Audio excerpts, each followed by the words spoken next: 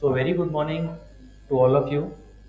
On behalf of Gujarat Adani Institute of Medical Sciences and ENT Department, I welcome you all to this one-day workshop on balance, vertigo, and vestibular rehabilitation. Uh, it is very heartening to see actually that so many of us have joined today for this workshop. And vertigo has always been a rather annoying or incapacitating symptom, always for the patient and sometimes for the treating physician also, because most of the cases they may remain undiagnosed even after all our efforts. Secondly, there are certain misconceptions regarding vertigo that to diagnose it, it requires too much of time.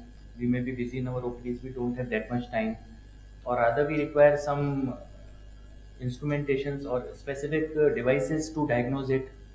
So, the very objective of this workshop is that to clear these myths regarding the vertigo. And recently, we have seen that there is a renewed interest in the vertigo topic. I think all the credit goes to Dr. Srinivas Dorsala sir, who is with us today,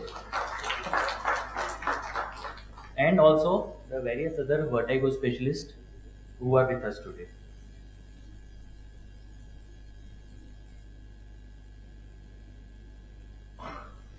So, Dr. Srinivas Dorsala sir does not require any introduction. And if I start introducing him, then I think most of the time will be utilized. So, in a briefly, Dr. Srinivas sir completed his undergraduate and postgraduate training from Bangalore and has been associated with various medical college in various capacities.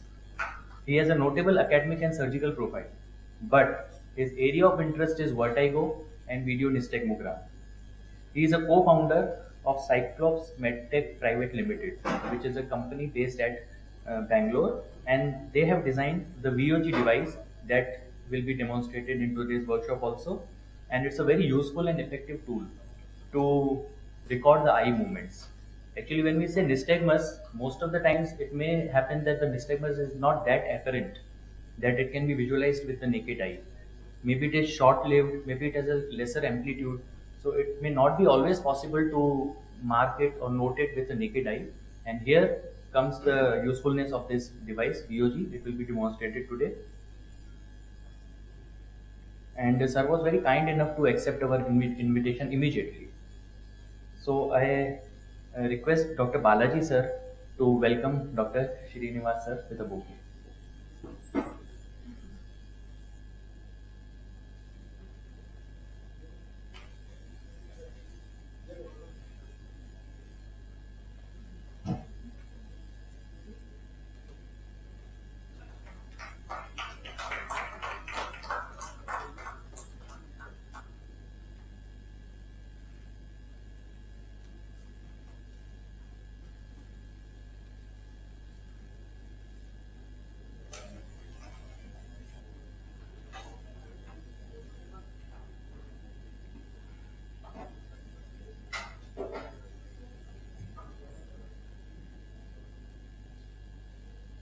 The next faculty we have with us today is Dr. Darshan Bhatt sir.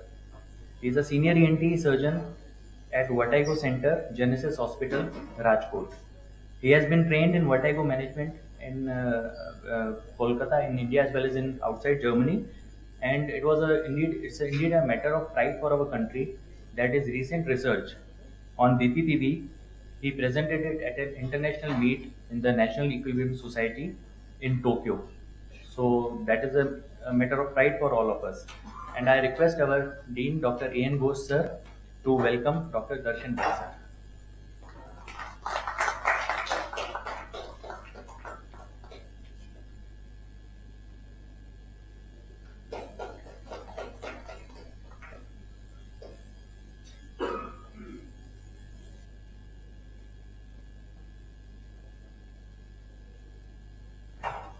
So we have a full team of vertigo experts. Next in line is Dr. Hitesh Patel sir, who is again a very active practicing ENT consultant and chief at Om Hospital and Vertigo Center at Morbi. Now, besides routine ENT surgeries, his areas of expertise is vertigo as well as skull-based surgery. And yesterday only I came to know that sir is also writing a chapter on skull-based surgery. So congratulations, sir. He has a dedicated vertigo clinic at his place also. And I request Dr. Narendra Hirani sir to welcome Dr. Hitesh Patel sir.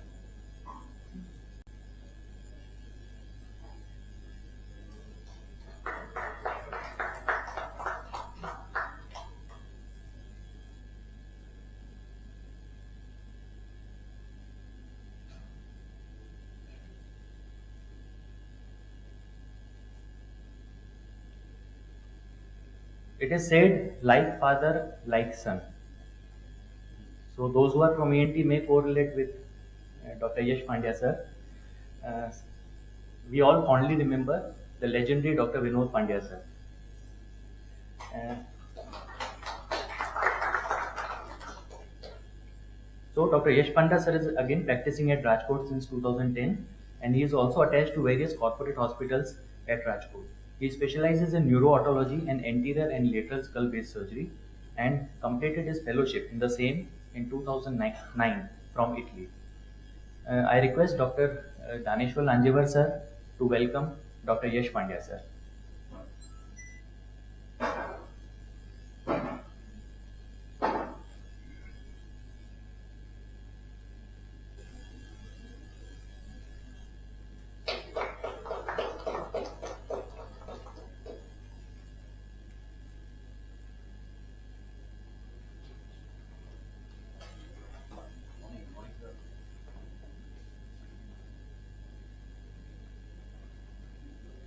We have with us today Dr. Priyas Pandya sir, who is a pioneer and chief of Shivam ENT Hospital and Vertigo Clinic in Morbi. He has been a faculty at various vertigo workshops, and his areas of interest are again vertigo and skull base. So now here we can see that Morbi has developed itself as a vertigo hub of that particular region. So we should also not lag behind. Uh, I request Dr. Neeraj Jobanputra sir to welcome Dr. Priyas Pandya sir.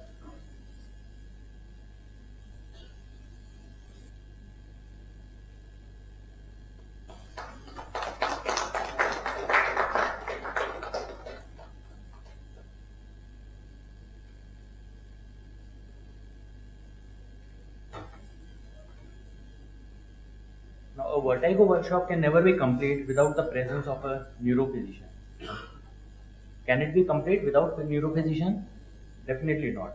And we are fortunate today to have us with us Dr. Dushyant Sankalia sir, who is a practicing neurophysician at Gokul Super Specialty Hospital at Rajkot. His areas of interest are management of patients with acute stroke and vertigo. And he has training in the vertigo management at Pune Hospital at Pune. So I request Dr. Rujuta Kakade Madam to welcome Dr. Dushyant Sankalia sir.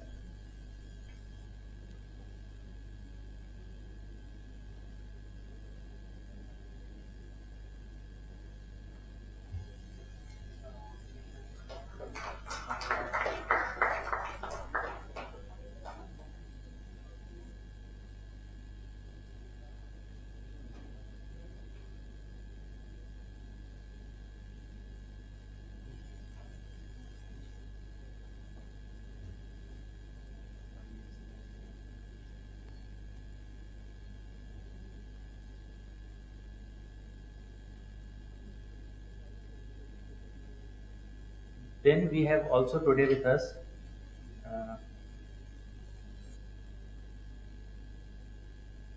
for rehabilitation of vertigo. Now, vestibular rehabilitation again is an integral part of the management of patients with vertigo. So for that, we today have with us, I think Madam is here or not, Dr. Pankti Vagela Madam. So she is also one of our faculty members. She will join soon. And Madam has Master of Physiotherapy in orthopedics, and she specializes in vestibular rehabilitation therapy. Presently, she is working at Titles Hospital, Ahmedabad. So we'll welcome her when she comes. So now I think we can all have gathered for a lamp lighting traditionally to formally start our proceedings.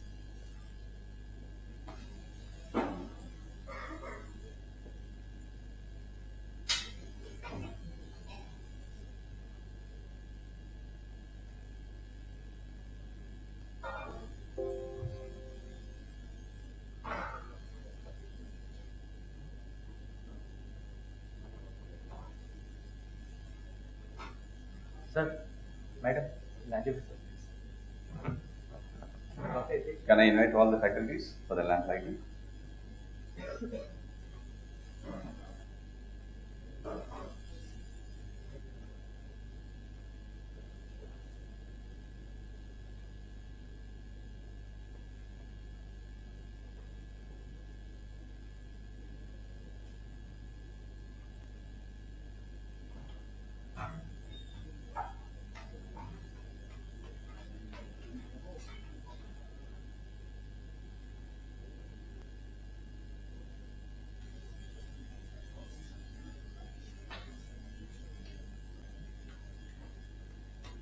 So now I request our Director Medical, Dr. Balaji Pillai sir, to say a few words.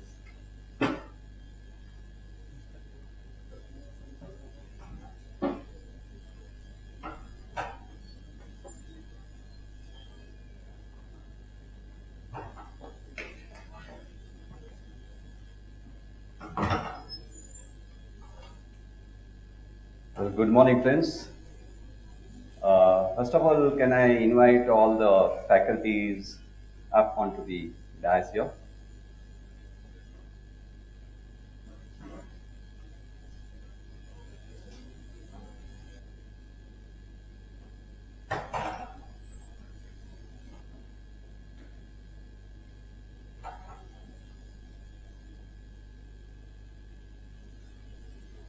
Ajit, please. No, please, come on.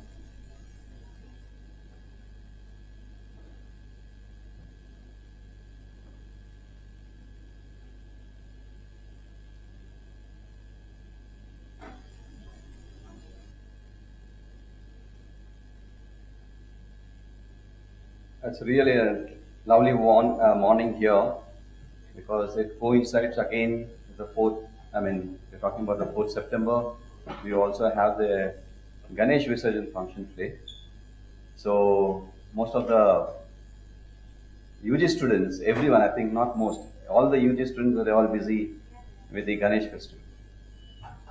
So the dilemma was, where should we strike the balance? Should we have this today or should we postpone it? We said no, we will continue this.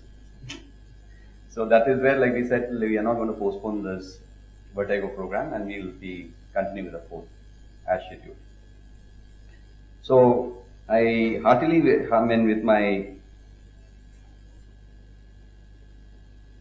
I don't know how many of you know that besides being a medical director, I'm also, or by roots, I'm a ENT surgeon. So it's a great moment for me to welcome the entire ENT faculty here. And it's almost like 2 decades that I've never, it's almost 2 decades more now. I missed out the ENT functions. Was always busy with the corporate administration and management and everything.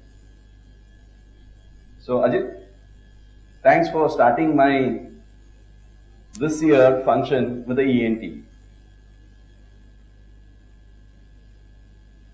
So GAIMS welcomes Dr. Srinivas, our main chief faculty today, Dr. Prayas Pandya, Dr. Srinivas, Dr. Darshan, Dr. Hitesh Patel, and Panti Madam when she joins us, Dr. Dushyant, and lastly, my own colleague, Dr. Ajit. Friends, I think everyone knows what is balance. Balancing is a great act. How do we maintain the balance? If you're static, you'll be able to maintain the balance only for a few moments. Or you have to be a yogic person to maintain the balance for days and months or years together. But we are all common human beings. So we have to be, it is very well said that we have to be in motion. And what I gathered here is Morbi, our nearest neighbor, is so motile and so mobile. That is why they are always in balance.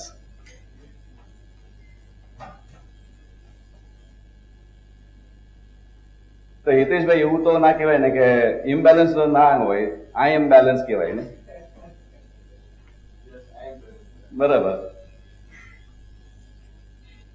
So this is, I mean, it's been analyzed, Dr. As you said, like it's been a very dubious and a very what you call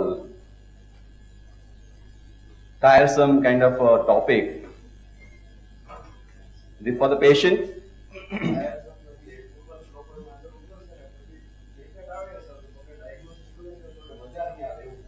બરાબર, correct.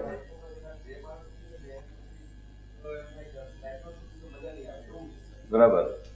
તો પહેલેથી એવું હતું કે ભાઈ we are talking about earlier days in 80s and 90s, because I'm the very old person here from ENT faculty, finished my ENT in 92. So those days we never knew anything beyond ENG. And doing a vestibular, I mean, what you call is your vertigo study, it used to be very painful for the physician as well as for the patient. Thanks to our entire faculty here who have come up with the modern technology and the modern procedures of making it more easily. So this is where we are gathered here to understand what is the latest development, what are the new technology that we are going to see today, and how to tackle these vertigo patients, maintaining our own balance. Thank you.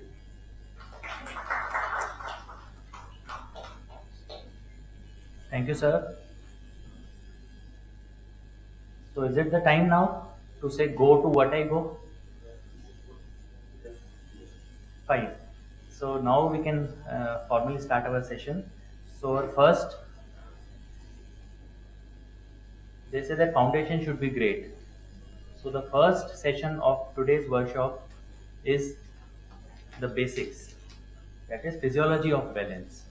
So I request Dr. Srinivas to take over the presentation.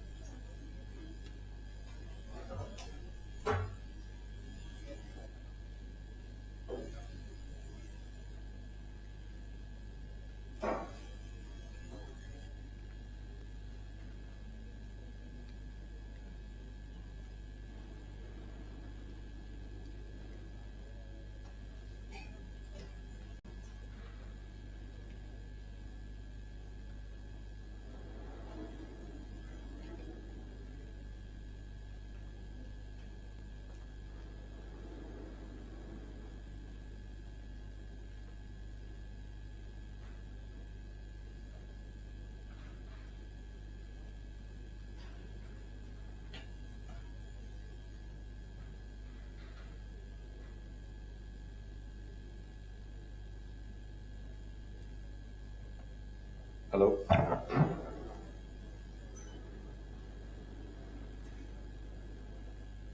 So very good morning to all of you, and again thank you all for having me here. It gives a great pleasure to come over here, and it's been great hospitality since yesterday. Thank you for all that. So we'll straight away get into the physiology of balance. I think hope some timing is being maintained. Is there a timer here? You tell me when the time is about over. Okay. So coming to physiology of vertigo. So the first thing that we need to know about when we talk about physiology of vertigo is the first cell is the hair cell. When we talk about the senses, the eye, what is happening in the photoreceptors is when light falls on the photoreceptor, it is converted to an electrical signal, an action potential is generated. Is that right? Okay. So when it comes to skin, when it comes to taste, when it comes to nose, there is a certain kind of thing that happens which is converted into an electrical signal. Now what is that sensory cell within the inner ear? We need to understand. That sensory cell within the inner ear is a mechanoelectrical transducer. Okay, what do you mean by mechanoelectrical transducer? It's a cell that converts movement into electrical signal. That is all. What movement? Movement on the cell, movement of the hairs of the cell is all that it converts. So the first thing and the most important thing in physiology that we need to know is about this hair cell. So what is the hair cell? It looks something like this. Okay. So there are the stereocilia and all that. And then we have the synapse. And then of course we have a nerve fiber which just goes from there. So this hair cell has one particular place which is called the kinocilium. Okay, it looks like a leg more than as a hair cell.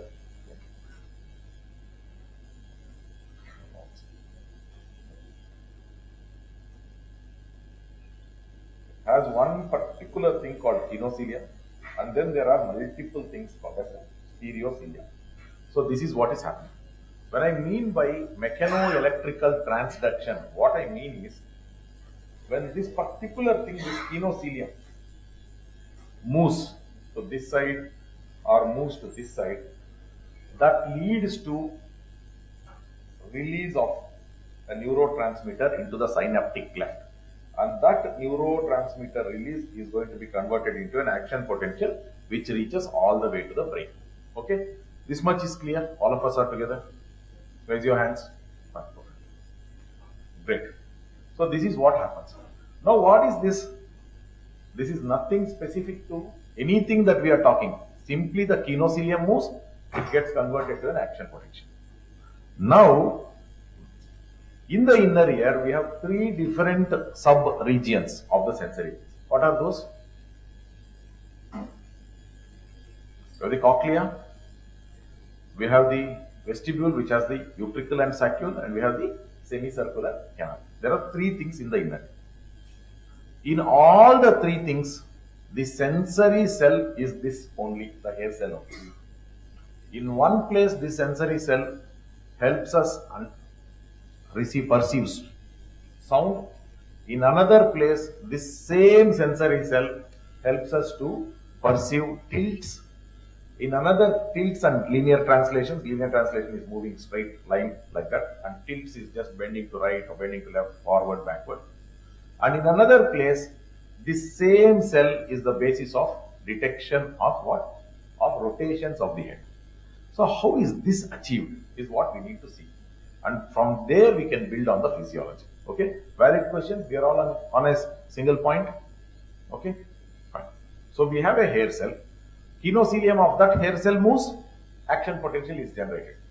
Now what we are supposed to do for each of these things, when the kinocilium will move, is what determines what particular sense is going to be perceived by that. So how do you do that?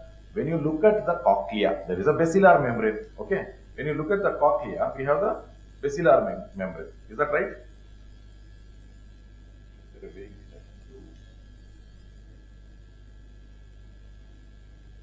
Yeah, done. Okay. So when you look at the cochlea, we have the basilar membrane. Okay. So what is there in the basilar membrane? Basilar membrane has a property which is called as a frequency tuning. Is that right? Okay.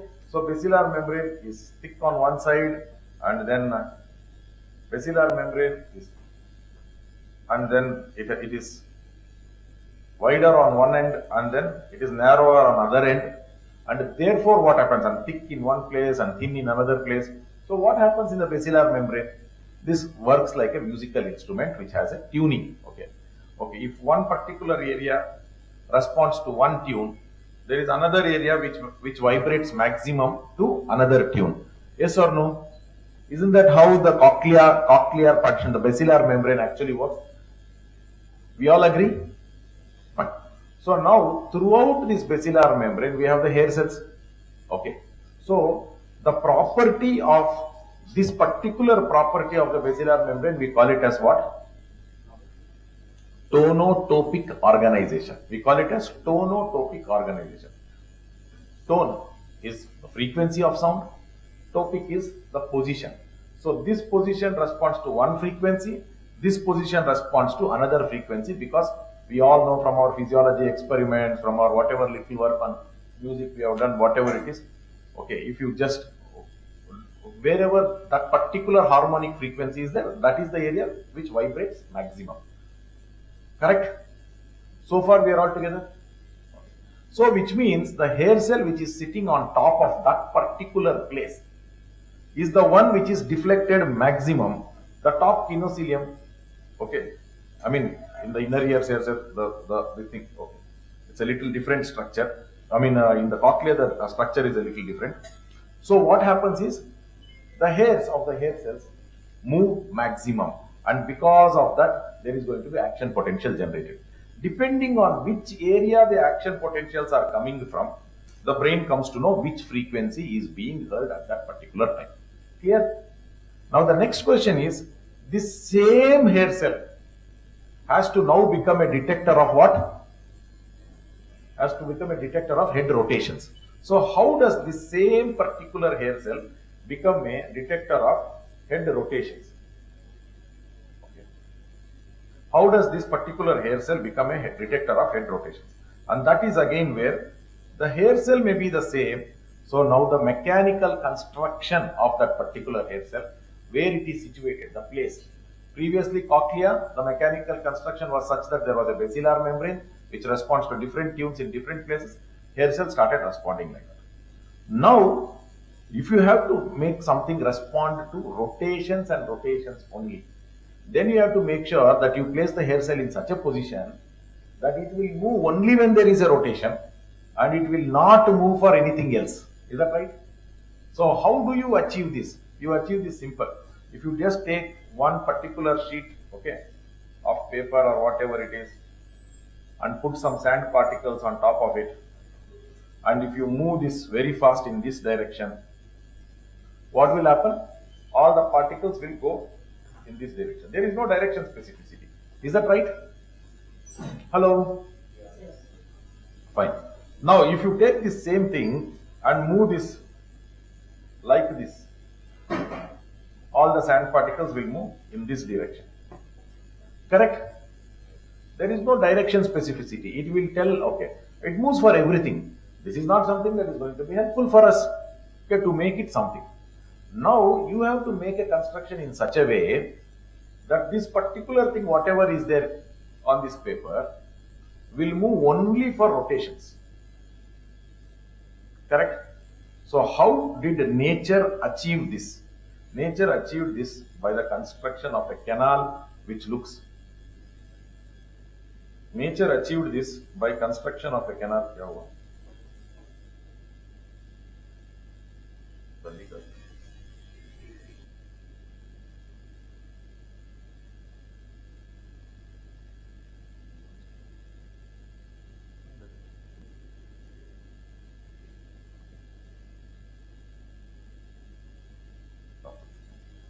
So nature achieved this, okay,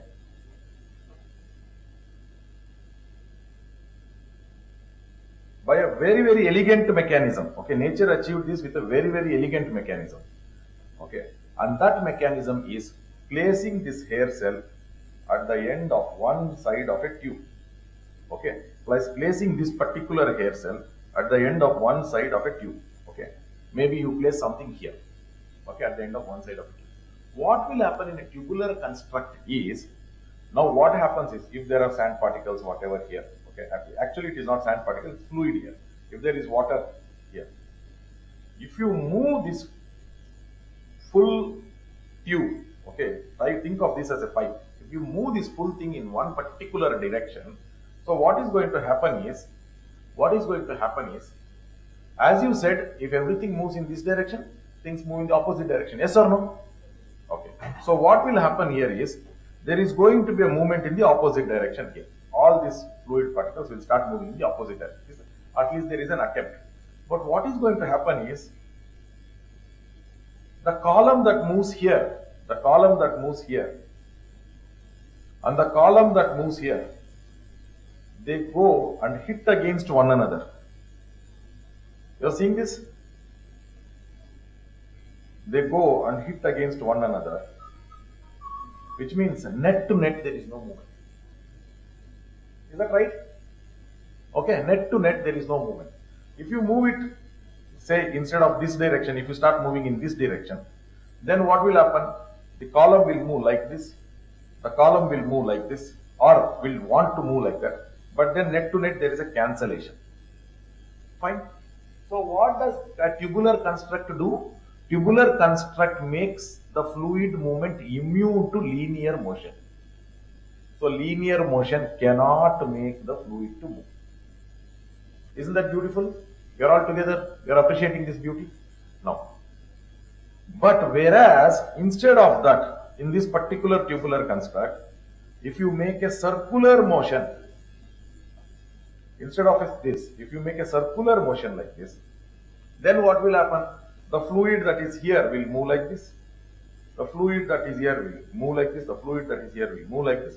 There is a net movement. There is no cancellation. Correct? There is no cancellation. Because there is no cancellation, now in this kind of a construct, in one end, if you place a hair cell, the previous hair cell that we are talking about, okay. Now, the deflection of the kinocilium of this hair cell is going to be brought about by what? Rotations. And nothing other than rotations. Is that clear? Okay. So that is how the semicircular canal became a detector of rotations. We all saw the same hair cell is the underlying basis, but we all saw how the hair cell became a detector of sound on the basilar membrane in the cochlea. The same hair cell becomes a detector of rotations in this particular plane. And how many planes we need to make sure that all rotations are encoded? If you have to only tell more or less, one line is enough. Okay, in our school we learned, if you have to write a two-dimensional diagram, you need what? One x-axis and y-axis. If you need to show 3 dimensions, that is encode the entire rotations in any direction in the space, any axis in the space, how many you need? You need 3. And that is why you have 3 particular semicircular canals on each side. There is another thing called inhibition and excitation. For that we have one more corresponding coplanar pair, okay, but then we need 3 planes. So we have semicircular canals in 3 planes which can encode any rotations. So semicircular canals encode rotations. So far clear? Okay. Now the next question that we need to ask all of us is some terminology change, some thinking change, some thought change, and all those things we need to do. This is a surgical approach. I keep doing, and this is so much undo that opening the Paint 3D is also becoming undo.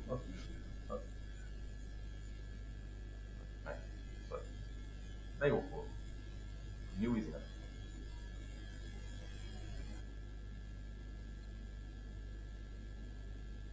Fine. So far clear, right? We are all together. Next question is, what I want to ask you is, what is the function of the semicircular canal? Anybody other than faculty can try to attempt this. What is the function of the semicircular canal? How many of you will raise your hands for the answer of balance? No, I want participation. No? Early in the morning, you are not begun. Okay. Poha and idli, that's all. That doesn't make you fall asleep.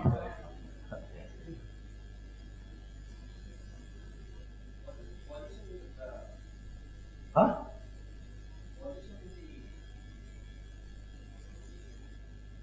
In the space, 3-dimensional space, encoding head positions in the 3-dimensional space, yes.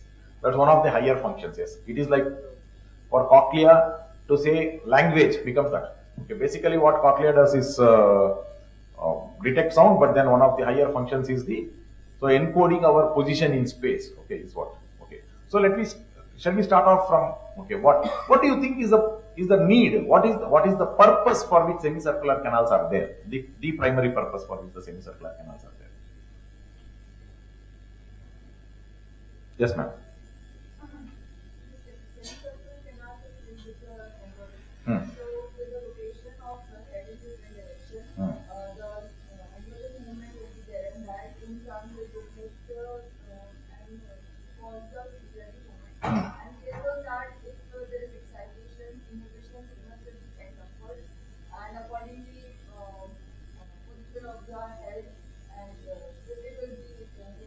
So, so what is all this happening for? What is the final purpose of all this? Maintenance of balance. How many of you want to raise your hands for maintenance of balance? Sir, I think you wanted to say something. So it is just for to detect a single direction of movement. Yes. Like every semicircular canal is involved in a particular sensing a particular movement. So that Towards what purpose? so that will be kind like it will help the other proprioception and other mechanism to act accordingly. Okay, sir. Okay, sir. So thank you all. So I will show you something now. Most of us are ENT surgeons here, right? And most ENT surgeons are also orbital surgeons, or at least we have very close relations to the orbit. Is that right? Yeah. Physicians also there. Physicians, raise your hands. Oh, good, excellent. Thank you. I feel honored actually. Fine. So when you look at a diagrammatic representation of the semicircular canals, I'll write something. Tell me whether this reminds you of how the semicircular canals are represented. Horizontal canal is represented like this. Correct? The plane of the horizontal canals. The plane of the anterior canals is shown like this. Correct? The plane of the posterior canals is shown like this. Is that right? Okay? These are familiar picture. Okay, means that is the plane in which means head rotations happening in this plane are best detected by that. Clear? Now let us take the diagram of an orbit. Okay, center is nose. There is the medial orbital wall. There is the lateral orbital wall. Correct? And maybe there is a eyeball right in the center. In a neutral position, it's actually little diverging, okay? Not exactly straight into the front, when there is no muscle action at all. So this is the orbit. All the muscles of the orbit take origin in the orbital apex. Is that right? Okay, fine. How do the orbital muscles move? How are they in this thing? There is the lateral rectus and the medial rectus which goes like this. Is that correct? Then we have the superior rectus which goes like this. Correspondingly down there is an inferior rectus. Is that correct? Then we have the superior oblique which goes like this, turns around and then comes like this. Correct? Some light is striking.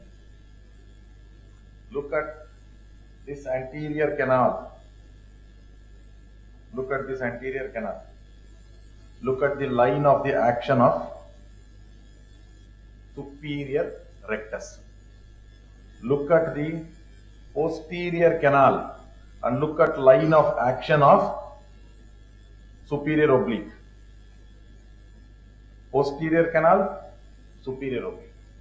Look at the lateral canal and see the line of action of the lateral rectus and medial rectus. Evolutionarily, the two are related, they grew together, they developed together. Semicircular canal is an organ of vision. How is it this an organ of vision? Today morning is having a camera, boss our camera dikhaiye na.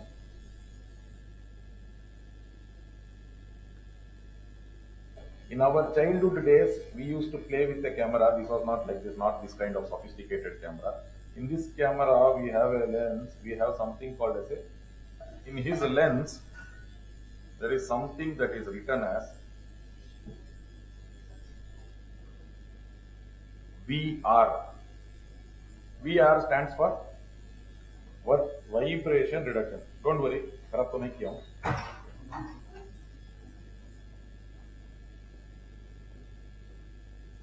VR stands for vibration reduction. When we were children, we used to get this 32 images or 36 images film roll, and we used to be given a camera which used to be like we used to take. Elders would be hesitating to give it to children because if we shake, that is gone. Whereas today we have selfies and so digital camera, remove and all those things, and then we keep doing. And that one picture we have to pose well, not close eyes. One person closes eye, everything is gone. Now though we are taking pictures in all different varieties of faces of shapes and then remove and all that. What used to happen is, why we were not hesitating, elders were hesitating to give it to us is, little shake, the thing is blurred. And one film is waste. Maximum if you buy with 100 rupees or 150 rupees or 200, whatever those days, 36. If you take carefully, maybe put correctly adjust when you are putting it, then it can go up to 40 also. And that is all, number of images. And all your full entire function has to be covered with one roll, two rolls, and that is to be the problem. So they could not give. What is different in this camera is a feature called vibration reduction. Which means even if you are drunk and shaky, and still you will get a good picture. Okay, what is happening there is, as the camera body moves like this, the lens elements move in the opposite direction and try to stabilize things. Cameras got this now. Nature biology found it in us long ago. So the semicircular canal is our vibration reduction mechanism. So when the head moves to the right, eyes move in the opposite direction. Head moves up, eyes move down. How that is happening? Head motion is detected by the semicircular canal rotation. You know how it encodes only rotation, we just went through that. And that same thing is what moves. That action potential, 1-to-1 goes to the eye. No intermediate, not much of mathematical calculation also. That is why, to make all of us think brain is a very too much thinking organ. Overthinking. Overthinking is not the nature state of mind. We are all meant to be. Brain by nature is a conserver of energy. It doesn't want to do unnecessary calculation. So how do you reduce the unnecessary calculation? Make it 1-to-1 relationship. This canal, this muscle. This canal, this muscle. This canal, this muscle. Why exactly it's oblique? There is more that we can do, but it is beyond the scope of a half-an-hour discussion. Okay, so I will skip that. But why oblique? What purpose it serves? Between the right eye and the left eye, those things we can go deep. But this much it convinces that the planes are together. So semicircular canal, function of semicircular canal is stabilization of vision. Static visual acuity, all of us check. Okay, when we go to the ophthalmologist. But we need to also check dynamic visual acuity, which tells like when the person is moving the head about, whether he can see clearly. That is the function of the semicircular canal. So, semicircular canal function is gaze stabilization. Function of the semicircular canal is stabilization of gaze. Fine? Clear? So much? No. Next thing is, we covered cochlea, we covered semicircular canals. What else is left? Utricle and saccule. So we are left with utricle and saccule. So how utricle and saccule, what utricle and saccule does, primarily it's a detector of linear motion. In addition to linear motion, one more thing, one kind of linear motion that is always present is acceleration due to gravity. We are always being pulled towards the Mother Earth. Is that right? Okay. So this is what is going to happen. Now, the first picture that I drew was something like this.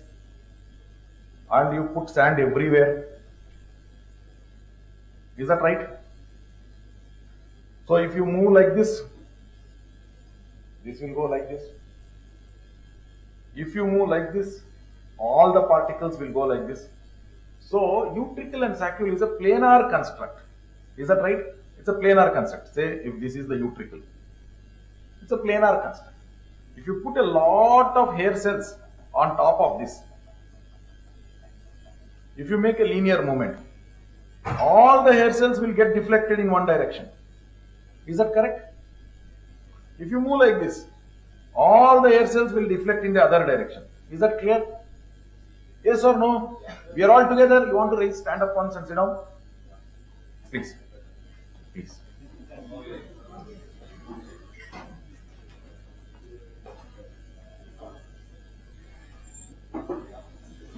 Sir, the moment time is over, please let me know.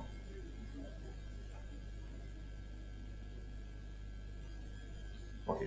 Now the question here is, if for every motion, everything is responding, all hair cells are moving, how do you make it specific to motion in only one direction?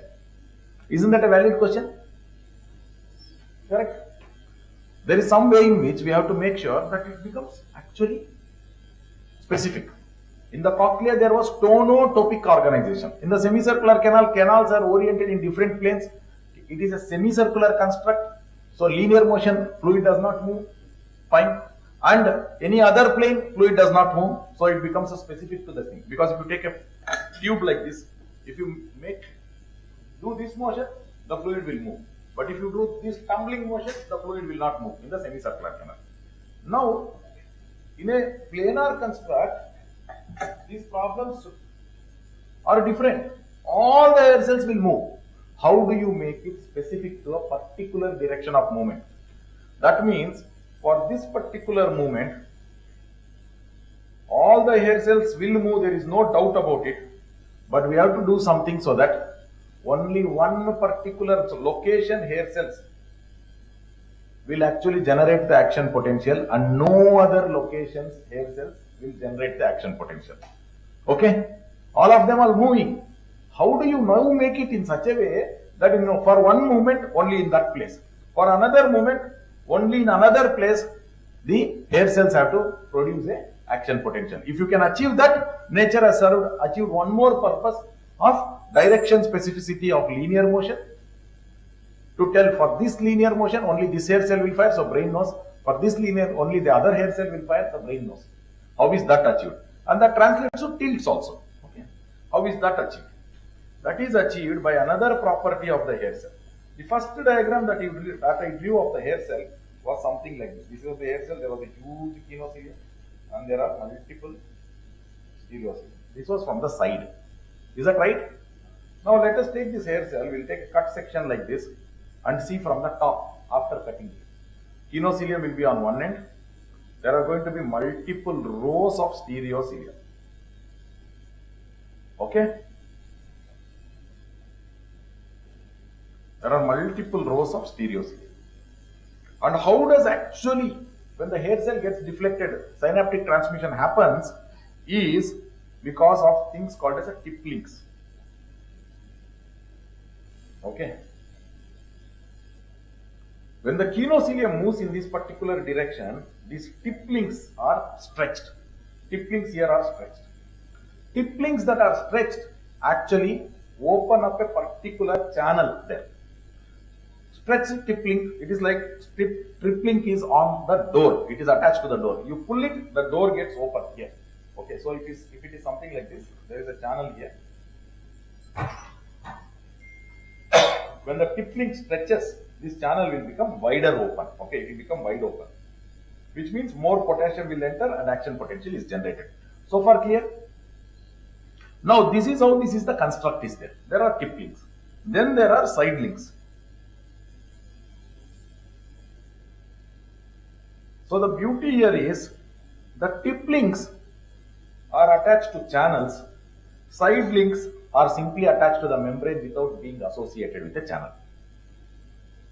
Okay, that leads to one very beautiful effect, and that is when the kinocilium moves in this direction, it pulls on the tip links which will open up channels.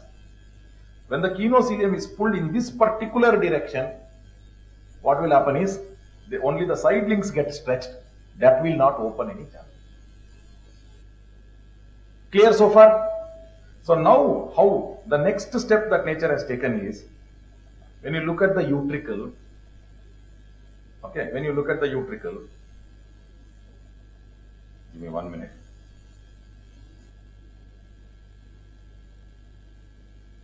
Construct of a utricle. You see there is something called as striola. Is that right? And on the striola, the arrangement is something like this. So if you see a hair cell here, it will be oriented like this. Kinocilium here, stereocilia like this. Okay, is that correct? Whereas if you see here, there will be kinocilium here, and there will be stereocilia like this. Correct, just the rank orders I'm seeing. Basically, I should be drawing it as like this. Okay. Is that fine? So what will happen is, say this person moves the head. Say this person moves the head in this direction.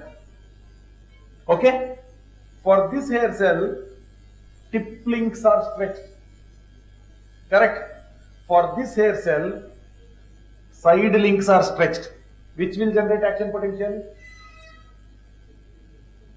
The one with the tip links are stretched. Correct? But if you make a movement in another direction, if you make a movement in this particular direction, then for this hair cell, tip links are stretched. And for this hair cell, side links are stretched. So you achieved position specificity for a particular directional specificity. Is that right? So the same mechanoelectrical transducer cell, which is that cell? Hair cell. The same cell, when placed on the basilar membrane, became a detector of sound and specific to particular tone of the sound. The same hair cell, when you placed in a semicircular mechanical construct, became a detector of rotations. The same hair cell placed like this around a striola on the utricle became a specific detector of a specific direction of linear acceleration. Isn't that great? Okay. And what is the purpose of the utricle and saccule? Primary purpose? We said semicircular canal function is what? Gaze stabilization. Okay, gaze stabilization. Okay. So when you write exams also, PG students write semicircular canal gaze stabilization. Because all examiners are becoming aware. So if you write that, you will get points. Okay, fine. So gaze stabilization, okay, is the function. What is the function of the utricle and saccule? It is postural stabilization, because this is linear acceleration side to side, yes, perfect. But what additional thing this does is, on top of the utricle, we have what? Calcium carbonate crystals, which makes them heavy. So basically, when it tilts to right or tilts to left, that also is similar to linear motion. All the hair cells will sag towards one side. But depending on the location, for one position, tip links are stretched, for another position, side links are stretched. Therefore, it becomes a specific to that. So why do you need to detect tilts? To stabilize what? Posture. So stabilize posture. This is postural stability. Problems related to utricle and saccule show up as falls, show up as walking imbalance, these kind of things. Problems related to semicircular canals will show up as rotational vertigo. Okay.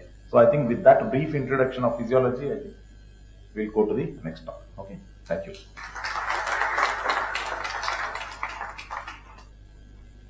And thank you for this. First time I am trying this electronic board. So thank you. I wanted to try. That's why I skipped the PowerPoint and took this. Thank you all. Okay. Thank you.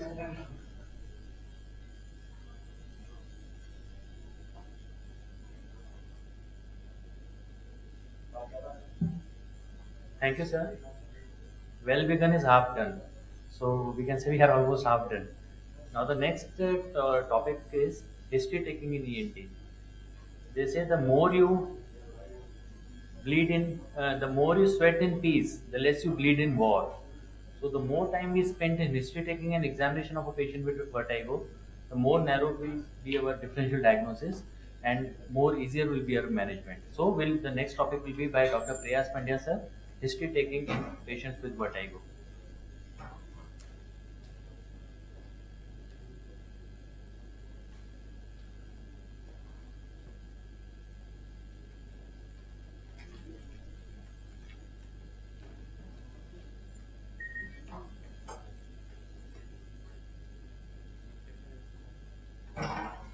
Down. Right, move around.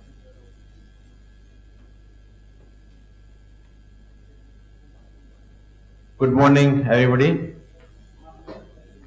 I think we will get never tired hearing Srinivas sir every time. I am hearing this lecture for more than 10 times, but still I got something new every time from Dr. Srinivas. He is a real teacher and inspiration for all of us. Thank you. I am practicing vertigo since like the last 3 to 4 years, and for that I must thank Dr. Srinivas and Dr. my friend colleague Hitesh. Hitesh is my colleague and true friend. He bring me in the field of vertigo. See friends, I am practicing just 2 street away from him. And he insists me, please sir, તમે vertigo ચાલુ કરો, તમે VNG machine law, and it is so interesting field. So I request all of you to get interest in vertigo, especially the newcomers as well as the senior colleagues, and go through the VNG machine that invented by Dr. Srinivas. So with that, I start my lecture of history taking in vertigo. Don't sleep in between, because if you sleep, I will start singing.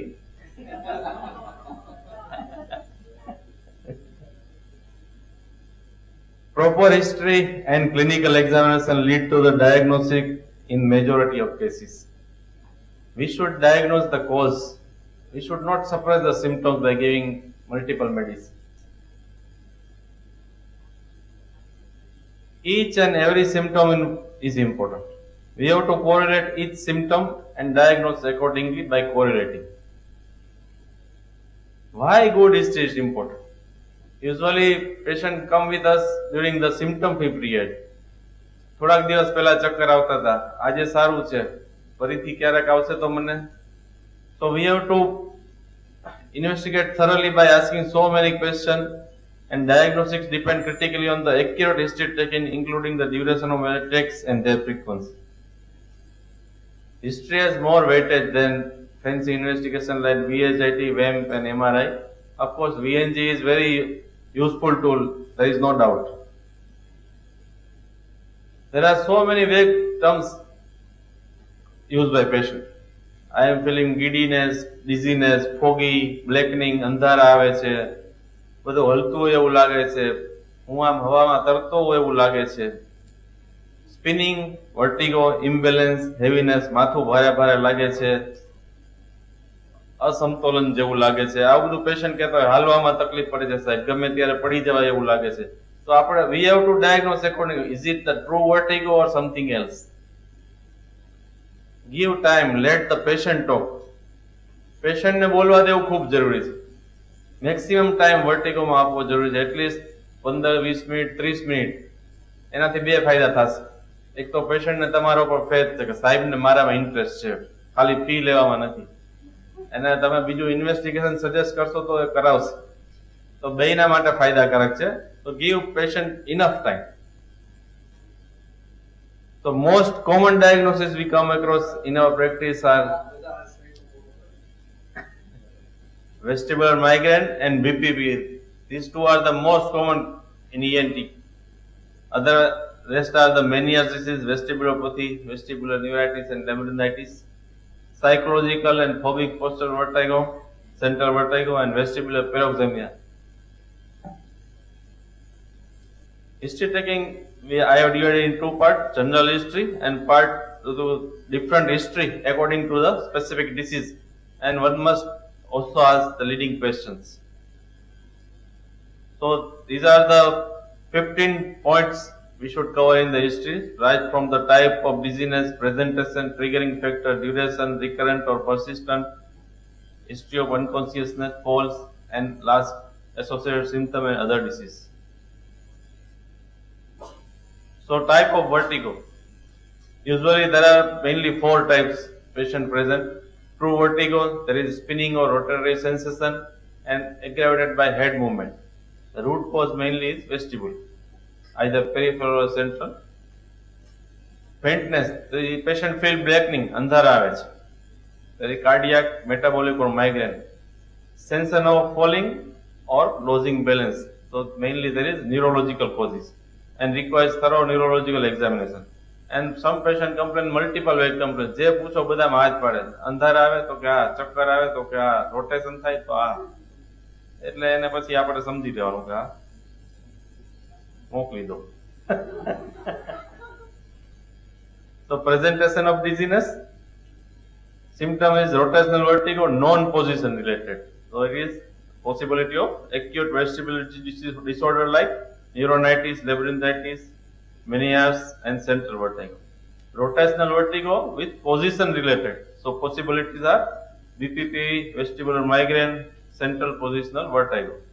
Feeling of faintness. So we have to rule out low BP, low blood sugar, and other CVS or orthostatic hypotension or migraine. Migraine is everywhere. Unsteadiness with no rotatory feeling. So it is possibility of vestibulopathy and cerebellar and other central causes or neuromuscular causes. And non-specific dizziness, so psychogenic.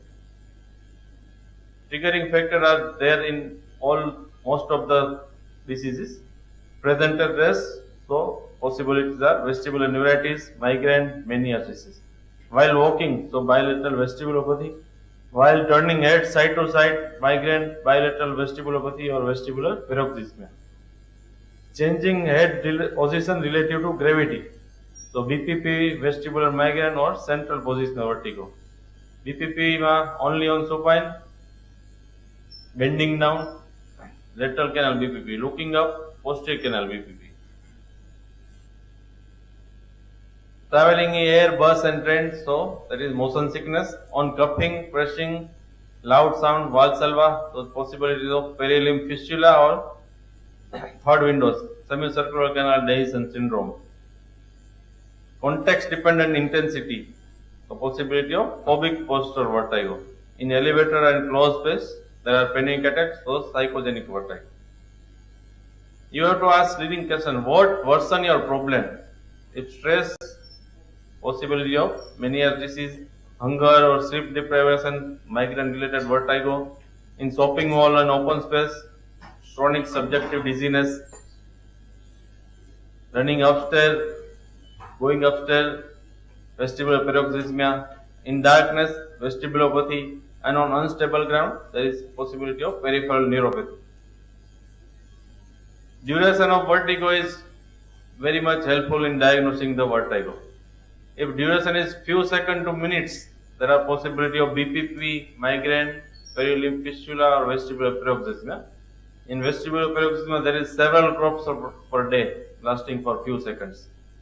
And several minutes to 1 hour, the possibility of Meniere's, migraine, posterior transient ischemic attack and perilimb fistula. If duration is hours, then possibility of Meniere's, migraine, perilimb fistula, acoustic neuroma. If it lasts for days, then possibility of vestibular neuronitis, labyrinthitis, stroke, migraine, multiple sclerosis, CNS. You can see that migraine is lasts for few seconds to minutes or even days. So if you find same duration in each same patient, each patient will say sometimes lasts for few seconds, sometimes lasts for minutes, sometimes lasts for hours. The possibility of migraine is very much. Migraine has very variety of presentation. If lasts for weeks, psychogenic, and in central causes, vertigo is worsening day by day. If lasts for months to years, postural imbalance, bilateral vestibulopathy, or phobic, or maybe it's central. Then we have to correlate with hearing also. Recurrent vertigo with hearing loss. So possibility of Meniere's disease and vestibular migraine. Also other causes are perilimb fistula, CP angle and temporal bone tumors or autoimmune disease of the inner ear. Recurrent attack without hearing loss. So Bppv and vestibular migraine. See, in vestibular migraine there is hearing loss may or may not be present. Other are metabolic vertigo, paroxysmal vertigo of childhood and central causes as mentioned. Chronic persistent dizziness is seen in the bilateral vestibulopathy, neurological and psychogenic. Primary symptom related to body posture. More severe in walking, less severe in sitting and sitting and absent in the recumbent position. Sustained rotatory vertigo. It can be either central or peripheral. In central, there is multiple sclerosis, tumors, or the brainstem infarct. Peripheral causes are vestibular neuritis, labyrinthitis, autoimmune, acoustic neuroma. Always ask for history of falls. Patient says that sometimes I got so much energy that somebody pushing me, but I stand and by holding something. So in vestibular either causes, there is patient actually does not fall. But in central causes, there is a history of true fall. So we have to always ask for the history of fall. Either ipsy fall, there is a vestibular neuritis and Bppv, controversy fall, autolytic Tullio phenomena, vestibular epilepsy and migraine. Ask for history of unconsciousness. Actually, unconsciousness really there is by amnesia and unaware. Patient is unaware of that particular time. That is the true unconsciousness. That is usually seen in the seizure, stroke, TIA, epilepsy, CNS lesion. We have to rule out also vasovagal, low blood sugar, orthostatic hypotension, cardiac arrhythmia, dehydration, shock, drug overdose and alcohol. So temperature, pulse, respiration and BP are the diagnostic in the most of the cases. So basic we must not miss. Also we have to look for the associated symptoms, ear symptom, tinnitus, the possibility of mania disease, migraine, acoustic neuroma or vestibulopathy, deafness we have already discussed, fullness or hyperacusis in the early case of mania disease. Ear discharge, possibility of labyrinthitis and neuronitis or perilimb fistula. If there is history of previous ear surgery, then possibility of the fistula. Vegetative symptoms, nausea and vomiting, most severe in the peripheral vertigo, and headache, then migraine and CNS. Other causes, there is a history of head trauma or not. Bilateral vestibulopathy, Bppv and perilimb fistula are the possibilities. In head trauma, after head trauma, there is a Bppv is there, and there is a possibility of multi-canal Bppv is seen in the most of the cases after the head injury. Also rule out the neurological disorder. If there is any gross weakness, loss of sensation in the upper and lower limbs of the body, we have to think of neurological disorder. Is there any history of drug history? Drug history must be ruled out. Is there a vertigo of the malaria? Then there is a quinine toxicity. Any addiction is there or not? Is there any injectable ototoxic like aminoglycoside? Long use of muscle relaxant and diuretics, they can lead to vertigo also. So we have to rule out the drug history. We have to also ask for the anti-vertigo drugs used or not, like beta-histine, cinnarizine, promethazine. Why this history is important? We have to ask if we want to do some investigation or VNG like, then if there is drug taken, then there will be no nystagmus in the investigation. So we have to stop medicine at least for 1 or 2 days before doing the VNG. And secondly, if patient is taking cinnarizine, beta-histine, statin all together, then he will feeling dizzy because of the medicine only. So we have to stop that medicine also during that time. As a ENT session, it is our moral duty, never give khichdi. Even if you are confused, then give only one medicine. Either you give beta-histine or truzeron, cinnarizine. Don't give both drugs together. Take 14 TDS, truzeron TDS. It is a crime for ENT surgeon. So don't do that. Now this is specific history according to the diagnosis. Always ask leading question. Ask patient, can you reproduce your symptom? Most of the patients of Bppv will tell you, yes, when I going to sleep from sitting position, I get the vertigo. Typical of posterior canal Bppv. In the vertebrovascular insufficiency, if one vertebral artery is stenosis and other is functioning, if he is a bow hunter type position like this, then he will get vertigo. So, sir, now I got vertigo. So it is typical of the vertebrovascular insufficiency. Superior semicircular canal disease and the vestibular paroxysmal. Vestibular paroxysmal patient will get, if you ask patient to hyperventilate or running stair, sir, जब मैं चढ़ता हूँ ऊपर तब मुझे चक्कर आता है, दौड़ता हूँ तो चक्कर आता है. These are typical of the vestibular, because during that time he will hyperventilate, so he will get vertigo. And superior canal Dizziness syndrome, loud sound, it will create the vertigo. Hearing we have discussed. In the early stage of the mania disease, there is hyperacusis, because it is only affecting the cochlea. In the late stage, there is a hearing loss and the patient will get deafness. But in early case, there is a hyperacusis. So we have to rule out that also. Then ask for the do you have the motion sickness or the headache. It will lead to the diagnosis of migraine related cases. Then ask also patient that do you remember the first episode or the worst day in the life? He must remember, because first time he get vertigo, he will also describe how he get. So it is the truly diagnostic in Bppv, SSCD or the viral neuritis. There will be history of viral fever. Then after he start vertigo, so you have to rule out this. What is your main symptom? The one you want to get solved. So spatial disorientation, imbalance type thing in most people seen in the psychology. Difficulty in walking, in peripheral neuropathy or vestibulopathy, spinning sensation, that is the true vertigo, room tilt, again autolytic false we have discussed. Is there any dysarthria, diplopia or the facial numbness? This present, then it suggests the neurology. So you should ask the leading person all the time. So diagnosis Bppv, these are the typical history of the Bppv. It is always sudden onset during supine positions from supine to sitting. There is a latent period of vertigo 1 to 30 seconds and lasts for few seconds only. It is always rotatory. There is no earache, tinnitus, hearing loss and heaviness. The mania, the typical history of mania, it is episodic. 2 or more past attacks are there. Associated always with the tinnitus, ear fullness and decreased hearing. Usually when there is an episode, there is a fullness in the ear, nausea, vomiting, perspiration and lasts for the few minutes to hours, and it is always rotatory, not related to body position. The vestibular neuronitis, there is a typical history of 2 or more. Associated always with the tinnitus, ear fullness. I think this is the wrong slide. There is a history of ear discharge or something, or either viral infection. And vertigo is always spinning with associated with the severe vomiting. So this is the typical history of neuronitis. Labyrinthitis, inflammation in the inner ear, usually associated with the hearing loss and tinnitus. So vestibular migraine is the most common after Bppv in our practice.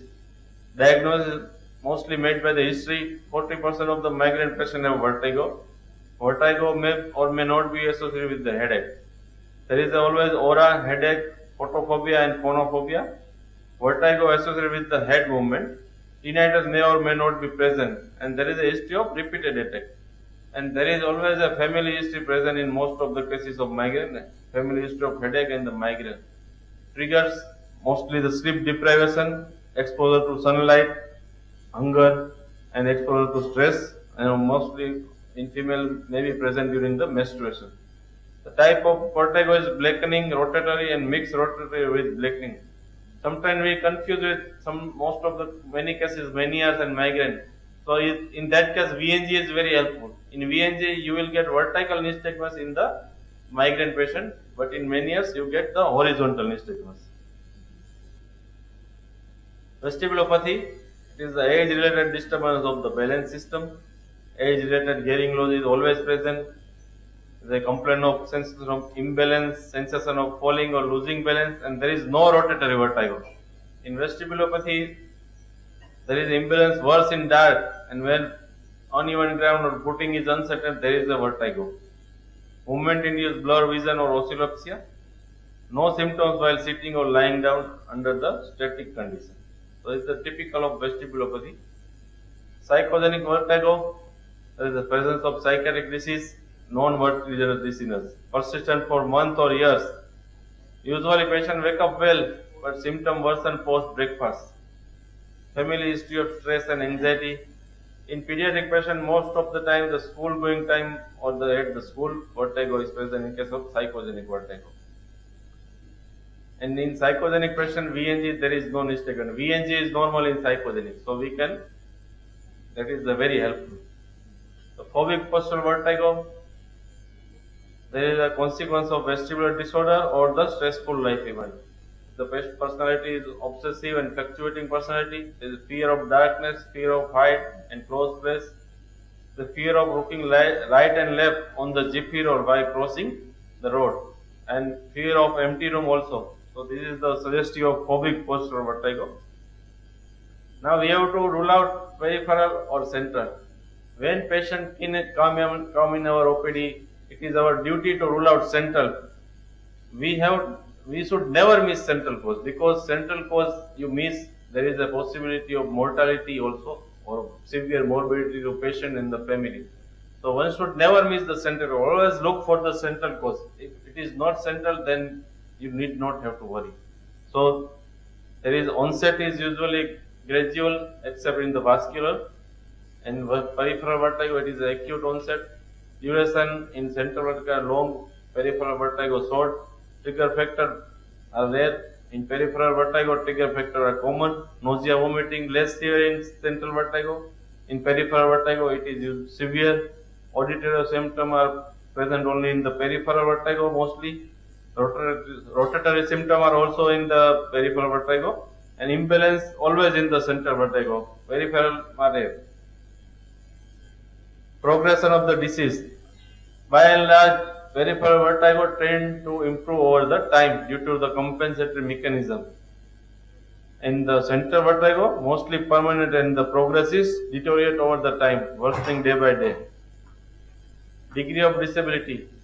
In central lesion, there needs support to stand. There is always history of true fall or the unconsciousness. In peripheral vertigo, usually able to stand and walk without support. There are the red flag signs we have to look always in the patient.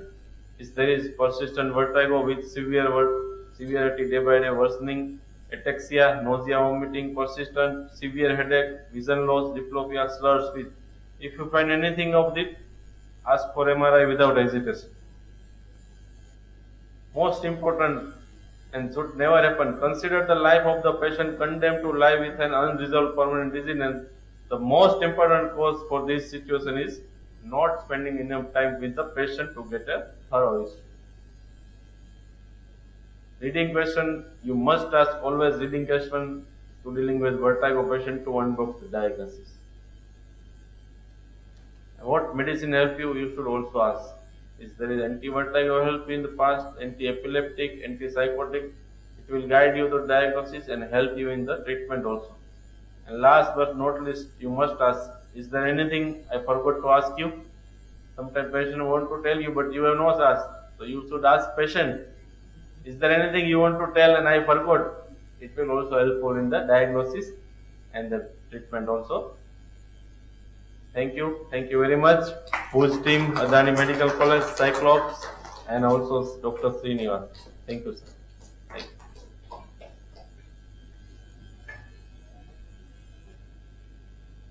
Thank you, sir, for this wonderful session. And any session cannot be unidirectional. Okay? So, whoever wants to ask questions and have any queries, please, you are most welcome.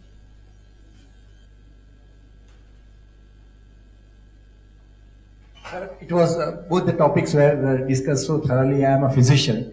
So I would like to know the dose of beta histine, because many a times, we give 48 milligram twice in a day OD preparation, and then it is advised that you have to take it for some period of time and subsequently you can reduce the dose. So what is in acute stage and what is in long-standing stage? Please, if you can guide us. In our practice, sir, I use only 24 milligram 3 times a day in acute. And if you if there is a Meniere's disease or possibility of acute vestibular neuritis, I start with Struger on 4th, Cinnarizine 75 milligram. It is very helpful because it also sedative effect. So it will help in the stabilizing patient anxiety also. And it is a membrane stabilizing agent. So is there any central involvement is there? So also that Cinnarizine 75 milligram BD is also help. So in acute vertigo, I start with Struger on 75 milligram BD. Vertinize are only used in the Meniere's and migraine patient. And dose is 24 milligram TDS. You can give up to 48 TDS or some are saying that you can give up to 700 milligram per day in Micah's tube is our international faculty. But in our practice, we are restricted to 24 milligram TDS, or you can give 48 OD also, start with loading dose also. But we are using in Meniere's and migraine also only. The rest in vestibular neuritis, Struger on 4th, it's very helpful in clinical practice I have seen. It is by Srinivas sir, if you want to add something. Generally Meniere સિવાય એક પણ ડિઝીઝમાં 3 થી 5 દિવસથી વધારે કોઈ anti વર્ટિગો આપવાની નથી હોતી સર. આપણે આપણા આખા દિવસમાં જોશું, ધીમે ધીમે બધા ડિસ્કસ કરશું ત્યારે ખબર પડશે. એ જ આપણે અત્યારે ડિસ્કસ કરવાનું છે સર, કે બધા વર્ટિન છે એ એક મહિનો ચાલુ હોય. લગભગ આપણે જોઈએ કોકોકને તો 6 મહિના વર્ષ સુધી ચાલુ હોય છે, બરોબર સર? તો એ ક્યારે આપવાની ક્યારે નથી, ડે બાય ડે બધા ટોપિકમાં આપણે ધીમે ધીમે એ કવર કરશું. ખરેખર એન્ટી વર્ટિગો ડ્રગ સર છે ને મેનિયર સિવાય બધામાં 3 to 5 ડેઝથી વધારે કે ડિસીઝમાં આપવાની નથી સર. મેં ફોટો પાડવાનું એટલે જ કીધું, પેલી સ્લાઇડ હતી ને બધા ડિસીઝનો. હવે એ ડિસીઝ આપણે ડિસ્કસ કરશું કે એમાં ક્યાં વર્ટિન કેટલી ક્યારે શું આપવાની છે. બધા ડિસીઝમાં અલગ અલગ ડ્યુરેશનમાં ક્યારે કેટલી આપવી સર આપણે ડિસ્કસ કરશું. And one point about 48 milligrams, sir.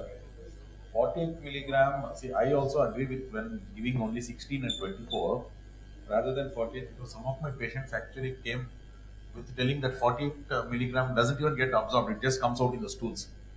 Okay, so we are thinking we are giving supra high doses, but it is not even coming. So for that reason also there is one more reason why to avoid that high dose. Yeah, maybe 24 or 16 mg TID. Yes, anything else?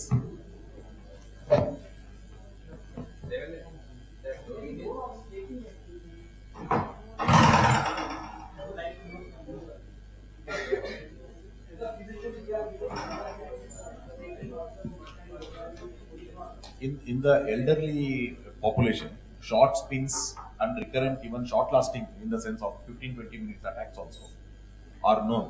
See, what happens is when you're talking about, of course, I'll be talking about migraine later on. Absolutely. So, what happens is, migraine is one condition known for metamorphosis. Now, what is the underlying basis of this metamorphosis? Metamorphosis is like a butterfly. When you say butterfly, it starts as a pupa. I mean, it starts as a small egg, then it becomes a caterpillar. Caterpillar becomes pupa, then it becomes the butterfly, like this. Migraine is known for this. In the childhood, it comes as cramps, and then as you grow, abdominal cramps, paroxysmal torticollis. This is how it presents. Then, in early adolescence or early life, it becomes headaches, and then as the person reaches around 40, 45, the headaches actually settle. In its place, it is taken over by the vertigo attacks. Now, there has to be some underlying structural basis for this particular change. Maybe that structural basis for this change in the way the migraine happens is related to changes happening in the blood vessels, say most likely. Okay, that is one possibility. So we see a lot of elderly people. In fact, Miller Fisher has a very beautiful series, 2 series he presented. The wonderful neurologist who has presented 2 series of something called as a late life migraine accompaniments, where they thought these are all PIAs, but then they turned out to be actually migraine accompaniments rather than actual PIAs. So this is how he told us that they started treating like migraine. The other change that happens in elderly people is dolichoectatic change in the blood vessels. To meet the radiological criteria of dolichoectasia, you need certain amount of elongation, certain amount of thickness of upper. But then when you see, you know that right side vertebral artery is not sticking to right side, it is going to left and it is coming back to right. These kind of people benefit very well with statin plus aspirin. Okay, ecosprin with statin they benefit. If they don't, if they are not helped only with this, adding adding carbamazepine again benefits.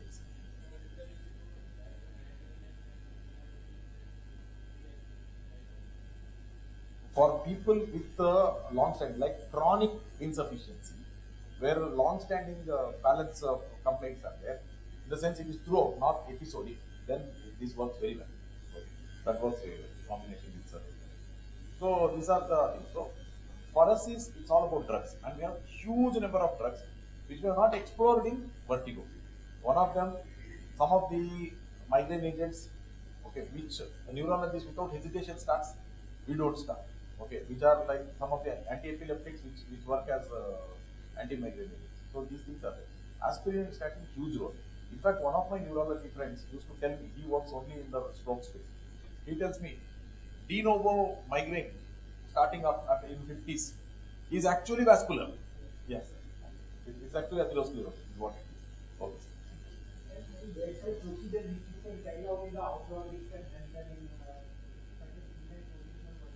That we will teach you, no sir. Today we will teach you. Yeah, sir, we will teach you. At least one canal to treat we will show you. Okay, sir. Because for other cases, two in Marbi, two in Rajkot we have, sir. Thank you, sir. Now I request, we have Dr. Pankti Madam, she has joined us. So I request Dr. Rashmi Soratia to welcome Dr. Pankti Madam.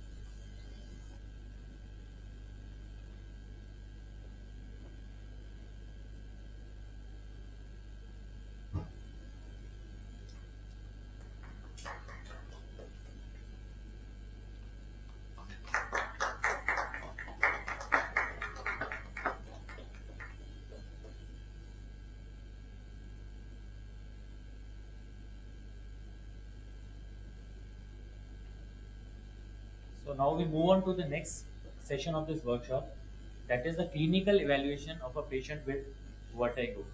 Now I'll be taking that session and I am in a very tricky position because first session was sirs and after me again sir will come.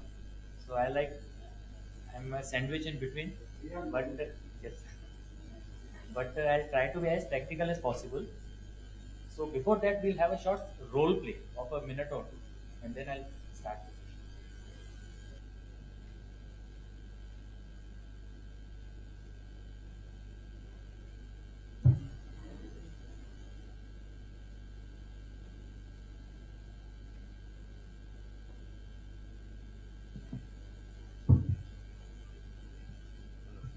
Hello, हाँ क्या हुआ है आप?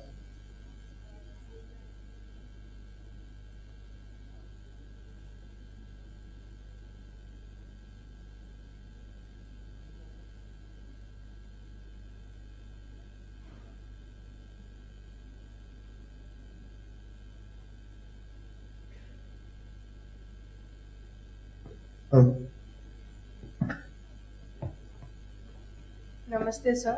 Hello, क्या हुआ? मुझे actually चक्कर आता है। कब से आ रहा है? 3 दिन से आया है। कैसे चक्कर आते हैं?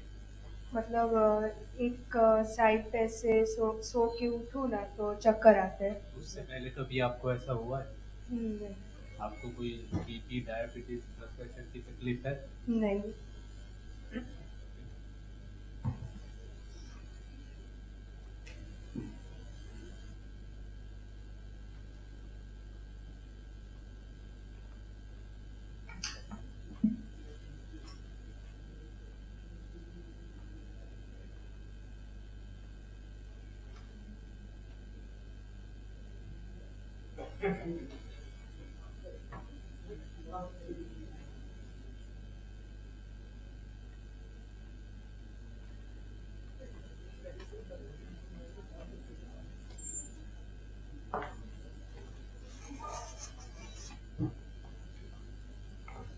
आपका बीपी तो एकदम नॉर्मल है।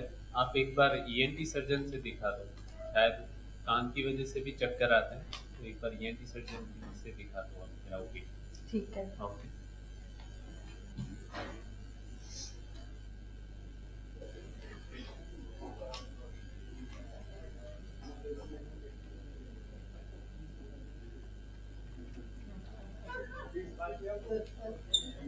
बैठिए।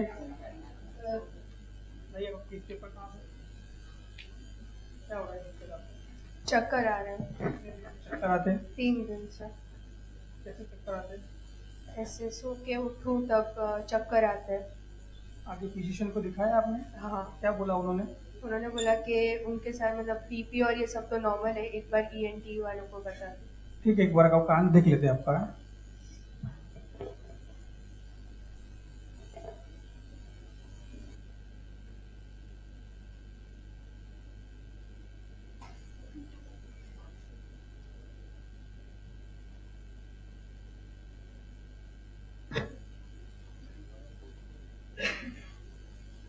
आपके कान तो बिल्कुल नॉर्मल है, एक चक्कर की दवाई लिख के देता हूँ, 1 हफ्ता लेइए, फिर मुझे दिखाइए, ठीक है ना? ओके। ठीक है।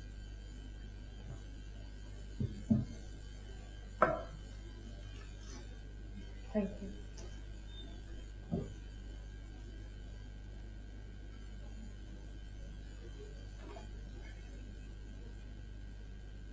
So the whole idea of this small role play was that without any proper examination, detailed examination or they tried to ask some questions. They took the blood pressure and all that, but again they did not do a very detailed ENT as well as vestibular examination of this patient, and without making a proper diagnosis, they just put the patients on medicines. And such patients will again go to physician after a week, maybe they will again come to ENT.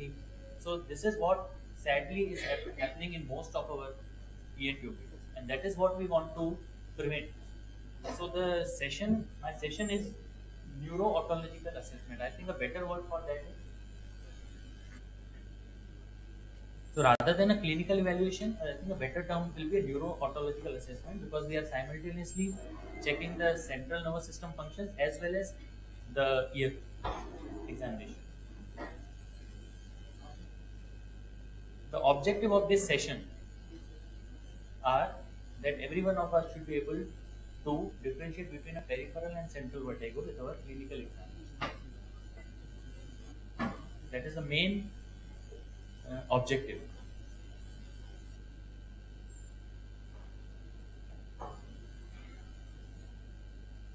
Now there are a plethora of tests available for vertigo. Maybe I may not be able to enumerate even all those tests, but the thing is that instead of what test should be done or what clinical examination should be done, the more important thing is what we should not miss.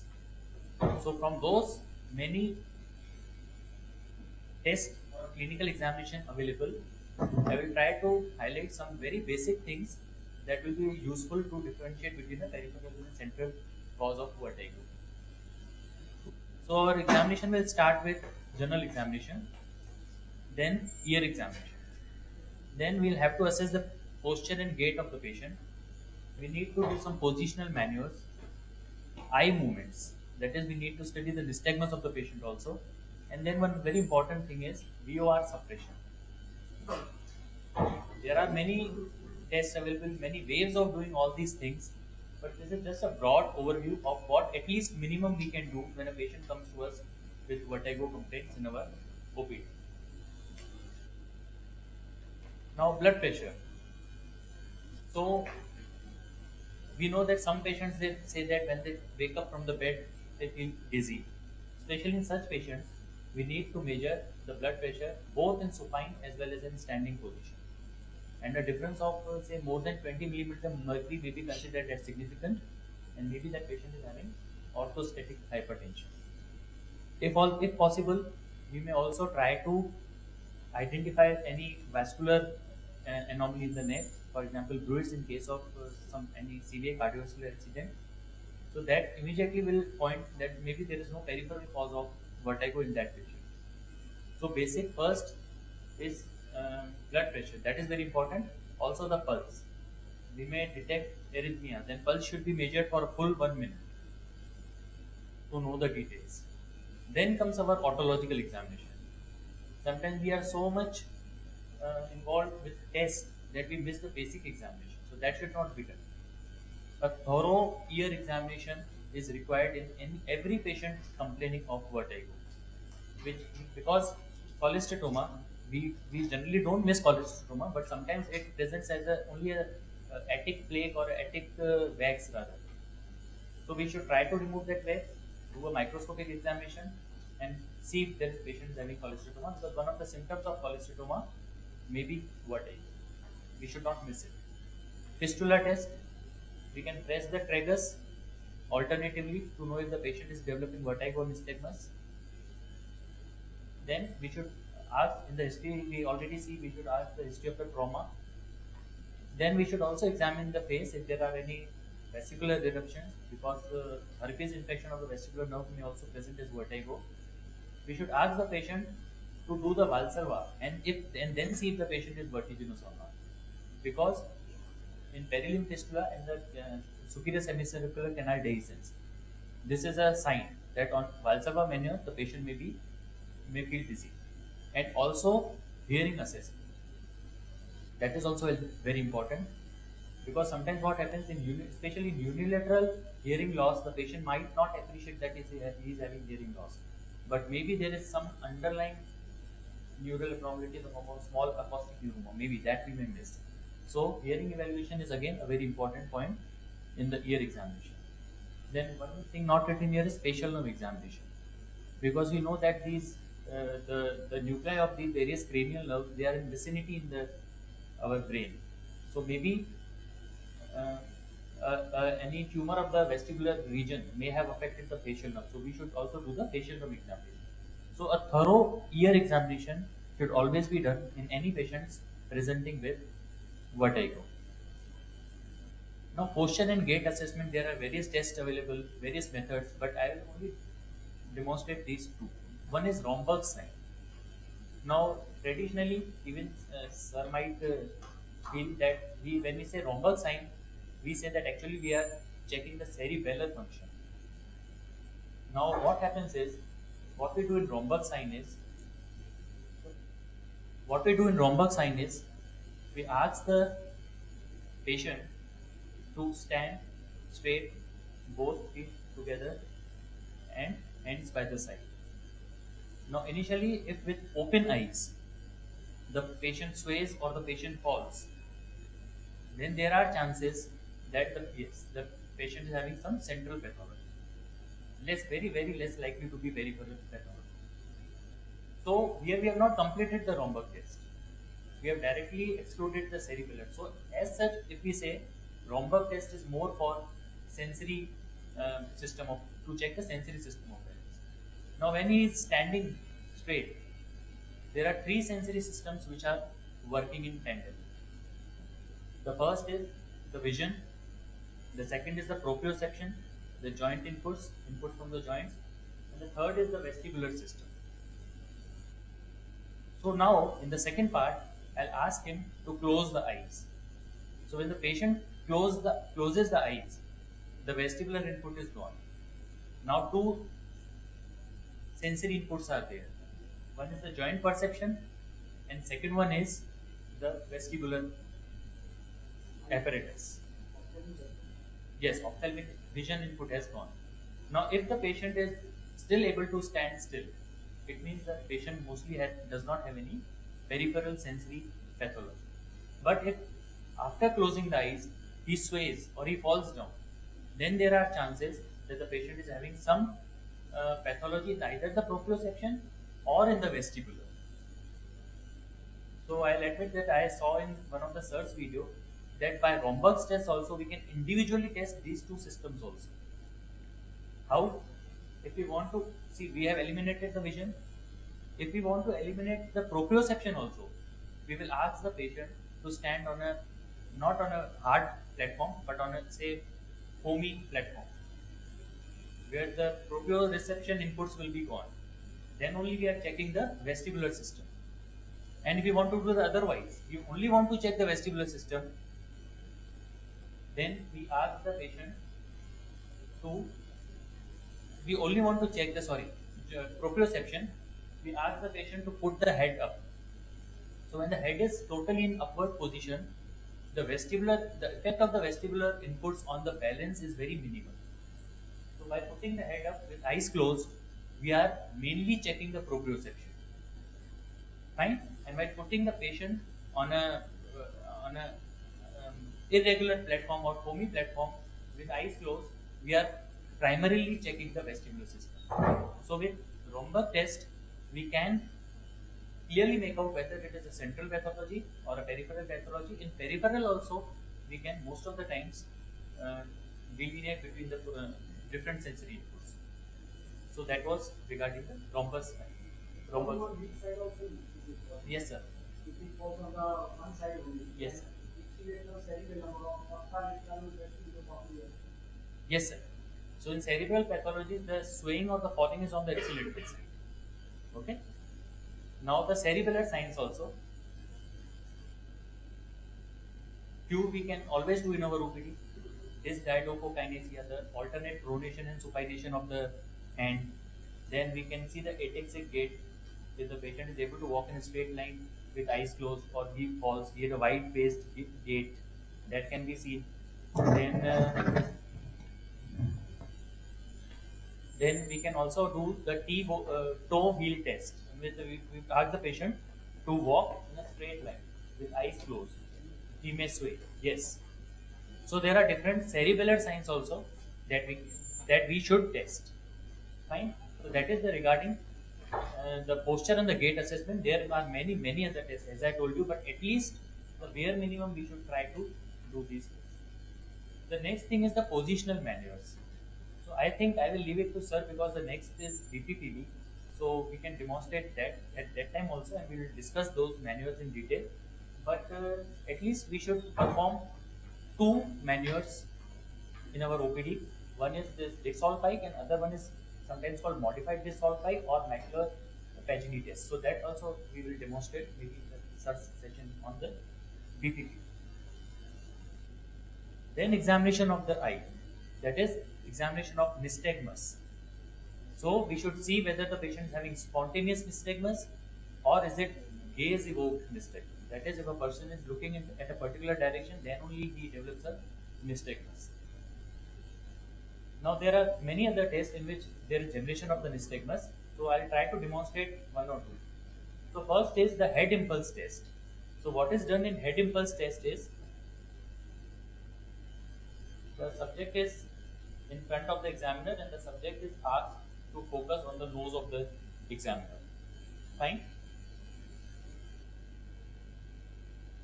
Then we first check and we ask the patient, we explain the procedure to the patient and ask the patient to keep his neck muscles relaxed, not tight.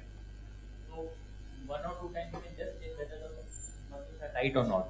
And then from lateral to medial, we can give a sudden thrust. Because if we move the head slowly, then both ear semicircular canals will be activated. But if we move sudden towards the right side, only the right side semicircular canals will be activated. So in head impulse test, what we do is,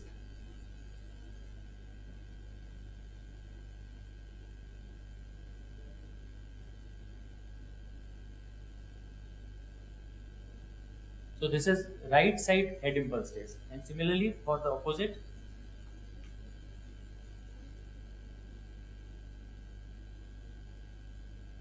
Then we see if the patient is developing nystagmus or not. So of course there is no nystagmus presently. Now because what happens is, when the patient suddenly moves from left to right, the head movement is from left to right, but the eyes will move from right to left. So to correct that, there will be a corrective saccade, a sudden movement of the eye again to the normal position. But with naked eye, the saccades, they have a very less frequency that cannot be appreciated by naked eye. But if they are appreciated, then they may be considered as abnormal. If we are able to see a corrective saccade on head impulse test, then it suggests that is abnormal, but actually it may be good for the patient. The reason is that it indicates some peripheral pathology rather than a central lesion. So that is head impulse test. Then again we have head shaking test also. The principle is same, but here at a frequency of say 2 Hz per second, the head is we shake the head at least for 15 to 20 times.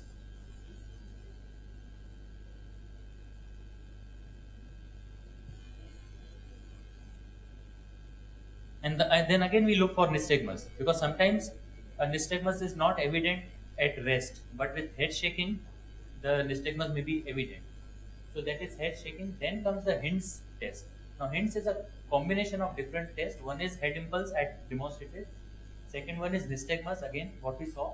Third one is to test the skew of the patient, skewing of the eyes. In that what we do is, we ask the patient to look straight, and then I cover one eye. Then suddenly I check, or ask the patient to look at a fixed object. Then I cover one eye, that yeah, remove it and cover the other eye. So normally there should be no vertical movement of the eyeball on changing the cover. But if there is a cover, that is called a positive skew test, and again it is a dangerous sign as it may point to some underlying CNS pathology. So Hind's test has three parts. First is skew. If it is positive, it may be central lesion. If it is negative, peripheral lesion. Then nystagmus. Now the characteristic of the nystagmus will decide whether it is central or lesion. Sir Priya sir has already differentiated the two types of nystagmus in these different types of lesions. We need to check the latency. In peripheral lesions, there is a latency of say 20 to around 20 seconds. But then they say that when you perform a disulfide manual, at least wait for 1 minute, full minute. Because sometimes in some patients the nystagmus takes time to develop. So this is regarding the examination of the nystagmus.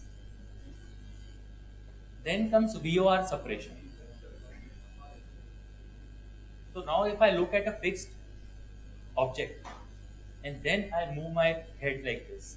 So what my eyes try to do is, my eyes try to look at this object, fine, and there's a movements of the eyeball.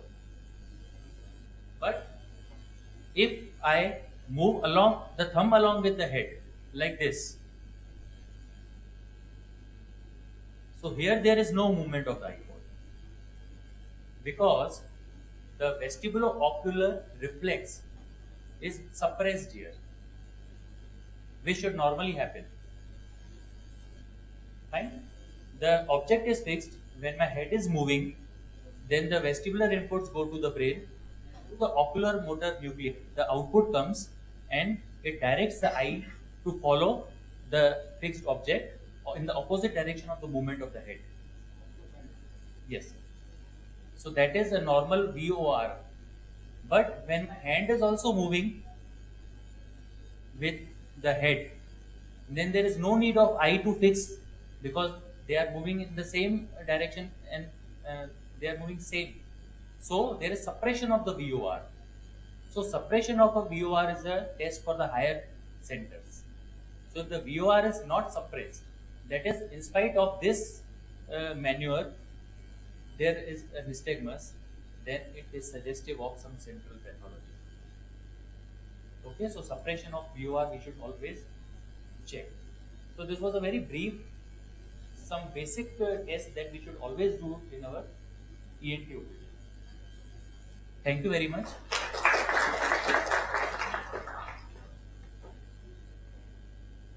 We will take 5 minutes tea or coffee break, then we will join Srinivas and support next.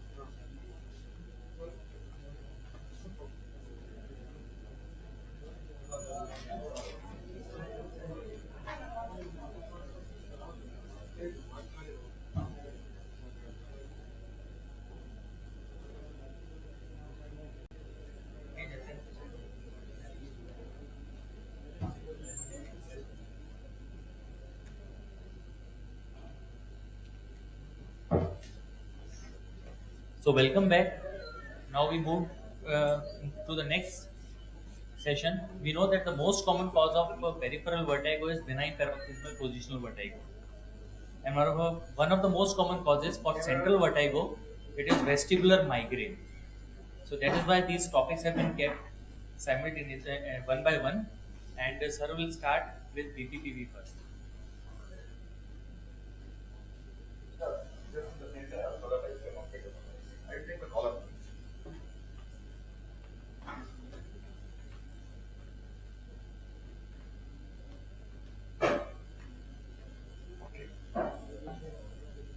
Any more people to come inside?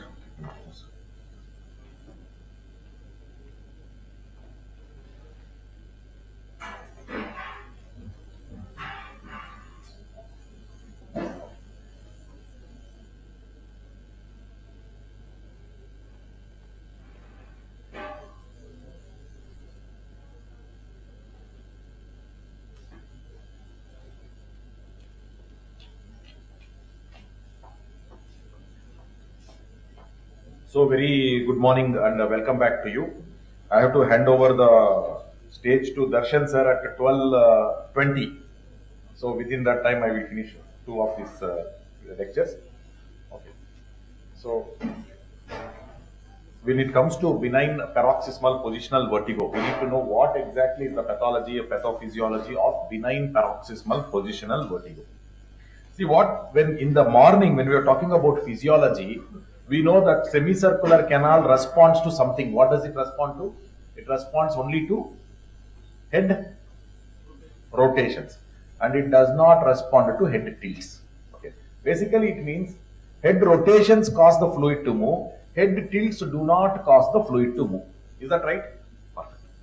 How was this achieved? This was achieved with a very simple mechanism, and that mechanism circular construct, and throughout the semicircular canal, okay, I will write a full circle just for the sake of illustration purposes. Throughout the canal, okay, if there is a linear motion or a linear acceleration, whatever, there is a same composition of fluid, which means the fluid is of the same density, including the cupola is of the same density, which means if there was a linear movement in one particular direction, then this motion of the fluid and this momentum, okay, this moment and this moment will come here and cancel each other. That is what used to happen. Is that perfect? Okay. Now, instead of this, instead of the entire compartment being of a equal specific gravity or equal equal mass per volume, if there was something little more concentrated or at least less concentrated, whatever it can be. So let us put it something that is little more concentrated. What is it? We take a stone, okay, and put it here in this particular side of the canal. Now when you make this movement, the same movement which is like this, what will happen is this fluid compartment will also move, this compartment will also move, but this has bigger mass, which means when they both try to cancel out here, one wins. Yes or no? When one wins means there is a net flow in one particular direction of the fluid, which means the moment you place something of a heavier specific gravity, this one will win. If you place this of a lesser specific gravity, something lighter here, then the opposite direction fluid will win.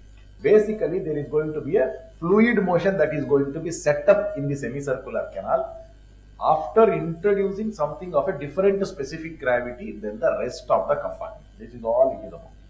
Simple way, so this can respond. That is why people in whom this kind of a thing is there, when they suddenly, okay, start moving, they have symptoms.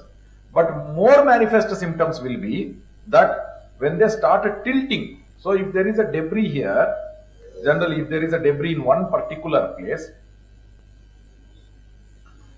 in a person, in a normal person, when there is nothing of this sort, in a normal person when there is nothing of this sort, if you just, the person is in this position, say there is, okay, the detector hair cells are in this one particular position, the person simply rotates over some time. During the rotation, fluid will move, but then they will assume a new position. Okay, they will assume a new position. All the fluid will come to standstill. Only when it was moving, it moves. But afterwards, things will come to a standstill. So far, are we all together? Okay. Now, instead of this, if you place possibly, take a stone and you put it inside, what will happen? Wherever you put the stone, it will come and settle itself in a location which is the gravity-wise most dependent location. Is that correct? Okay. Now, if the person goes home and tilts, okay, in the role play that we saw, okay, she was telling, when I go to bed, I used to get. So when she goes back home and lies in the bed, then this is, the orientation changes. Her nose was here. When she goes home, nose goes up. Nose goes up means the debris is in this location. This particular moment from sitting to standing, that there was a rotation. But after the rotation has stopped, now there is no movement. At that time, this one, in effect of gravity, will start moving downwards. Okay? If it starts moving downwards like this, it is equivalent to causing a fluid motion like this. Is that right? So if there is a fluid motion happening in the semicircular canal, when there is no real head movement, okay, what is the brain tuned to reading fluid motion in the semicircular canal has? Since we spent our time in the mother's womb in the 5th month when the vestibular system has started getting established, fluid motion in the semicircular canal always meant ongoing head movement. The word ongoing is also important, not the head movement that is brought about, ongoing head movement. Here there is no real head movement. Here there is no real head movement, but fluid is moving. So what will the brain read it as? As head motion. Okay, fluid motion will be read by the brain as head motion. When the person is not moving, if he perceives a sense of motion, what is that called? When a person is not moving, if he perceives that he is moving really, what is it called? Isn't that the definition of vertigo? Okay, that is what is vertigo. So, when does this come? It comes in paroxysms. It doesn't come all the time. If the person is going on sitting, this is sitting in one particular place. Is that right? So there is no problem.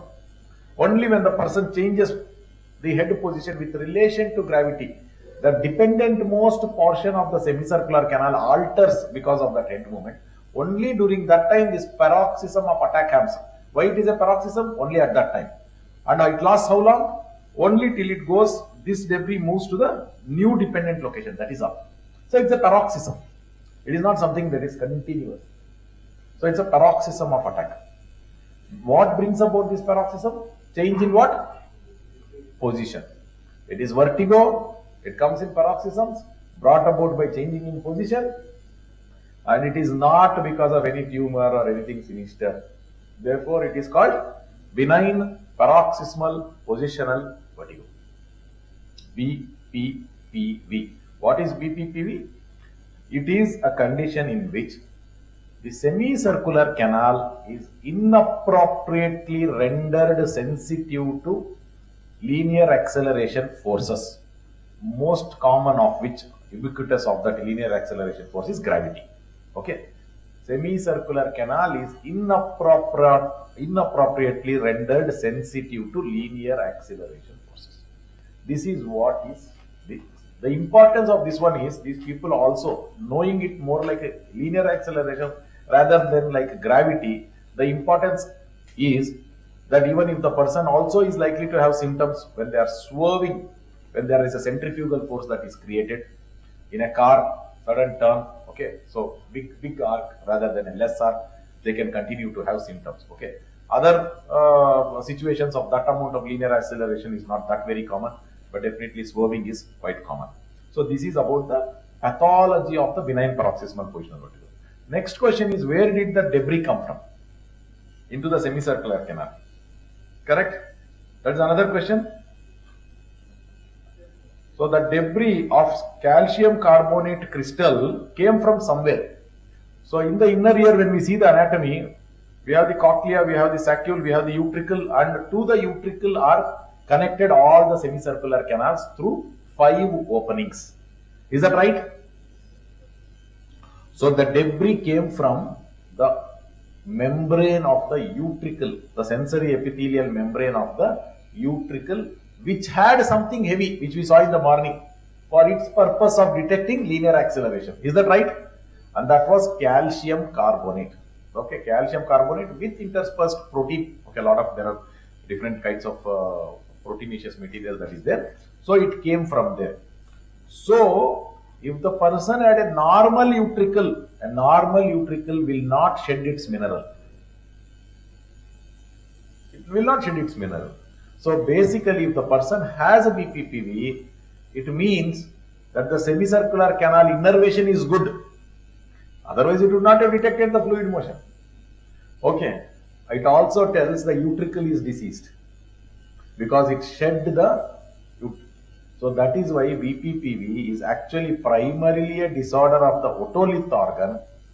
The bystander effect is shown by the semicircular canal. Okay. So that makes us, it is so imperative for us to actually start researching on drugs which actually improve the functioning of the utricle. So this is about benign paroxysmal positional vertigo. Next thing is how to identify which canal is affected. That is the next question that we have to answer. How to identify which canal is affected comes from, in the morning we saw some diagram, one canal, one muscle, yes or no? There are some. So which means that particular canal will activate that pair of muscles only. One in right eye, one in the left eye. Which means that will produce eye movement in that plane only. So if the debris is sitting in the lateral canal, the eye movement because of benign paroxysmal position of lateral canal will be right-left movement, that is horizontal movement. If it is in the posterior canal, it will be torsional and upbeating. If it is in the anterior canal, it will be torsional and downbeating. Okay? Torsional and downbeating. That is all. This is the way in which we actually remember which particular canal. More detailed explanations we can go into and all that, but then as of now I will just avoid the further details. This much is more than enough actually to reach a diagnosis in more than 90% of the case. If you get horizontal nystagmus, even on a Dixalpic test, just Dixalpic is a test which is meant for posterior canal. But just because you got a horizontal nystagmus, because you got a nystagmus in Dixalpic doesn't make it posterior canal. If the nystagmus is horizontal, it was actually provoked by the lateral canal. So debris has to be there in the lateral canal. Okay. The brain does not know what maneuver you have done, right? Okay. What it is telling is, eye movement is telling where the fluid is moving. Is that fine?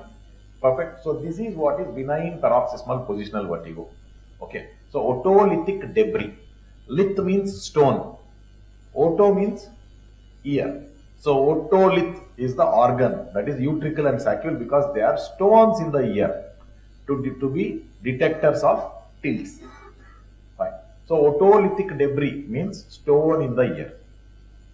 Is that fine? So this is benign paroxysmal positional vertigo.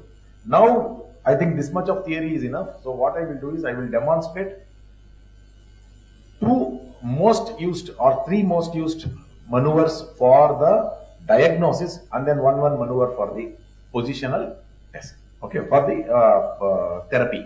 So this much we will show you. Shall we go ahead? Okay. Can I get a collar mic?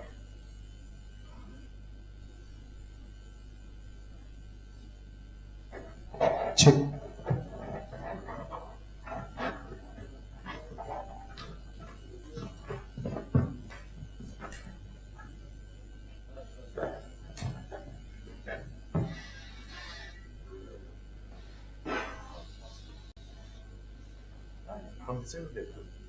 Absolutely. So my position is this is okay. Instead of this one, that's a better seat. That's a better.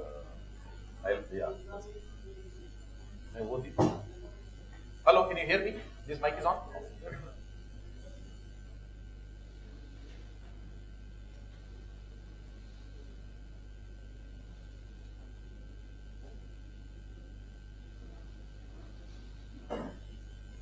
One second. With that side open.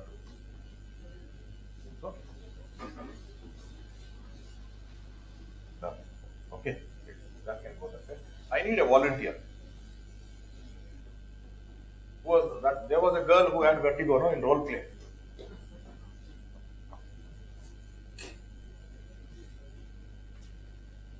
Come, sit. Take off your shoes if you have washed your socks. Otherwise, don't.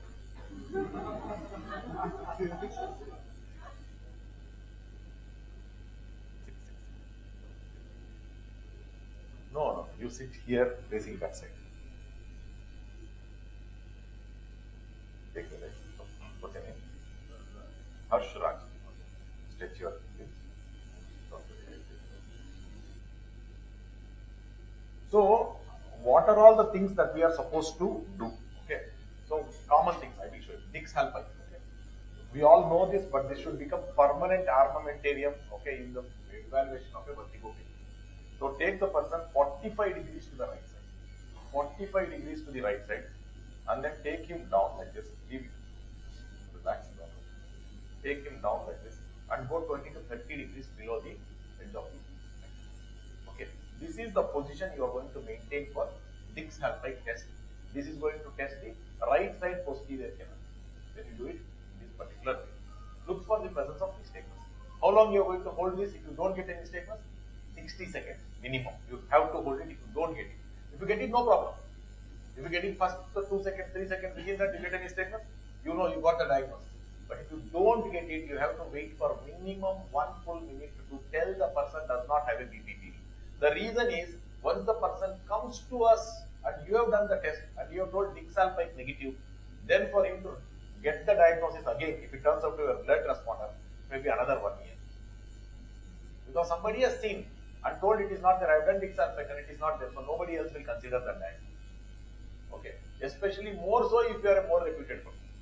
Okay, so that is why you have to hold for 60 seconds, then make him get up.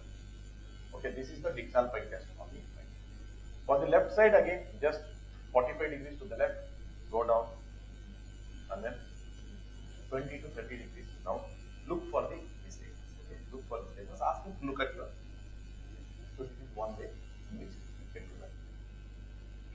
You can make the eye movement more vertical or more torsional for you to appreciate by asking him to look in a particular direction. So if the eyes are aligned with the canal being tested, you get more vertical nystagmus.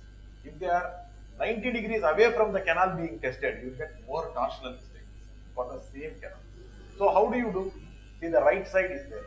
Okay, for the right Dix Halpike, we are most of the time testing the right posterior canal.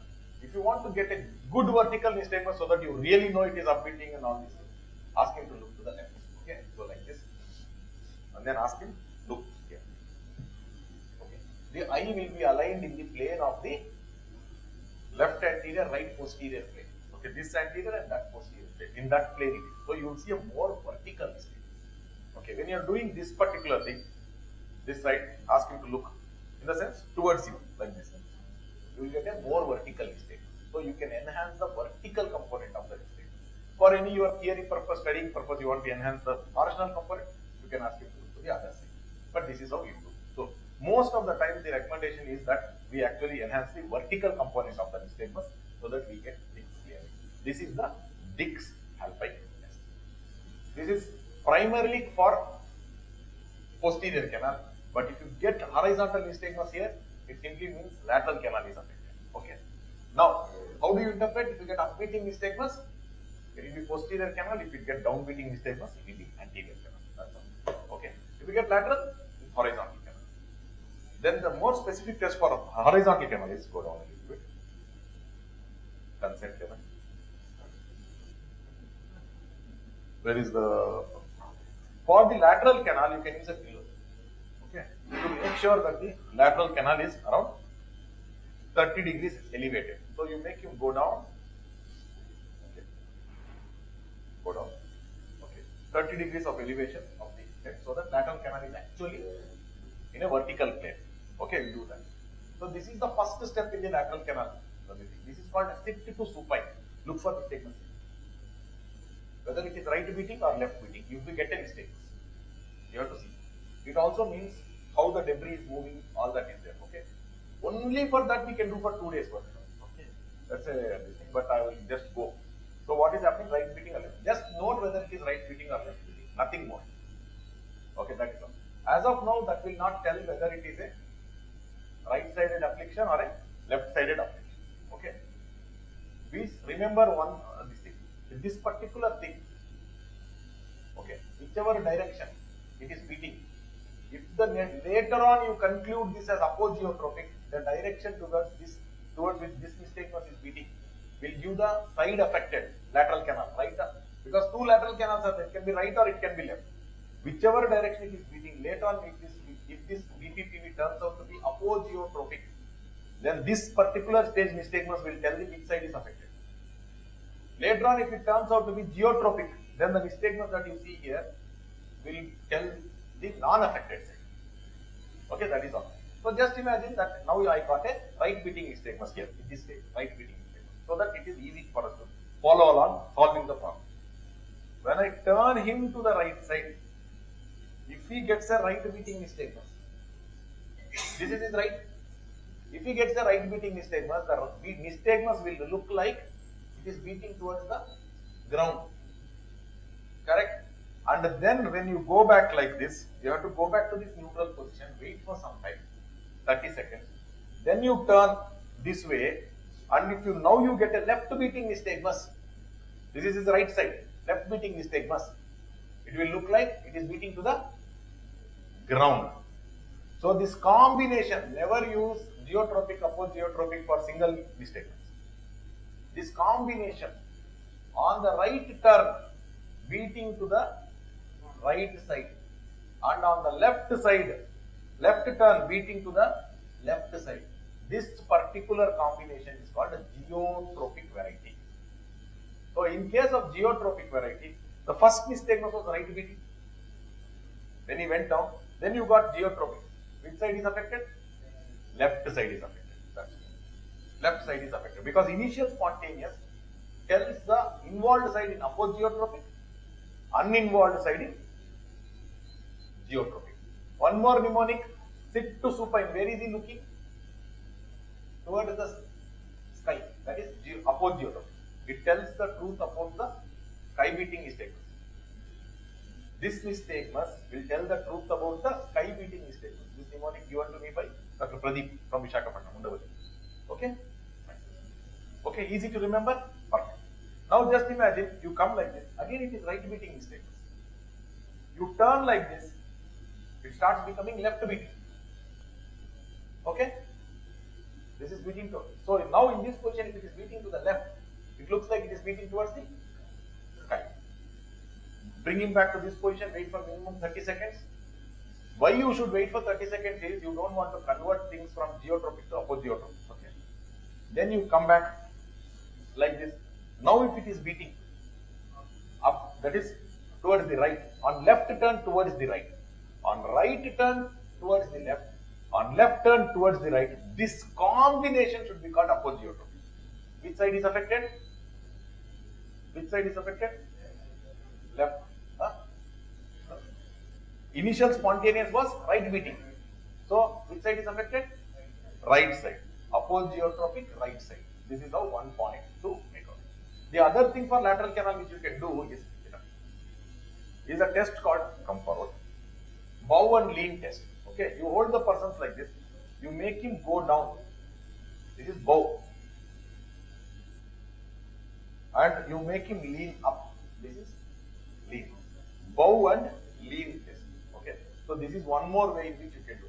But only thing is for bow and lean test, you will need to have attached a goggle and watching on the TV, because otherwise, when he bows, otherwise I will have to go like this. It's not that easy. Okay, fine. Then we need to protect our backs also. So that is why. So it is better to have for bow and lean test, an instrumentation becomes a must. Okay, unless you are really so agile and want to go down. Otherwise, it is. So that is the bow and lean test. Again, in bow and lean test, the nystagmus you get in the bow or the nystagmus that you get in the lean will tell the bow will tell the truth about geotropic nystagmus side involved. Lean will tell about the apogeotropic nystagmus side involved. Clear? One more point to tell which side is affected in the lateral canal. Go down. One more point. Come back now. Sorry. Come back. You can take the pillow. And be kind. Within the unkindness, showing little kindness. Okay? Fine. So, one more thing is, in case of geotropic, when it turns to this side, there will be right beating. When it turns to this side, there will be left beating. If it is geotropic, whichever side gives more intense nystagmus will tell you the involved side. On turning to the right, if it is left beating, on turning to the left, if it is right beating, it is apogeotropic. In apogeotropic, the less intense side will give you the involved side. Less intense side. So if this side is less intense, then that side is affected. Left side is affected. Left turn is giving less intense nystagmus. We are talking about turn, not the beating direction. Okay, this is not about beating. Next thing is, Nystagmus direction. If you get, for any reason, here, if you get intense left beating nystagmus, okay, that is apogeotropic. On this side, less intense right beating nystagmus. Okay, less intense left beating nystagmus, the left turn, the left side is affected. Which beating was most intense? Left beating was most intense on this side. The most intense nystagmus always tells the canal, irrespective of whether it is geotropic or apogeotropic. So many clues are there. Okay, bow will tell the truth about side involving ground beating nystagmus or geotropic. Lean will tell the truth about apogeotropic.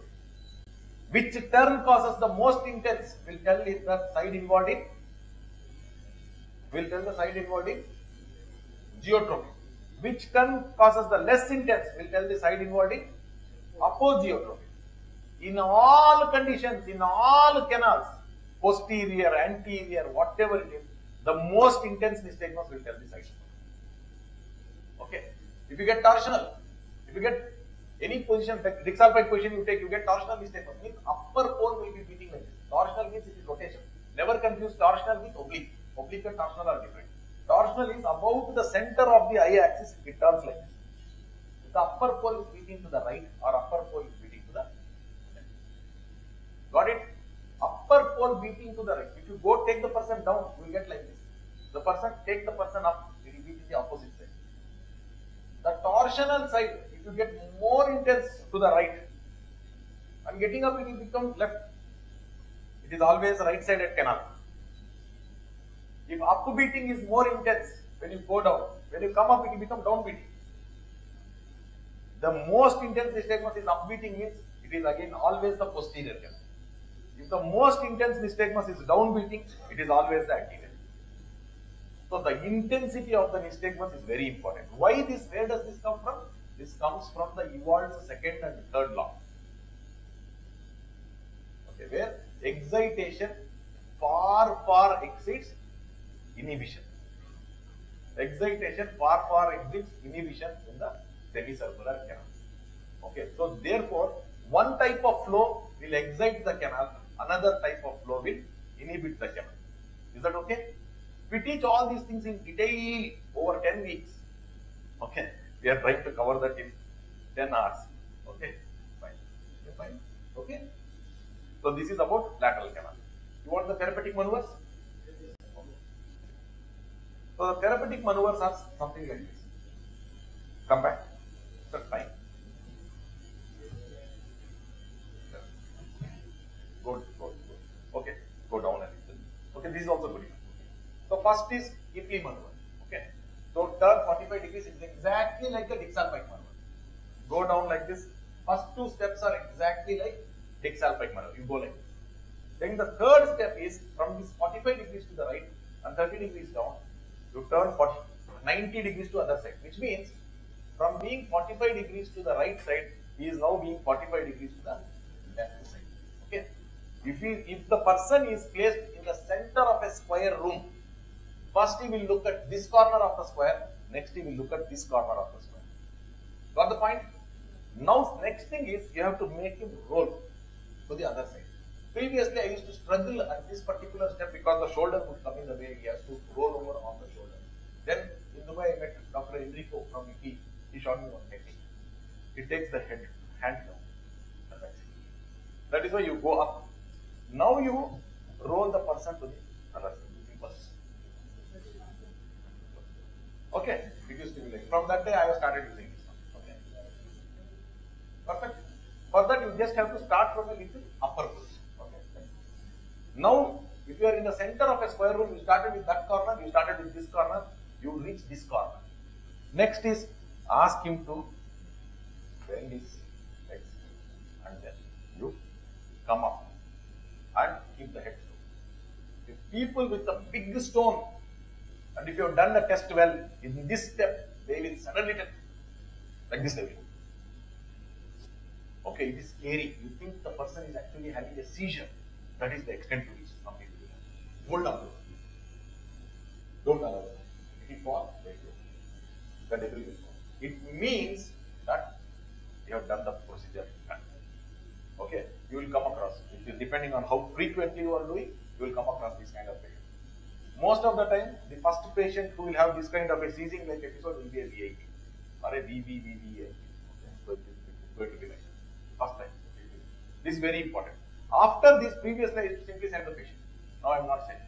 Okay, I used to make them sick for some. But one more step is there. Come down, jump down, come front. Take 1 or 2 steps front, then jump in the same place. Jump. Yes, this one. In the common crus, if it is still stuck at this step, you want to. Okay, to make the enhance the sensitivity. Make sure that the head does not lift up. Little bit of lean forward will ensure that the common crus is more vertical. Will make it fall. These are all the things how to do. Lean, maneuver, right side. Left side same. Let's start from here. Push up. That's all. Simont maneuver. Next maneuver is Simont maneuver. Okay. So what you are going to do? You are going to start off. Come to one side. For the Simont maneuver to treat the right side, you are going to. What you are going to do is you are going to turn the person to one side like this. Go down. Like go down. Go to the extent possible. Okay, little overdo it. And then in one move, he has to come to this side. Okay. It is akin to washing the clothes. Okay. That is how it should be done. Okay, for it to be effective. Okay, like this. Then make it better. 1 minute in that position, 1 minute in this position. Mistake that is done here is when you go down like this, you go like this. When you come back, you will come like this. It is wrong. Turn left to treat the right. Always turn left. So you go like this and then go like this. Got it? You'll remember this is the point to be remembered. This is for. Now coming to lateral canal treatment. Come into the center. Lateral canal treatment, if it is geotropic, it means the debris is in the back part of the lateral canal. How do you treat anything? It has to fall into the utricle. If the canal on this side, on his left side is affected, the idea is to push the debris from this part into his utricle. How we are going to do? The technique is emptying the pepper bottle technique. How do you empty a pepper bottle? You go on, correct no? Which means you start moving, you suddenly stop, so that pepper will come out. Is that right? So, from this part of the ampulla, it has to fall into the utricle, means which side I should hit this pepper bottle? Correct? So, I have to take fast, like this, and hit it. Okay? I need to start off from a little different position and suddenly come to a stop. What will happen? The debris also will start moving with the head. When the head stops, the debris will not stop. It will go on. Is that fine? And then next one more step to increase the effectiveness. From this, just do this. So that the back part of the posterior canal, the lateral canal will become more vertical. And now it will fall. If it doesn't fall now also, suddenly make him get up. Now it will slip off. You got it? There are 3 steps at which it. How is the lateral canal placed? The lateral canal front part comes out like this. It goes back, turns, then comes front. It is a hyperacute C. Lateral canal is not this C. It's a hyperacute C. The anatomy. Next thing about the lateral canal is the lateral most parts of the lateral canal are higher than the. We all know front part of the lateral canal is higher than the back part. That is why we make this. The next thing we need to know is the lateral most part of the lateral canal are higher than the central point. So these many points are there. These are all things that we become useful with repositioning. Others are also studying. So this is how you treat. What if it is apogeotropic? Apogeotropic means the debris is in the front. If the debris is in the front, what you are going to do? The question. Okay. If the debris is in the front part, you can't push it into the utricle just like this. You know why? Because there is a cupula. Cupula is a complete diaphragm. Okay. Cupula is a complete diaphragm. So you cannot push it across the cupula. So what is the other way? रास्ता बंद है. So convert it into geotropic, then push it. So what do you do if the same site is affected? Here is the debris. Push it here. To push it here, what you are supposed to do? Make it fall to this side. You got it? Then now make the head go up like this. So even further it goes up. Follow this up 10 minutes later with a buffoni to the opposite side. And then turn this and make it get up. Okay? This is how you are going to treat the lateral canal. Anterior canal, there is two maneuvers. One is Yakovino maneuvers and another is lateral.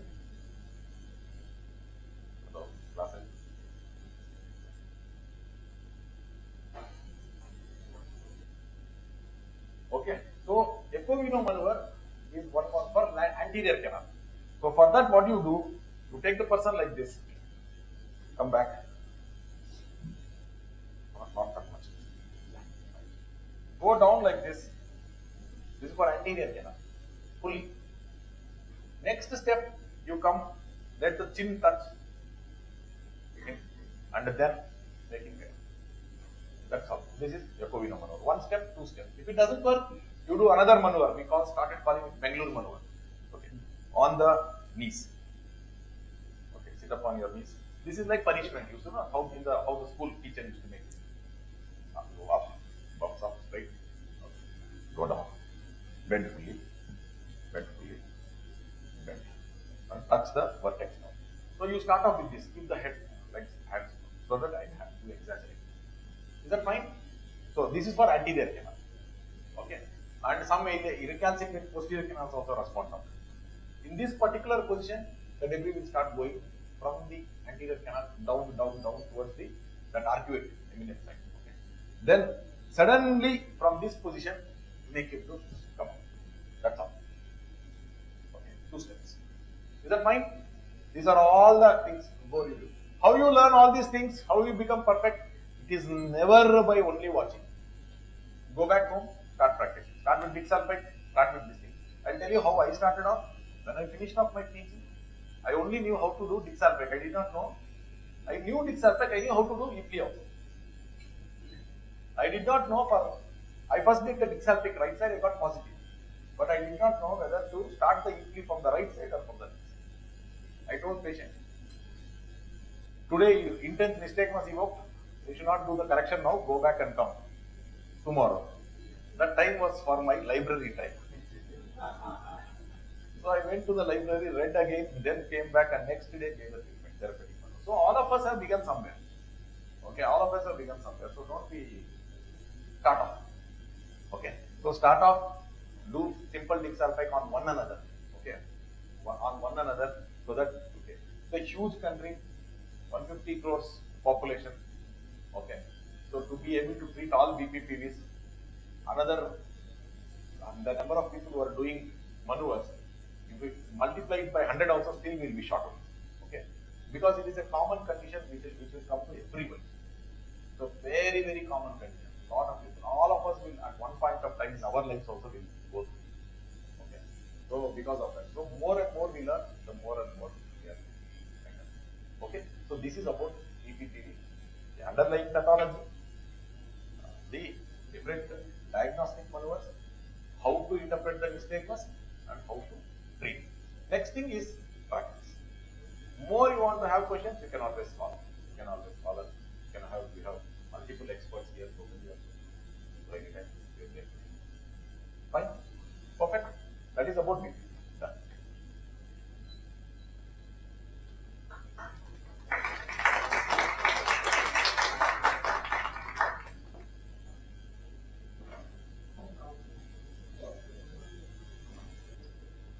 Absolutely. Any number, sir, no problem. I have another thing. Yes, sir. I would like to know about the rotational nystagmus, what we teach our postgraduate students. That rotational nystagmus is usually central related and the cause is probably in the medulla oblongata. This is what we used to treat and what our books brings clinical neurology says. I will tell you the fine point difference. Yeah. The fine point difference is what is taught is right. What we see here, torsional nystagmus, is also right. The fine differentiating point is the rotational nystagmus, torsional, pure torsional nystagmus, which is spontaneously present, is always central, not positionally evoked. Positionally evoked comes as a paroxysm, dies off. This is here. Spontaneously, then the patient walks in and you look and he is getting torsional nystagmus, that is central, always central. Most of the time it will be a syrinx in the middle. It will be a syrinx most of the time. Okay, sir?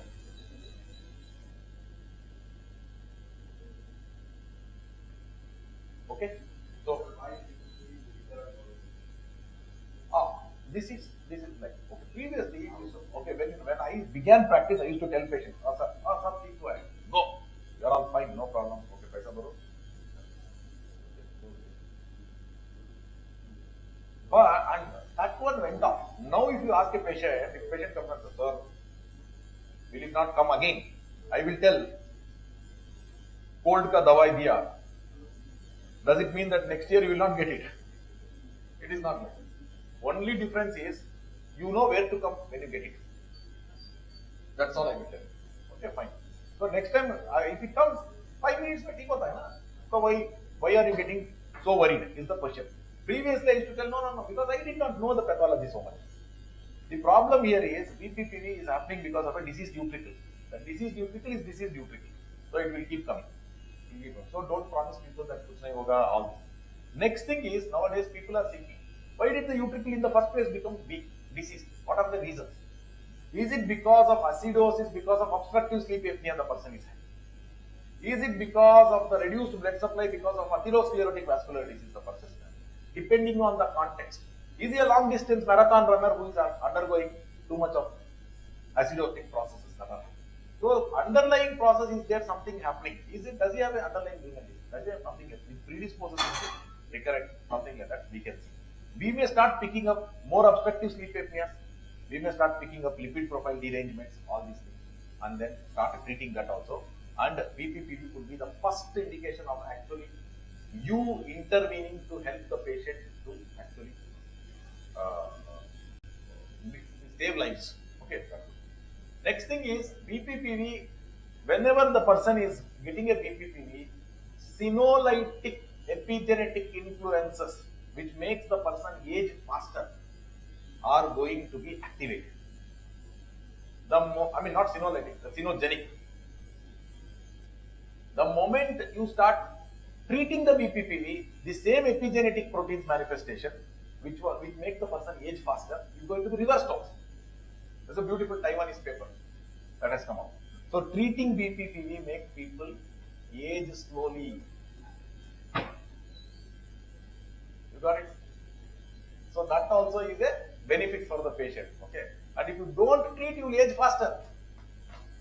If the patient has no more motivation, now you may start getting patients, sir, maybe Bppv है तो एक बार देख लीजिए, बाल जल्दी सफेद हो रहा है, okay, or wrinkle आ रहा है, whatever it is, you may start getting. Okay. Advantage, okay. Gray hair is not a disadvantage all the time. It's a more advantage sometimes. People think people with the pepper beard have more money, so you start getting more girls following you. Okay.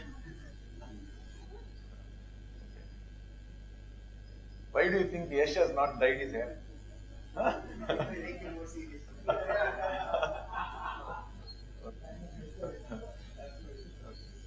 So it is like that.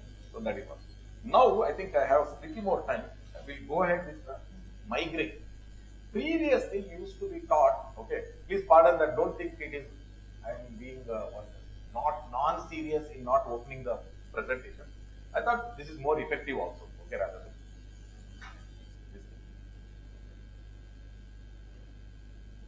You're all there, present? Yes, sir. Good, silent. Stand up also.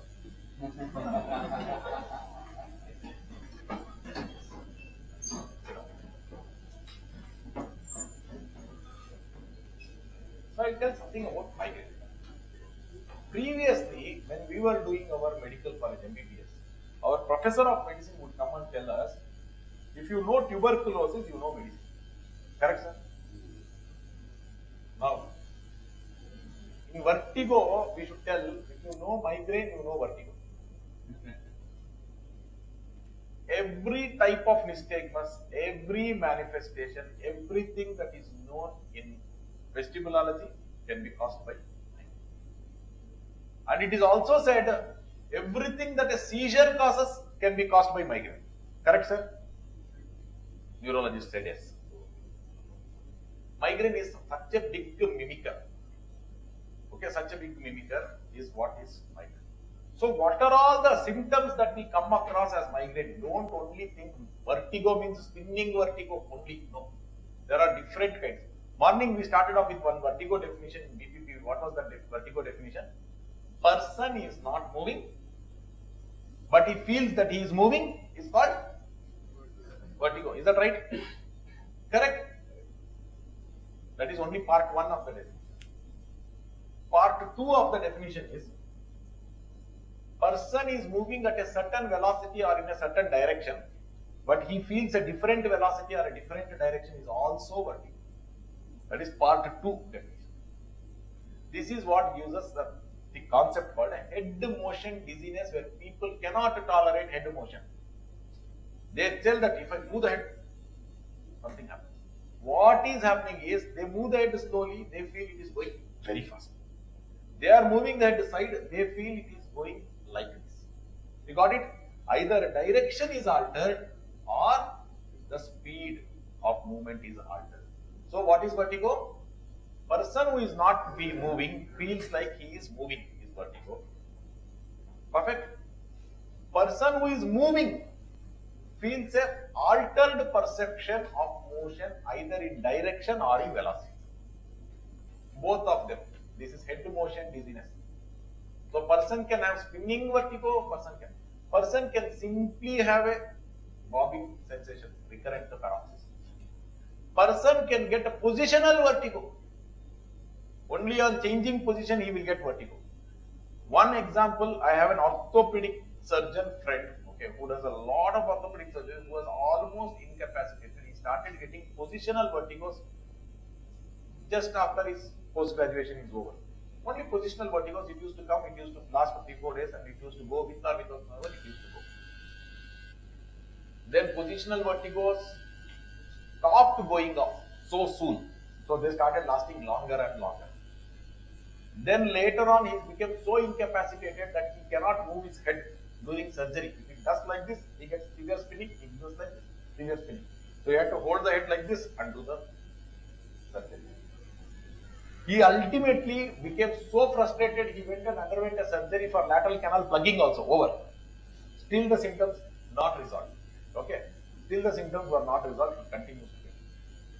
And later on it became such a situation that the person was all the time dizzy with recurrent bouts of again worsening attacks of vertigo. Positional vertigo attacks, in between also all the time dizzy, never problematic. Tried everything. His wife almost completed a course in alternative medicine, trying to get this nutrition, that nutrition, all the kinds of things, not resolved. Okay, surgery over, multiple positional maneuvers done. Finally, patient started on flunarizine. His positional vertigo attacks went off, but in between these attacks of dizziness continued. Again, topiramate 25 mg started, not much of benefit. Topiramate increased to 50 mg, patient is getting more than 80%. Got it? So it is the therapeutic trial ultimately, if not with one medicine, with the other medicine that will tell us the diagnosis. One more example. One person in his 18-19 years of age, he gets admission in a new college, starts getting up early in the morning because it is a little far away. Okay, he has to go from 3 o'clock in the morning. He starts getting up at 3 o'clock. During this episode, he suddenly starts getting episodes of syncopal falling off. Suddenly he falls off. And then he spontaneously gets up. That was his first. A few years later, this person starts getting attacks where he starts getting spinning vertigo attacks. Okay, spinning attacks only on changing the position. So like this. Few years later, his just finger got caught in the door, intense pain, he suddenly fell unconscious. He fell off. Now he has positional vertigo coming and again, but positional nystagmus with or without vertigo all the time. Okay, few months later he tells one of the therapeutic maneuver helped him, but now even that is not helping him. Comes again, positional nystagmus keeps coming. I see the nystagmus is there. Okay, so all this multiple years, by the time this stage of the disease has come, where the positional nystagmus all the time is most of the time dizzy. Previously it used to be positional vertigo. He has had falls with what looked like LOC. Okay, falls with LOC, syncopal fall, including the fall with the recent doorknob was with a syncopal type of fall. Starting on topiramate, patient has a salutary. All symptoms gone, everything is perfect. Okay, so there are things that we were told, okay, the moment it is syncope, we were thinking. Migraine, that is why we call migraine is a great mimicker. Great mimicker. Another person, he is waiting in the bus stand. Simply sitting and waiting in the bus stand. He gets one severe lateral pulsion and he falls. Okay, lateral or relative posterior. Severe fall, completely retained consciousness and fall. Any person with completely retained consciousness with a severe pulsive fall, they consider it as a vestibular fall. And another few days later, he is waiting in the railway station. He is sitting there on the bench. Again, similar attack of fall. He is devastated. He comes. What has happened during this attack? And then in between, he has short pinning attacks, which has lasted a few minutes. Okay, short attacks, pinning attacks, which have lasted for a few minutes, around 20 minutes, 25 minutes on. This 15 minutes is a beautiful thing. 15 minutes is a very beautiful thing in vertigo attacks. This 15-minute criteria came from Miller-Fisher. Okay, the great Miller-Fisher, superb clinician neurologist. Okay, more than 15 minutes, less than 15 minutes. Most of TIA by definition is transient neurological symptoms lasting less than 24 hours. But according to him, most of them don't last longer than 15 minutes. So, if it is more than 15 minutes, it goes in more in favor of a migraine. So, he started getting this kind of recurrent short pinning attack. MRI normal, everything normal. Finally, patient is about to go and he tells anything else. Sir, one more thing he tells is, when this attack happens, after he has fallen, for few half an hour, 1 hour, something like that, he goes on yawning. Then he tells again, very sweet couple. Okay, he is somewhere around 50, 55, something like that age group. Very sweet couple. All the time when he is giving history, I ask, look at the thing. He tells one answer. His wife, no, it's not like that. This one. That much. I keep asking how many times you beat him like this? That is love. Okay, her demonstration of love is beat. Okay, probably public display of affection in India is not very good. So public display of beating is okay, but very loving couple, lovely couple. Finally, she tells me, I mean, both of them together tell, this kind of yawning episodes I used to get early in the marriage also, during those days also. Whenever I am yawning, my wife only will come and tell, you are having headache, you are yawning. And it used to be right. I used to yawn during my headache episodes. Then, when they were about to leave the chamber, I got the diagnosis. Again started him on lunarizing. Salutary response, no more falls. Okay, no more falls. Why I took this one? Then the last thing I wanted to tell is, before 2 more minutes, I wanted to tell is, migraine also causes positional vertigo. How do you differentiate migraine positional vertigo with mechanical or a debris or otolith caused positional vertigo? Calendar pattern. Calendar pattern of migraines is, it comes epochs, multiple epochs and episode. Epochs is one round of you getting that attack. The episode is the duration during which that attack lasts. Okay, this is episode. Means Monday if he gets in migraine, it will Multiple episodes will happen on Monday, Tuesday, Wednesday, Thursday, Friday. After that, it goes up. Then for few weeks, it doesn't come. Again, one more episode comes. Within that episode period of 4 or 5 days, sometimes this episode can last even a week, also 10 days also. During that time, multiple attacks happen, epochs happen. This is the calendar pattern of migraine.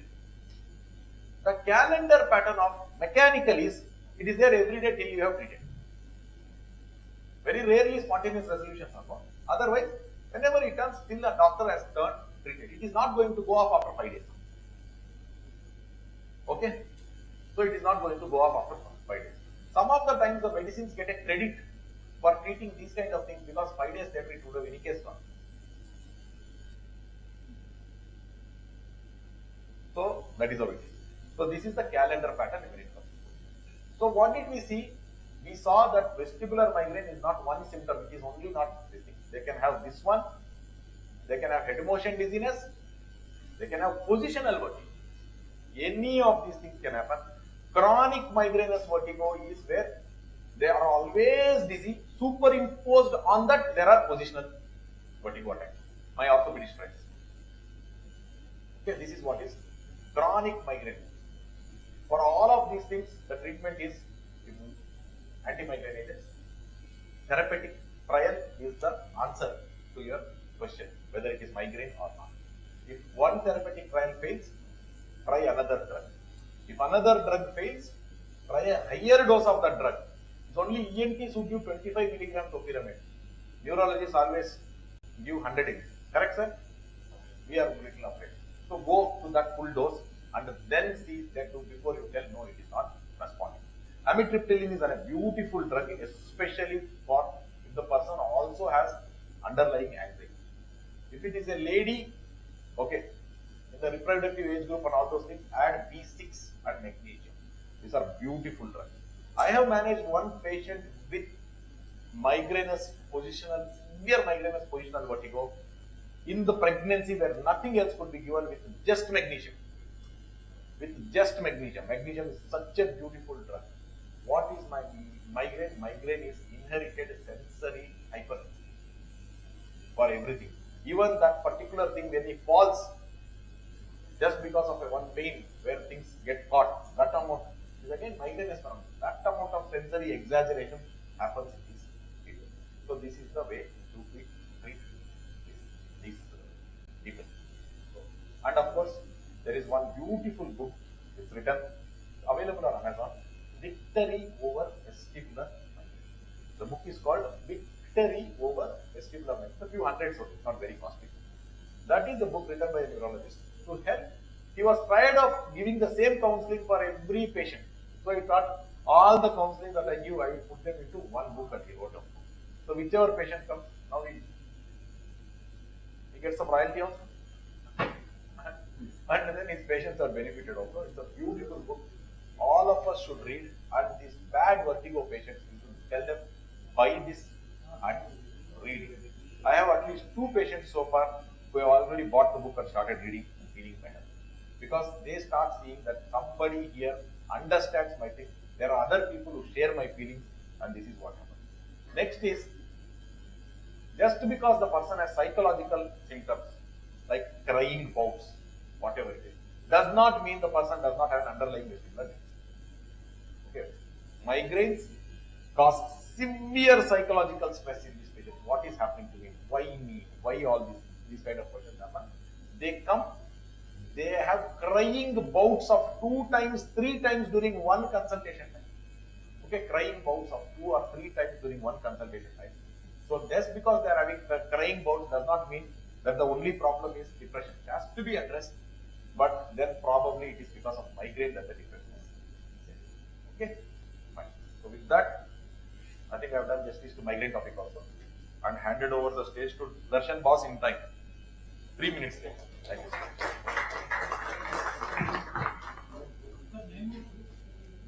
Sir? Victory over vestibular migraine. Victory over vestibular migraine. Is there on Amazon?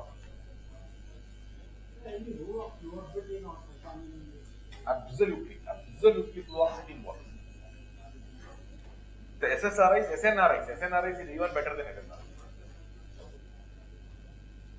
So our CDMO sir, Dr. Kashyap Bush sir has also joined us. Welcome sir. And we are on time. So the lunch initially was scheduled from 1 to 2. But if everyone agrees, we can keep it at from 1 to 1:30 because there are few patients of chronic vertigo whom we want that sir should consult here in front of us in a live demonstration, if possible VNG also. So that will be very beneficial to us. So I request everyone that we will have lunch from 1 to 1:30. By 1:30, please be here. And we have kept few patients waiting. Sir will consult them.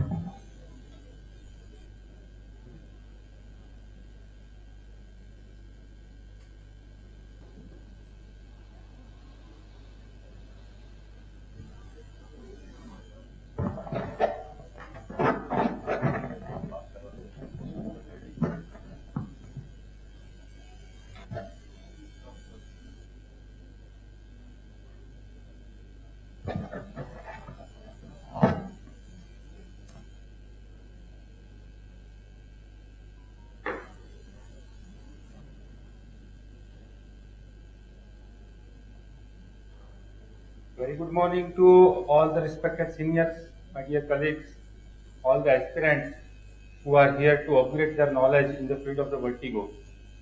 It's really a moment of the pleasure for me to be here. Not because I'm sharing this stage. Let me tell you that when I have started my practice in the field of vertigo just around 2005-2006, way back, this field was highly neglected. And people were believing that it's a matter of only prescribing the Stugeron and Stamatian and that's all, nothing can be done. As the time passes, this field has got some momentum, people are taking the interest. And right now, like in the city of the Bhuj, this much people are there to upgrade their knowledge in the field of the vertigo. It's a matter of the proud or matter of the pleasure. હું જ્યારે કલકત્તા જતો ને ત્યારે આટલા માણસો ત્યાં વર્ટિગો શીખવા આવતા 2004-5 માં. So now the scenario has been changed and the person who has given the momentum to this field, it's none other Dr. Srinivas Dorsala. So we should appreciate his efforts by heart. Dear friends, it's another thing which I want to share that I'm going to talk on the Meniere's disease. This disease is one of the oldest diagnosis in this field, and not only the oldest, but it was the most popular diagnosis before few years for the many years. As the horizon of the knowledge expands, lots of updates are there, but still Meniere's disease remains challenging in the terms of diagnosis and the treatment till today. So let's go through this disease and let's find out what's there inside. Historical aspects, it was the person Prosper Meniere who was first described this disease as a symptom of the constellation, like the loud noise in the ear, deafness and the vertigo as a single disease. He presented a paper in the French Academy of the Medicine in 1861, and it was a revolutionary thought at that time that inner ear having some connection with the vertigo. At that time, otherwise people were believing that inner ear is the organ of hearing only, and vertigo was due to the cerebral congestion. It was the belief in the 19th century. Although the Prosper Meniere has proposed that the symptom of the constellation of this Meniere's disease was due to the hemorrhage in the labyrinth rather than an endolymphatic hydrops, which we know better nowadays. Epidemiologically, prevalence varies study to study from 120 patients per lakh to 280 patients, 18 patients per lakh. And similarly, age is also variable from the 15 years to 65 years of the age. Youngest patient which I have examined is an 11-year boy. The commonest time of the onset is the 5th decade of the life. Gender, most of the study having a consensus that female are more having a more preponderance, almost 2:1 as compared to the male. And in inheritance, it's a sporadic versus familial. Most of the patients are having a sporadic episodes, while familial only 3 to 12. So it's almost hereditary component is not there. Pathophysiology, hydropic distension of the labyrinth is the central histological feature of this disease. In 1938, Holpike and others, they have studied the 2 specimens of the temporal bone of the patient who died after the vestibular neurectomy for the Meniere's disease, and they have found the hydropic distension in them. And similarly, the revisiting this topic in 2005 by the Merchant and others, they have studied 107 patients of the temporal bone specimen, and out of that, 28 patients had a history of the Meniere's disease, and all of them, they have found that there was a hydropic distension. But surprisingly, 19 specimens who were not having a history of the Meniere's disease were also showing the hydropic distension. So again, this challenges the accepted belief that the endolymphatic hydrop is the cause for the Meniere's disease symptoms. As we all know, that labyrinth is divided into 2 parts, membranous labyrinth and the osseous labyrinth. Membranous labyrinth is filled with the endolymphatic fluid, osseous labyrinth is filled with the perilymphatic fluid. And in the cross section, endolymphatic fluid is surrounded by the perilymphatic fluid. Due to some unknown mechanism, endolymphatic space gets distended due to the overvolume of the endolymphatic fluid, and this will cause the hearing related symptoms of the Meniere's disease. But when over distension and ballooned out will burst, and leakage of the endolymph into the perilymph will produce the vertigo related symptoms because of the mixture of the endolymph with the perilymph. Exact mechanism of the pathophysiology is still not known. There are lots of assumptions that anatomical variation, infections, immunological conditions, allergic conditions, but commonly accepted things in the different literature is, one is a viral infection of the endolymphatic system may cause the fibrosis of the channels and may produce the distension of the endolymphatic space. Another interesting and the recent research shows that some of the time the secular otoconia dislodge into the endolymphatic space and may produce the blockage of this channel and ultimately give the distension of the endolymphatic space. But still nothing proved on paper, it's just assumption. Clinical presentation, it manifests variable symptoms according to the severity, duration of the attacks and the natural causes. The severe rotatory feeling is the first and most debilitating symptom of this disease, and it can be last for the several minutes to several hours, associated with the nausea, vomiting, and post episode ataxia may last for the even longer duration, maybe for few days to weeks. Hallmark of this disease is the presence of the fluctuating hearing loss, and it may be the progressive, and some of the patients, most importantly, this is my clinical experience, that some of the patients don't aware of their hearing loss. Even when we ask them positively whether you are having any hearing loss or not, they say no, I am not having any hearing loss, and when we go for the audiometry, it turns to be the positive. Another thing, most of the patients notice the fluctuating hearing loss and fullness of the ear even before the starting of the acute episode of the vertigo, and even for the longer duration after the subside of the episode. And later on, after the several episodes, tinnitus remains a part of their life for the longer duration. Another important thing, many of the patients will feel the sleepy at the time of the episode of the vertigo or just after the episode of the vertigo, as Dr. Srinivas was saying, discussing about the yawning. Similar thing can happen with the Meniere's disease patients, and many of the time patient or their relative consider it as a unconsciousness. So this thing may misguide you towards the central pathology. Similarly, heaviness of head may be so severe some of the time that patient may misinterpret it as a headache, and again it can misguide you towards the migraine pathology.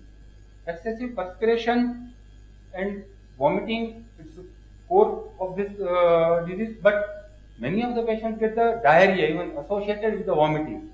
And at that time આપણા ગુજરાતીમાં તો patient એમ જ કે સાહેબ મને પિત્ત વાયુ થઈ ગયું છે, और આ બધા પેશન્ટ જે છે ને એ ઘણી બધી વખત તો કેટલાય મહિનાઓ સુધી ગેસ્ટ્રોલોજિસ્ટની ટ્રીટમેન્ટમાં હોય, એન્ડ ઘણા બધા, એટલે it's a very surprising.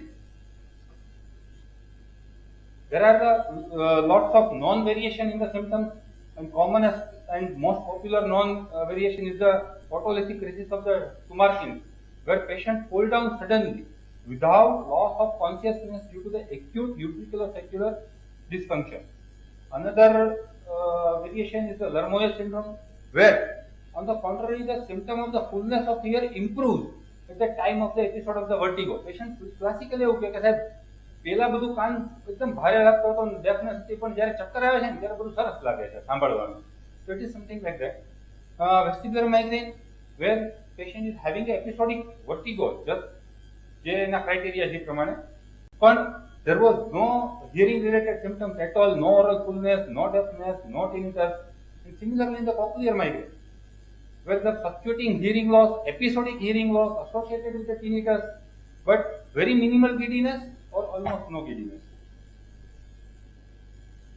Physical examination.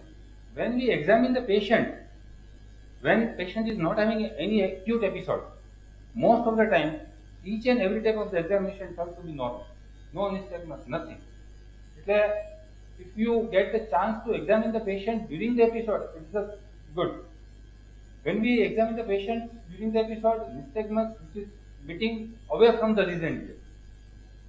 Progressive vestibular injury after the several episodes may produce the diminished vestibular ocular reflex, and it may be abnormal head thrust test, as Dr. Chendani has also shown. But according to my clinical experience, it's very difficult to judge clinically the abnormal vestibular ocular reflex in the head thrust test in a Meniere's patient. It's very easy to judge in the vestibular neuritis or any other pathology, but for the patient of the Meniere's, it is a little bit difficult to judge clinically. You could have stepping test, where many of the patients turn towards the affected side or the lesion side, and some of the patients may show the positive fistula test or the Tullio phenomena on the pneumatic otoscopy. There were lots of confusion before few years on the criteria for the diagnosis of the Meniere's disease, but 5 internationally renowned balance rated societies, they are having a consensus document on the criteria of the diagnosis of the Meniere's disease. They have categorized into 2 categories. One is the definite Meniere's, and second one is the probable Meniere's. Definite Meniere's, 2 or more episodes of the episodic vertigo lasting for 20 minutes to 12 hours, and audiometrically document low to mid frequency hearing loss at least at the one occasion. Fluctuating oral symptoms should be there in the affected ear, and not better accounted for any other vestibular diagnosis.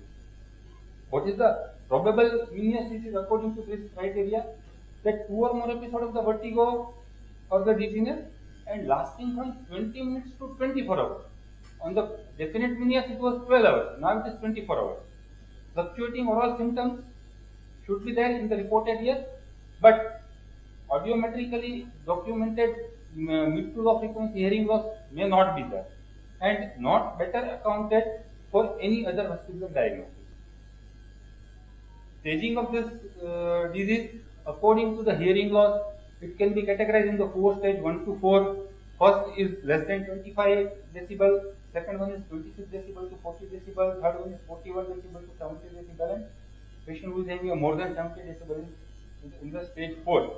Functionality scale again can be graded 1 to 6 according to the effect of the Meniere's disease episodes on the life of the patient, where the grade 1 is no effect on the routine life and grade 6 is totally disabled patient for more than 1 year. You won't believe that people suffering from the Meniere's disease, they have left their job.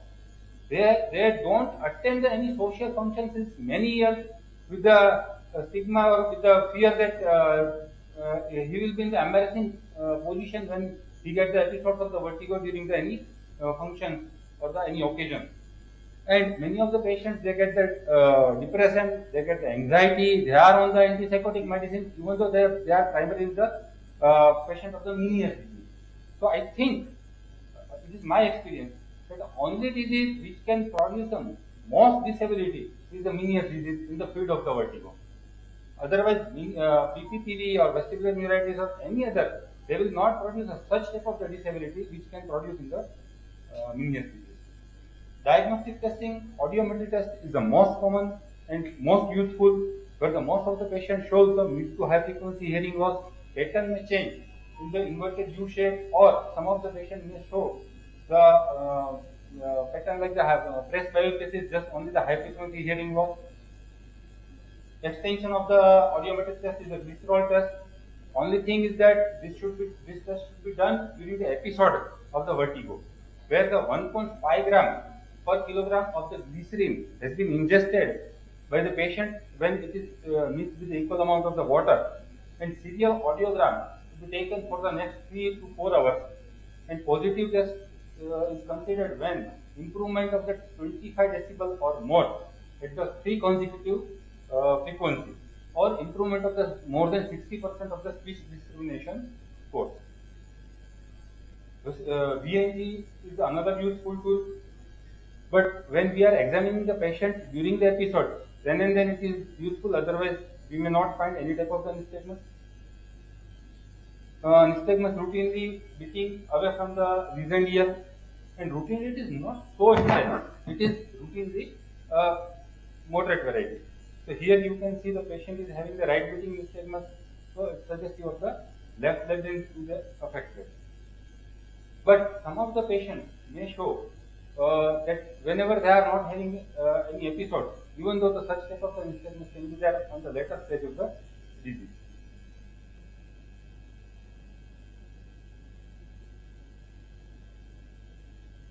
Video head impulse test, as I already told you that most of the time patient may have a labyrinthine injury over the period of time, but on the routine head first test clinically, we may not find just when we examine clinically head first test. So video head impulse test is another tool which can give us an excellent idea that what sort of the chronic injury is going there, and what sort of the abnormality of the vestibular ocular reflex is there. So most of the time there will be a OR second, not the OR second.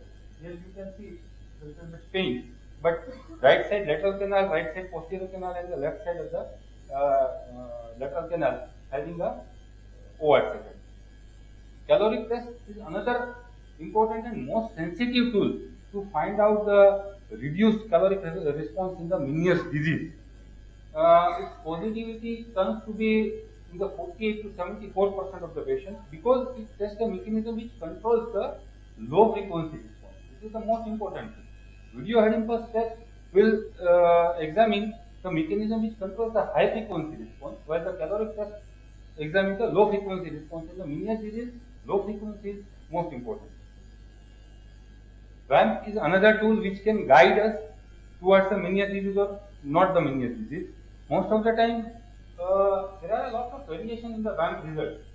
When you test the patient, whether it is an intra-episodic, whether it is a very initial episode, whether if it is an initial episode and if you test the patient intra-episodically, there is enough chance that the VAMP may be having a very high amplitude. But later on, after the several episodes, once the labyrinth gets injured, then amplitude of the VAMP may be reduced significantly. Similarly, ECOG is having also some role. Specifically, extra-tympanic non-invasive ECOG may have some help. Here you can see the patient is having the left side of the severe gravity of the deafness, and action potential and summative potential ratio is reduced. Radiological study. Let me say that any patient of the Meniere's disease, you cannot stamp as a Meniere's disease without having that MRI gadolinium contrast, because we need to exclude certain situations, certain things. Without that, there are lots of things which mimic the same as a Meniere's disease. So it will help to rule out the vestibular schwannoma. It will help to rule out the cerebrovascular accidents, multiple sclerosis, and much more. Children and young adults, we should go through the HRCT temporal bone even. Why? Because to rule out the enlarged vestibular aqueduct and Montanus discharge. And recently, some of the researchers, they are interestingly studied in the patient of the Meniere's disease, they inject the gadolinium contrast intratympanically, and some of them they combine intratympanic as well as the intravenous. And what they found, here you can see the figure A and C, it depicts the 3D reconstruction, while figure B and D, it shows the axial cross-section study of the labyrinth. Here A and D shows the moderate amount of the upper one, it shows the moderate amount of the hydropathic distension, while C and D shows the severe amount of the hydropathic distension. Only thing which is not covering this, that still this gadolinium contrast injected intratympanically, its safety is still not proved. So I think later on, after a few years, we may be in a position to diagnose our hydropic patient with such type of the study. Differential diagnosis, this is the most important slide of the my lecture. See friends, before 10 or 15 years, when any patient who is having a vertigo and hearing loss, it's okay, it's finished. He is a stamp case of the Meniere's disease. It was just like that. But nowadays, whatever the differential diagnosis are enumerated here, all of them may have a same symptom like a hearing loss, tinnitus, and it is mimicking the Meniere's disease. Bppv, many of the patients they show the bilateral tinnitus or unilateral tinnitus even, and most importantly, confusing point is the first episode of the early episode of the Meniere's disease, patient feels that when he moves his head, so he is having a dizziness. So he gives a positional vertigo history. When we put the patient in the deep sulfide memo, then and then we will come to know whether patient is having the Bppv or Meniere's disease. Vestibular migraine, I think it is the most confusing diagnosis, most confusing, and that's why another terminology is coined, which is called migraine Meniere's spectrum. તમે નક્કી જ ના કરી શકો ઘણી બધી વખત whether you are dealing with the patient of the migraine or whether you are dealing with the patient of the Meniere's, because migraine patients are also having a tinnitus, similar intensity of the tinnitus, fluctuating hearing loss, and hearing loss may be of the mild to moderate variety. So it's very difficult. According to my experience and clinical practice, after several episodes of the vertigo, Meniere's disease patients may have little bit more pronounced hearing loss rather than the Meniere's patient. But still, it is little bit the thing we should be very careful about the diagnosis. Vestibular neuritis or vestibular cochlear neuritis, particularly the first episode of the Meniere's disease and vestibular cochlear neuritis, they are almost similar. They are having a deafness, they are having a tinnitus and severe giddiness as well as nausea, vomiting. Only thing which we can differentiate in both of them is the abnormal head impulse test. Vestibular cochlear neuritis, almost all the cases, abnormal head impulse test on clinical examination will be there, while in the Meniere's it may be normal. Vestibular paroxysmal. Previously it was believed that vestibular paroxysmal is a very short duration episode and it was just jerky feeling and all that. But nowadays study shows that the patient of the vestibular paroxysmal, they are also having a very longer duration of the vertigo associated with the similar tinnitus and deafness even. So again, it is a confusing, and how we can differentiate. First, hyperventilation nystagmus may be there in the vestibular paroxysmia, and I think another thing is MRI brain can differentiate that vascular loop present in the vestibular paroxysmia. Vestibular schwannoma, same, hearing loss, progressive hearing loss, fluctuating tinnitus, and episodic vertigo will be there. Again, head impulse test will become abnormal in the vestibular schwannoma, and MRI brain will guide to the tumor. Perilymphatic fistula, after vestibular migraine, second commonest confusing diagnosis is the perilymphatic fistula, where Tulio phenomena are present, fistula test positive, and deafness, fluctuating hearing loss, vertigo. So how to differentiate it? Rhombux test is the tool where you can differentiate between the perilymphatic fistula and the vestibular, venous disease. I think Rhombux is the only positive and consistently positive in the perilymphatic fistula, where it can be very high, even its height will go beyond the graph. So again, you will have to be careful. Cerebrovascular accident, another thing we will have to be very careful, and that's why I told that without MRI it's very difficult to put the diagnosis of the Meniere's disease, particularly the ICA infarct. Maybe the confusing for the Meniere's disease, when the cochlear nucleus will involve, that it will produce the deafness as well as some of the time severe giddiness. Autosclerosis, another interesting thing. Most of the time, autosclerosis, conductive hearing loss, and you feel it's okay, it's the autosclerosis. But many of the patients of the autosclerosis are having a classical pattern of the vertigo, few minutes to few hours, nausea, vomiting, fullness of ear. And whenever we operate the patient and when we do the stepedotomy, all the things will go, everything, and the patient will be fine. So new terminology has been coined. It is called the autosclerotic Meniere's, where the deafness will be conductive. Rest of the symptoms will be of the Meniere's. Management, lifestyle modification is the first thing which we should tell to all of our patients. We are very reluctant to tell all these things to our patients, but we should concentrate on these things. Salt restricted diet. Before many years it was introduced, but nowadays we are telling all the patients. Another thing is potassium-rich fruits should be in the excess amount should be consumed by the patient. Sleep habits should be improved. Stress management should be there. Avoid the exposure to the loud sound. Nowadays, cell phone is in the use of the excess. Everybody is using the headphones, so it should be restricted. Pharmacological molecules which are using in the Meniere's disease, acetazolamide, since long it has been used. It produces, it diureses the inner ear and relieves the excess endolymphatic fluid volume. It gives excellent results in many of the patients. But long-term use of this molecule is restricted because of the side effects like hypokalemia, metabolic acidosis, renal and hepatic insufficiency, and hyperglycemia. It shows the excellent results. Another pharmacological molecule which gives the good results is a beta-histine, definitely. It is in the use since long. H1 agonist and H3 antagonist property. It improves the microcirculation, and that's why it normalizes the imbalance between the production and the absorption of the endolymphatic fluid. It's not a infarct pathology. It is a hydrotic distension which should be balanced. So microcirculation improvement helps in this way.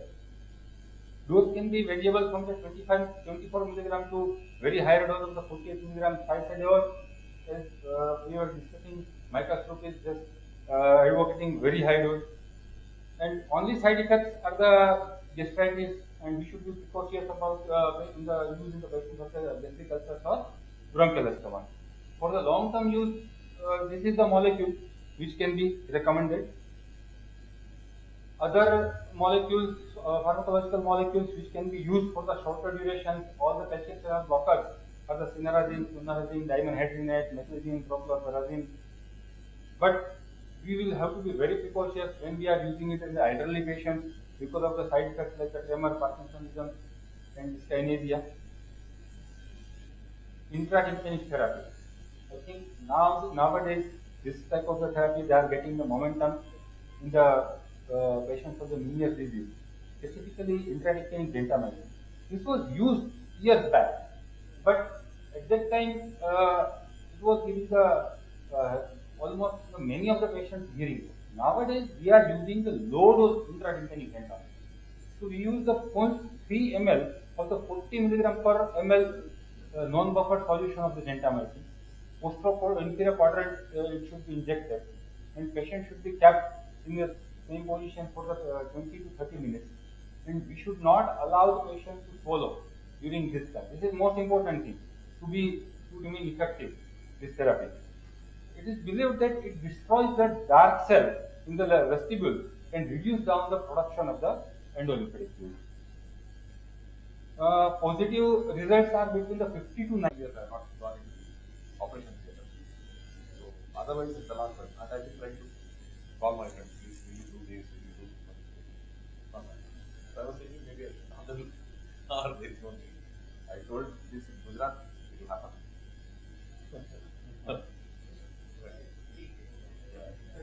I think that so I spoke to Dizziness also. So he asked me which is the slide. He told the smallest size they need. Smallest. Okay, sir. So thank you superbly so much. Superb. Comprehensive. And one question I wanted to ask you. For your clear-cut Meniere's patient, first prescription is what?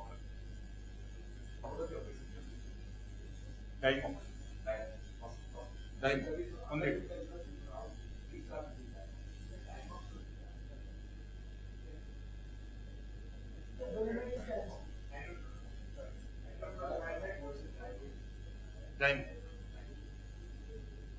Even I use 250 milligrams for first 20 days. Required half the dose to continue for the longer duration.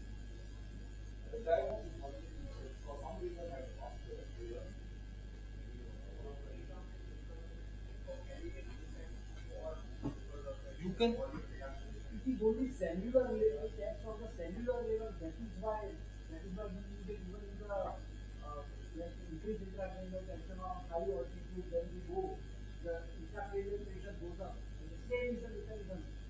The formation of CS utility in that with the ethical and not with the other diabetic if you want to use the diamonds for the longer duration, you can add the phosphor or something like that. So it will be very helpful. Yeah. Routine in 20 days, not more than that. If patient reverse, it's okay. Stop. 250. Woody. Sir PD में क्या होगा tingling numbness बहुत ज्यादा हो जाएगा patient will never trust you तो वो आपके पास आएगा ही इतना प्रॉब्लम हो जाएगा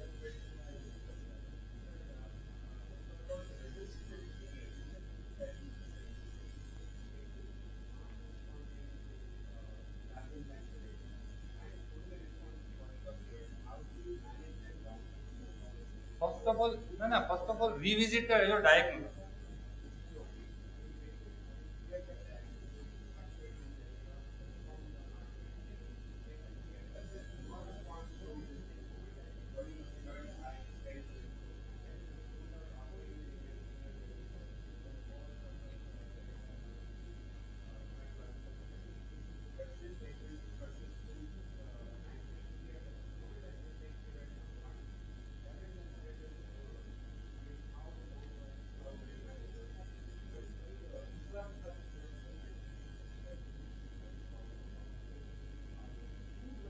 With each step,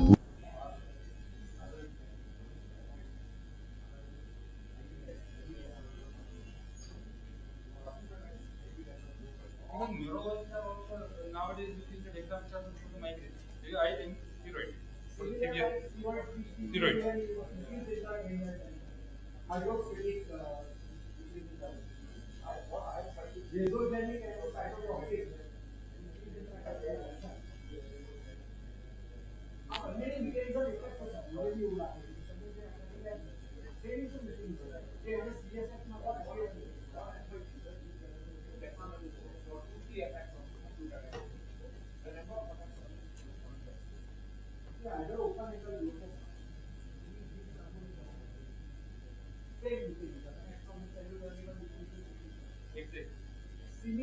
thing is happening here, severe things happen in the blood-brain barrier.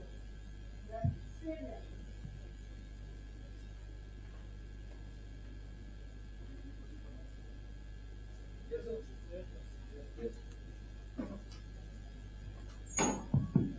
So all of you please, we can meet at 1:45. We'll have one patient. So 1:45 we meet again. Lunch is upstairs. 2 or 3 patients.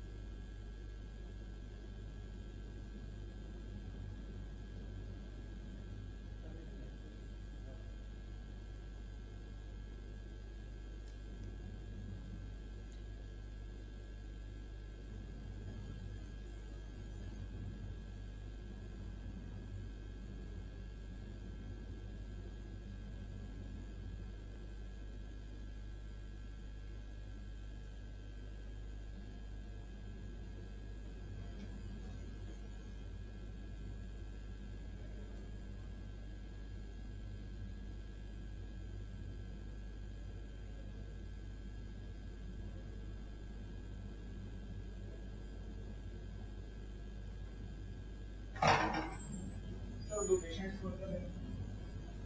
हाँ, patients को अंदर। हाँ, दोनों को बुला लेना। Sir, ऐसा हो तो हेलो। हाँ, सोफा पड़ा है तो देखिए सीएन का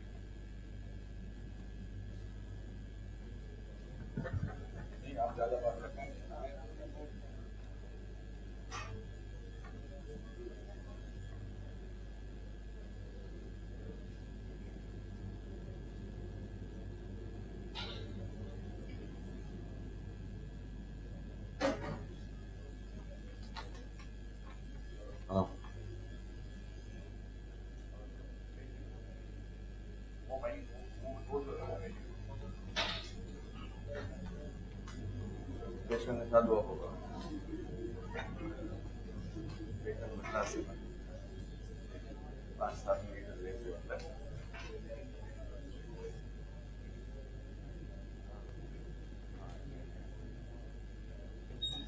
આ બંધ કરી દે દરવાજો અવાજ આવે.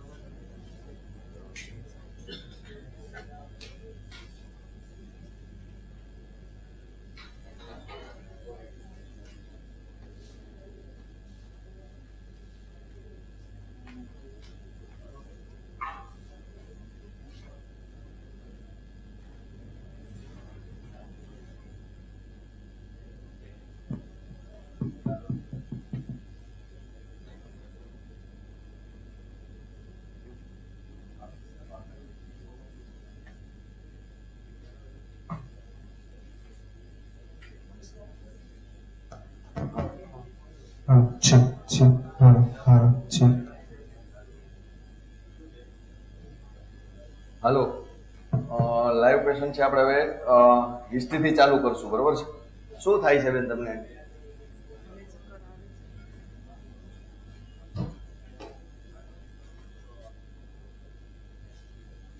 હાલો હાલો, ચેક. શું થાય છે તમને? મને ચક્કર આવે છે 7 વર્ષ થયા. 7 વર્ષથી ચક્કર આવે છે. બધા મહિનામાં કેટલી વાર ચક્કર આવે છે તમને? પેલા મને 12 મહિને એકવાર આવતા. 12 મહિને પેલા એક વખત ચક્કર આવતા. પછી એનાથી ઓછું થતું આવે. કે 7 મહિને 8 મહિને. બરોબર. હમણાં મને 5 મહિનામાં લાગત આવી. એક જ તાવ. 5 મહિનામાં કેટલી વાર ચક્કર આવ્યા તમને? 7 દિવસ. 5 મહિનાથી રોજ ચક્કર આવે છે? હા, રોજ આવતા. ડેઈલી? હા. એકે દિવસ ખાલી નથી જતો 5 મહિનામાં? બરોબર. અને ચક્કર ક્યારે વધારે આવે તમને? સૂતા હોય ત્યારે, બેઠા હોય ત્યારે કે ચાલતા હોય ત્યારે? સુઈને ઉઠું ત્યારે વધારે આવે. અને કાંઈ કામમાં મુવમેન્ટ વધારે કરું ત્યારે. આમ સ્થિર બેઠા હોય તો આવે કે સ્થિર બેઠા હોય તો નથી આવતા? નથી આવતા. સ્થિર બેઠા હોય તો નથી આવતા. આપણે હલવા જાય, કાંઈ પણ મુવમેન્ટ કરવા જાય એટલે તરત ચક્કર આવે. ચક્કરમાં શું થાય છે તમને? ચક્કરમાં મને એકદમ બધી આ દિવાલો ને બધી આમ ફરે આખું. ગોળ ગોળ ફરે એવું લાગે? દર વખતે ગોળ ગોળ ફરે કે ક્યારેક ખાલી હલે એવું લાગે? ના, દર વખતે ફરે જ છે. દર વખતે આખું આમ ફરે એવું લાગે. પછી કેટલી વાર એ ચક્કર આવે ત્યારે? પેલા મને 10 મિનિટ રહેતા, પછી વધી આમ ત્યારે 20 મિનિટ રહે. દર વખતે ચક્કર આવે એટલે 20 મિનિટ રહે છે? 10 મિનિટ, 20 મિનિટ, 5 મિનિટ આમ અલગ અલગ થાય. નક્કી ન હોય, ક્યારેક 5 મિનિટ રહે, ક્યારેક 10 મિનિટ રહે. અને આખા દિવસમાં કેટલી વાર આવે છે બેન ચક્કર? દિવસમાં એટલે મુવમેન્ટ બદલાવો ને તો આવે. સ્થિર બેઠી હું તો ના. દર વખતે મુવમેન્ટ બદલાવો ત્યારે આવે છે કે આખા દિવસમાં એવું ખાલી 2-3 વખત જ થાય છે? ના, એમ ખાસી વખત થાય. 10 વાર. અત્યારે તમે અહીંયાથી બેઠા થઈને અહીંયા આવ્યા તો આવ્યા ચક્કર કે નથી આવ્યા? હમણાં સારું છે. મને નીલભાઈ એક્સરસાઇઝ બતાવીને એના પછી. અને ચક્કર વધારે ક્યારે આવે? સુતા હોય ત્યારે, બેઠા હોય ત્યારે, એવું નહીં ગમે ત્યારે આવી જાય છે? હા, ગમે ત્યારે. ક્યારેક આમ ઊભી હોઉં તો સીધા આવી જાય. બરોબર. આમ બેઠા બેઠા ડોક હલાવવા જાવ તો આવે? ડોકમાં ઓછા આવે છે. ડોક હલાવો તો નથી આવતા? આખું બોડી તમે હલાવો ત્યારે વધારે આવે? સુવા ટાઈમે કઈ વધારે આવે કે એવું? સુઈ જાઉં, સ્થિર સુતી હોઉં તો બરાબર હોય. આમ મુવમેન્ટ કરું, પડખું બદલાવું તો વધારે આવે. ત્યારે વધારે ઉલટી ઉબકા એવું થાય, ઉલટી ચક્કર થાય આવે? મને, ઉલટી થાય છે. ઉલટી થાય? દરરોજ ઉલટી થાય છે? ના, દર વખતે નહીં, વધારે એકદમ વધારે ચક્કર આવે ને ત્યારે. વધારે ચક્કર આવે ત્યારે ઉલટી થાય. હા. આ છેલ્લા મહિનામાં વધારે ચક્કર ક્યારે આવ્યા? 1-1 કલાક એવા ચક્કર આવે કે એવા નથી આવતા? દર વખતે આમ 5-7 હા. મિનિટ આવીને જ વયા જાય દર છે? વખતે 10 મિનિટ, 20 મિનિટ એનાથી વધારે 10-20 મિનિટ એનાથી વધારે નથી. તમે કામ કરી શકો છો 1 મહિનાથી? આ 5 હમણાં મહિનાથી કે 5 કામ મહિનામાં નથી કામ કરતા? નથી કર્યું. 5 મહિનાથી કામ નથી કરતા, બિલકુલ આરામ જ કરો. માથું દુખે ક્યારે? માથું ભારે રહે છે, દુખતું નથી. માથાનો દુખાવો પહેલા ક્યારે થતો? ના, મને 5 વર્ષ પહેલા, 10 ના, વર્ષ ના. પહેલા ક્યારે? ના, કે માથાનો દુખાવો ક્યારે થયો જ નથી? માથાનો દુખાવો મને નથી થયો. આ ચક્કર ચાલુ થયા ને હમણાં 5 મહિના વધારે હતા ને ખાલી ભારે રહે છે. ક્યાં ભારે રહે એમાં? અહીંયા પાછળ. ક્યારે માથાની ટેબ્લેટ ખાધી છે ક્યારે તમે પહેલા? હા, ત્યાં હું વિદેશથી આવું છું, કેન્યાથી. બરોબર. ત્યાં અમને પેનાડોલ દે બધા ડોક્ટર. એટલે મેં એ જ જોયું. માથું દુખે, માથું ચડે, સુઈ જવું પડે એવું ક્યારે માથું દુખે કે એવું થાય છે? ના, સુવાથી મને માથું કે મટે માથાનો નહીં. દુખાવો કોઈ દિવસ થયો જ નથી? ના, મને નથી થયો. માથું દુખે એવું ક્યારે? ના, ના, નથી થયું ક્યારે. બરોબર. ચક્કર આવે ત્યારે કાનમાં કાંઈ થાય છે? અવાજ આવે મને, ઝીણો ઝીણો. કયા કાનમાં અવાજ આવે? આ કાનમાં. એ કેટલા દિવસથી અવાજ આવે છે? એ મને ચક્કર જ્યારે આવે ત્યારે આવે જ છે. દર વખતે ચક્કર આવે એટલે કાનમાં અવાજ આવે છે? સાવ ઝીણો ઝીણો. જેટલી વાર ચક્કર આવે એટલી વાર અવાજ હા, આવે? જેટલી વાર આવે ત્યારે. પછી કાન ભારે ભારે થઈ જાય અવાજ આવે ત્યારે? ના, ના. ચક્કર આવે ત્યારે કાન ભારે ભારે થઈ જાય? ના, ભારે કાન ભારે નથી થતા. સાંભળવાનું બરોબર છે કે સાંભળવાનું ઓછું લાગે તમને? સાંભળવાનું બરાબર છે. સાંભળવાનું બરોબર. સાંભળવામાં કાંઈ ઇફેક્ટ નથી ના. થતી? જ્યારે ચક્કર આવે, જ્યારે તમે કીધું 10-15 મિનિટ જે ફરવા માંડે ત્યારે કાનમાં શું થાય? ત્યારે મને કાનમાં કાંઈ નથી થતું ત્યારે. હમણાં કયો છો ને અવાજ આવે છે? એટલે અવાજ મને ત્યારે આવે કે હું જ્યારે એકદમ ચક્કર આવ્યા હોય ને આપણે કે બધા સીધા સુઈ જવાનું, ત્યારે પછી એમ સીધી સૂતી હોય ને તો ઝીણો ઝીણો અવાજ આવે. તમને ચક્કર આવવાના હોય તો ખબર પડી જાય કે હવે મને ચક્કર આવે? હા, શું મને થાય? રાતથી જ ખબર પડી જાય. શું થાય? રાતથી રાત્રે ખબર પડી મને જાય? શું ઊંઘ થાય? ના આવે ને એકદમ માથું ભારે થઈ જાય છે. ક્યાં ભારે થાય? અહીંયા. બરોબર. અને જ્યારે ચક્કર આવે ત્યારે તમારા બોલે અવાજ આવે, એ અવાજ પછી કન્ટિન્યુ ચાલુ રહે છે ના, કે ના. વચ્ચે વચ્ચે બંધ થઈ જાય છે? બંધ થઈ જાય છે. વચ્ચે વચ્ચે બંધ થઈ જાય જાય છે. છે. સાંભળવાનું તમને બરોબર લાગે હા, છે? સાંભળવાનું બરાબર. માથાનો દુખાવો બહુ નથી થતો? ના, ના. કે ક્યારેક ક્યારેક થાય છે? મને જ્યારે ચક્કર આવે ને ત્યારે જ માથું દુખે, નહીં તો નથી. દુખે છે કે ખાલી ભારે ભારે લાગે છે માથું? એટલે એમ એકદમ ન દુખે. એમ થાય ને કે હવે એકદમ બહુ જ ચક્કર આવ્યા હોય તો એ સેજ માથું મને દુખે. અને આમ ભારે તો મને 24 કલાક રહે છે. 24 કલાક ભારે રહીએ, ક્યારેક ક્યારેક માથું દુખે ખરું. હા. પછી વધારે ચક્કર તમે તડકામાં જાઓ કે એવું કરો તો આવે કે એવું નથી કઈ? ના, ત્યાં તડકો ન હોય. કેન્યામાં તડકો નથી. હા, એટલે ત્યાં તડકો નથી. અમે ત્યાં છાયામાં જ રહીને ઠંડી બહુ હોય ત્યાં. બરોબર. પછી ઘોંઘાટમાં જાઓ તો વધારે ચક્કર આવે કે એવું ના. થાય કે ઘોંઘાટ આપને ગમે નહીં કે એવું થાય કે ઘોંઘાટમાં એવું જાય નથી મજા ન થતું. આવે કે એવું કાંઈ નથી થતું? ના. બરોબર છે. તો ચક્કર માટે ત્યાં દવા લ્યો છો કે આટલા વર્ષથી આવે છે તો હા. શું લ્યો છો તમે દવા? હમણાં મને એને બીટા દીધી હતી. ઈ જ ગોળી મને એને આપે છે. બીટા ઈસ્ટી? હા, એ દર વખતે એ જ આપે બરોબર. છે. ઈ લ્યો એટલે મટી જાય છે? એટલે મટી જાય પછી વળી એમ થાય ને કે 3-4 મહિના નીકળી ગયા વળી પાછું ફરીથી થાય છે. હમણાં 5 મહિનાથી કન્ટિન્યુઅસ હા, આવે છે. continuous નહીંતર એટલે વચ્ચે દવા લ્યો એટલે વળી 3-4 હા, મહિના હા. સારું થઈ જાય તમને. અને દર વખતે ચક્કર આવે ત્યારે તમરા બોલે કે દર વખતે નથી બોલતા? ના, એટલે હમણાં મને વધારે થયું છે ને ત્યારે જ એવું થાય છે. બીજું કઈ બીપી, ડાયાબિટીસ કે કાંઈ નથી. બીજી કઈ દવા ચાલુ છે? ચક્કર સિવાયની કઈ દવા ના, લેતા હમણાં હોય કે પગ એવું? બતાવે છે ને તો હમણાં જ ચાલુ કરી છે. પગમાં શું થાય છે? પગમાં દુખતો ઘોટાણ. એના સિવાય બીજી દવા ના. રેગ્યુલર કઈ લેતા હોય એવી ના, કોઈ ના. દવા કે કઈ નથી? કાંઈ નથી. મને જરાક એસિડિટી નો પ્રોબ્લેમ છે પણ હું દવા કાંઈ નથી લેતી. ચક્કર આવે ત્યારે ગેસ કે એવું થાય છે? એસિડિટી થાય છે. એસિડિટી થાય છે રેગ્યુલર? એસિડિટી દવા રેગ્યુલર લ્યો છો? ને હમણાં જ ચાલુ કરી છે. વીરભાઈ આપી છે. सर उसको कंप्लेन है giddiness? Most of the things I understood. हाँ. I don't know, but vestibular language is like that. हाँ. Tinnitus is it versatile? नहीं सर, वो टिनिटस का ऐसे क्लियर कट हिस्ट्री नहीं दे रही है. वो जब गिडीनेस होता है तब आता है.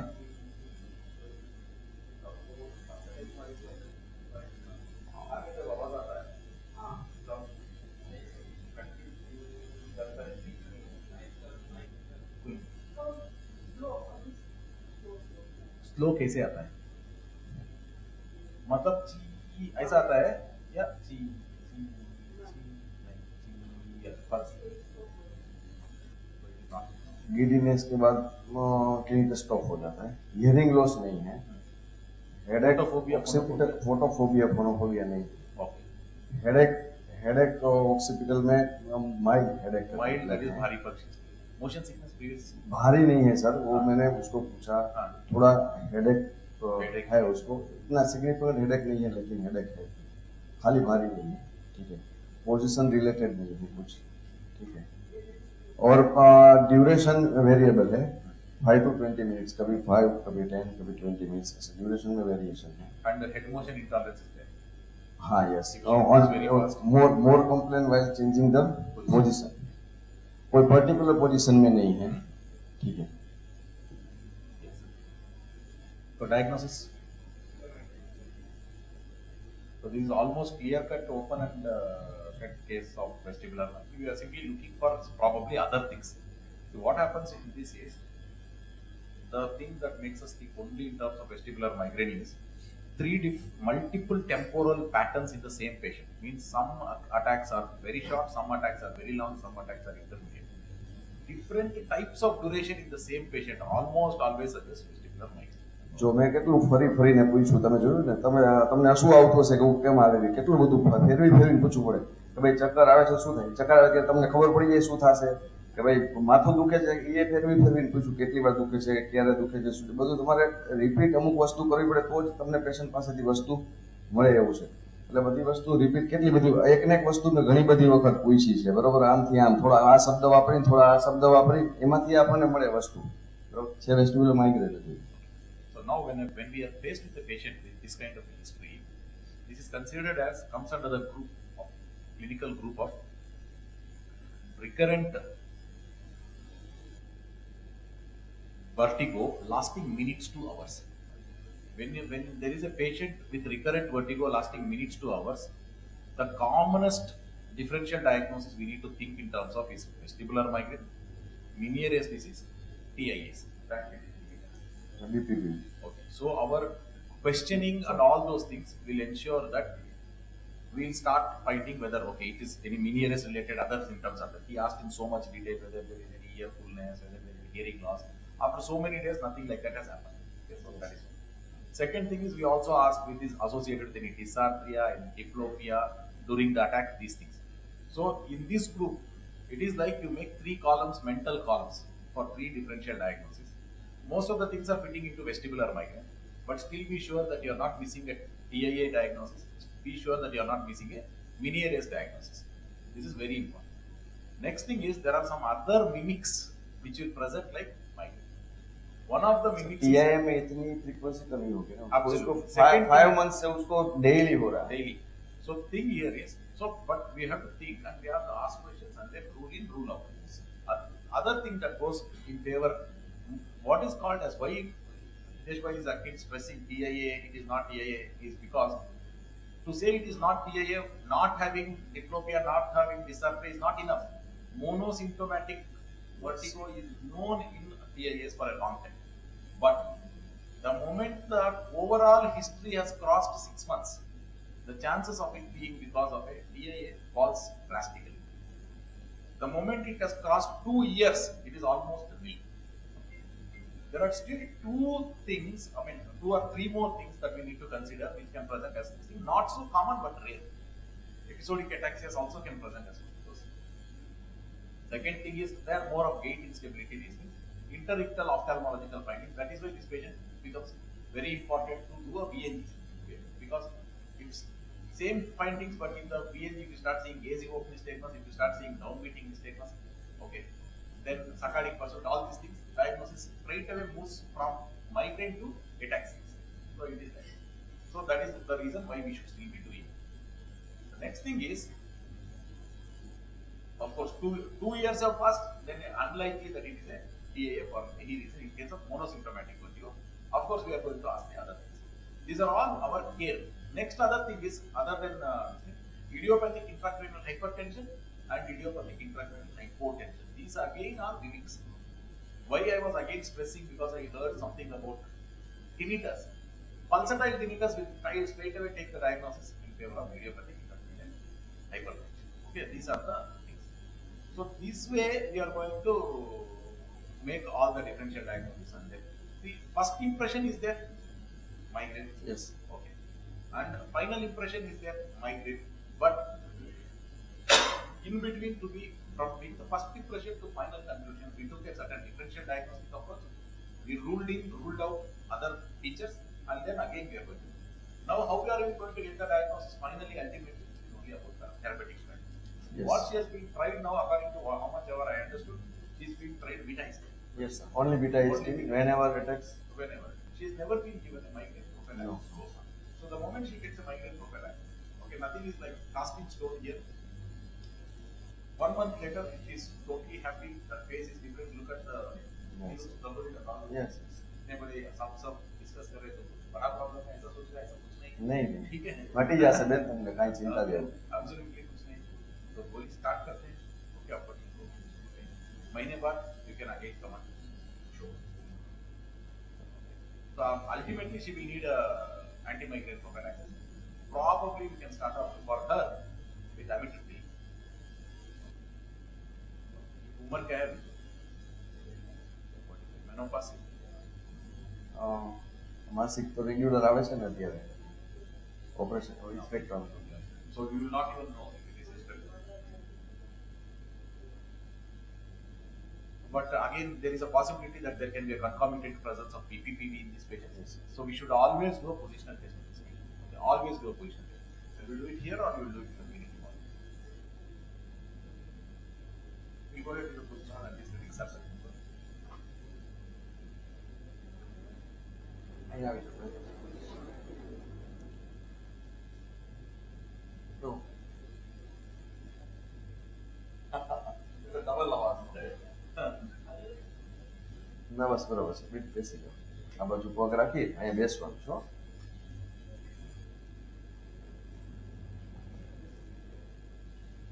બેસી જાઓ. પગ ઓ બાજુ રાખી દો અને અહીંયા બેસી જાઓ બેન. પગ ઓ બાજુ રાખી દો બેન.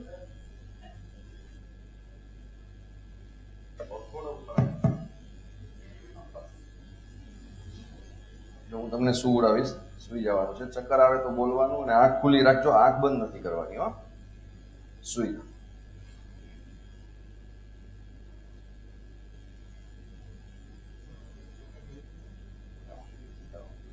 ચક્કર આવે છે.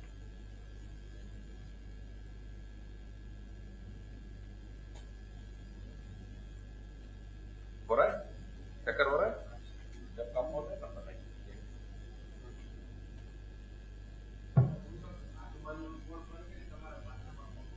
मेरी तरफ देखिए. नहीं, सिर्फ आंखों से देखिए, सिर्फ आंखों से देखिए.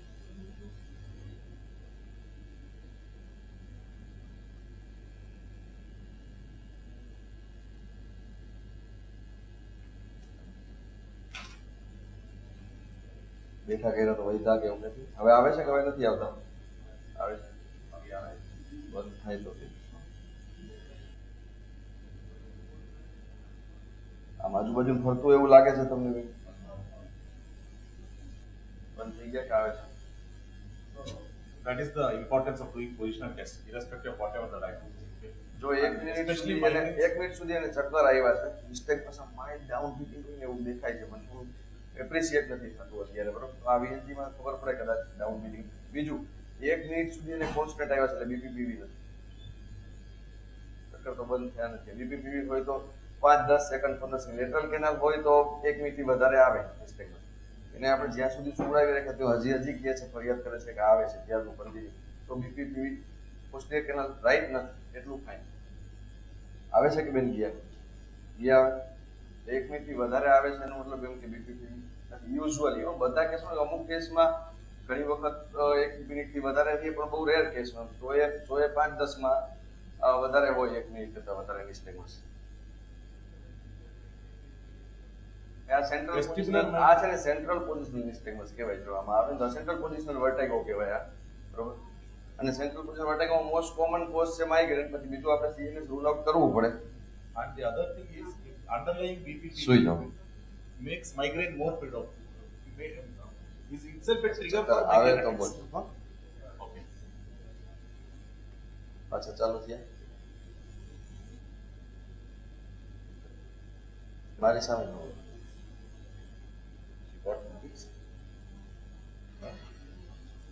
इस तरफ ज्यादा है, उस तरफ ज्यादा है?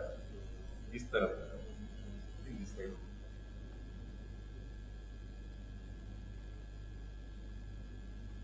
अभी बंद हो गया? આવે છે કે ત્યાં?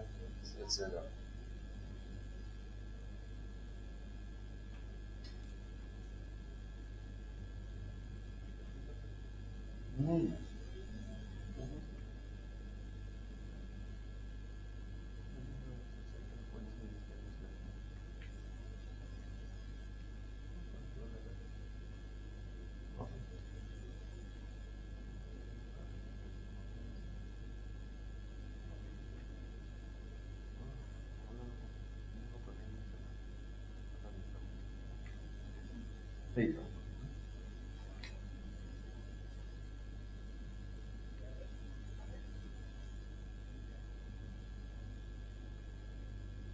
You can possibly start off anti-migraine treatment.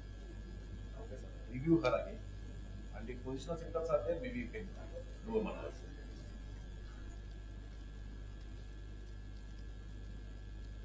क्या हो रहा है? ठीक है. वो भारीपन कम हुआ? सर में भारीपन कम हुआ? थोड़ा सा. आपको ठीक होता है. सर गोली लिख के देते हैं और बाद में 1 हफ्ते के बाद बुलाएंगे. 3 महीने. कम से कम लेना. कहाँ रहना था? नहीं બેન તો અહીંયા દવા મળી જશે. अभी तो वीडियो कंसल्टेशन कर सकते हैं सर. व्हाट्सएप यार रहने की जरूरत नहीं. आपको रहना है तो ऐसा लेटर लिख के देना है तो लिख के देना. ठीक है रखो. Already is decided.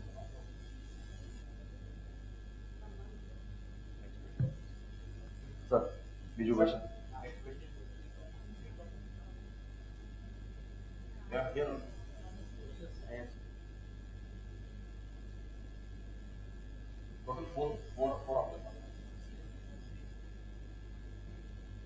આવી જાઓ બેન. બેસો. શું થાય છે તમને? 2 મહિનાથી ચક્કર આવે છે. બધાને 2 મહિનાથી ચક્કર આવે છે અને રોજ ચક્કર આવે છે બેન કે રોજ નથી આવતા 2 મહિનાથી?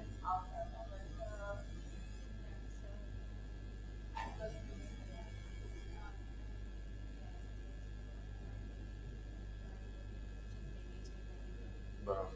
2 મહિનાથી રોજ મેં શું પૂછ્યું બેન? 2 મહિનાથી રોજ ચક્કર આવે છે કે રોજ નથી આવતા? આખા દિવસમાં 4-5 વખત ચક્કર આવે. ઘણીવાર વધારે પણ થાય. વધારે ચક્કર ક્યારે આવે? તમે સૂતા હોય ત્યારે, બેઠા હોય ત્યારે કે હાલતા હોય ત્યારે? ગમે ત્યારે આવે. આજુબાજુનું ફરતું હોય એવું લાગે. વધારે ચક્કર ક્યારે આવે છે? સૂતા હોય ત્યારે આવે બેન કે સૂતા હોય ત્યારે કાંઈ ન થાય?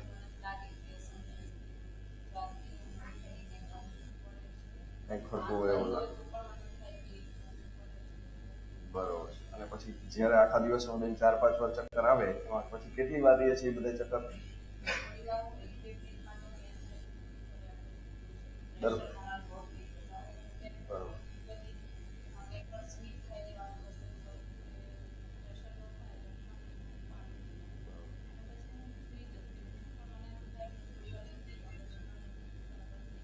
સુઈ જાવ એટલે પાછું સરખું થઈ જાય. દર વખતે નહીં. અને દર વખતે ચક્કર આવે બેન, દર વખતે 5 મિનિટ આવે છે ક્યારે અડધો કલાક આવ્યા છે? બરોબર.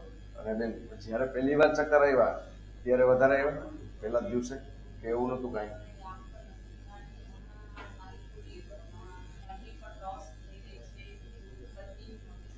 એવું લાગે છે.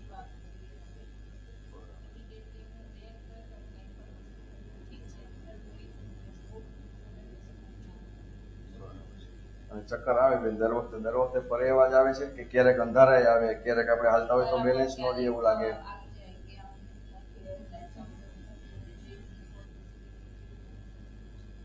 ફરે એવા આવે છે અને અંધારાય આવે, બે વસ્તુ થાય. પછી ફરે એવા વધારે આવે છે અને અંધારા ઓછા, પણ અંધારાય આવે છે ખરા? બરાબર. અને ચાલતા હોય તો આપણે આમ આડા આવડા હલવા માંડીએ કે પગી જાય કે એવું લાગે? બરાબર.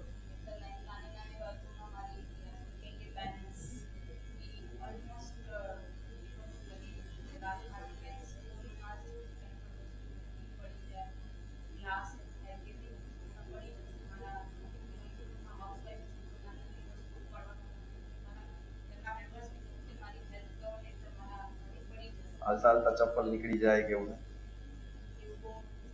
નહીં, આપણે ચાલતા હોય તો ચપ્પલ નીકળી જાય, આપણે ખબર ના પડે કે એવું કઈ થાય કે ચાલતા ચાલતા ચપ્પલ નીકળી જાય કે એવું નથી થતું?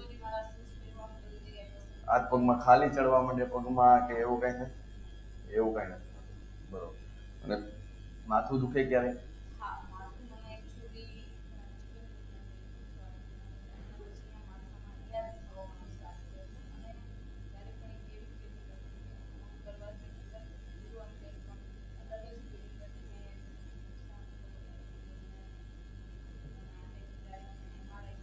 કરે એવું તો અમારે નોર્મલ. માથું ક્યાં દુખે ત્યારે?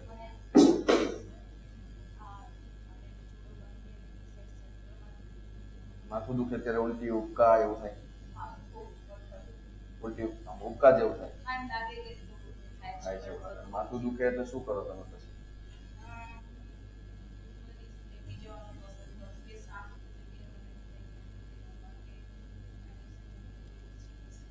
મેડિસિન નો છે પણ બરોબર. મહિનામાં કેટલી વાર માથું દુખતું? દુખાવો માથું દુખે એટલે આમ સુઈ જવું પડે એવું માથું ચડે કે એવું નહીં? ઓકે બરોબર.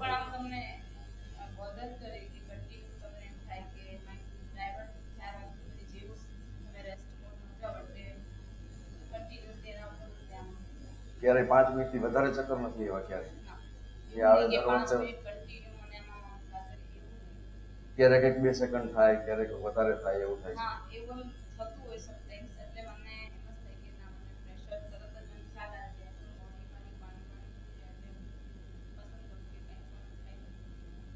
ચક્કર આવે ત્યારે કાનમાં કઈ થાય? બે કાનમાં કે એક કાનમાં? કેવો અવાજ આવે છે? કમરા બોલે, સીટી વાગે, કન્ટિન્યુઅસ અવાજ આવે? ચક્કર એવું નથી. ચક્કર આવે ત્યારે અવાજ વધી જાય કે એવું થાય? એની ખબર નથી પડતી. સાંભળવામાં બરોબર કે સાંભળવાનું કઈ ઓછું લાગે તમને?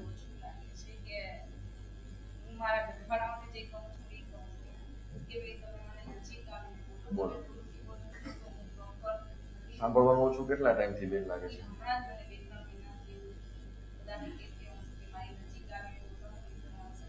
કોઈ તડકે જાઓ તો તમને કઈ થાય? ઘોંઘાટમાં જાઓ કે તડકે જાઓ? શું થયું હતું?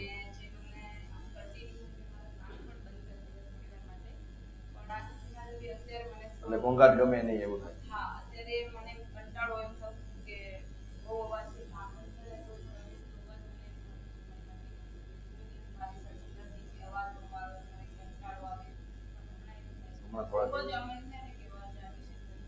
અને માથાનો દુખાવો કેટલા ટાઈમથી તમને થાય છે? એ પેલા ક્યારે માથું દુખતું? લાઈફમાં ક્યારે પેલા માથું નથી દુખતું ક્યારે?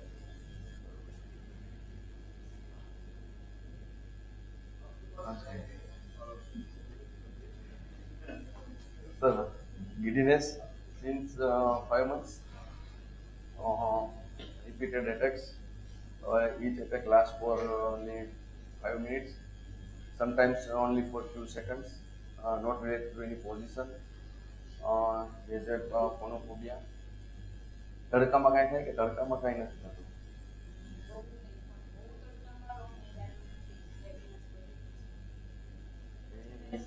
She felt that little bit memory loss. Sometimes tinnitus. Tinnitus not related to giddiness. The headache since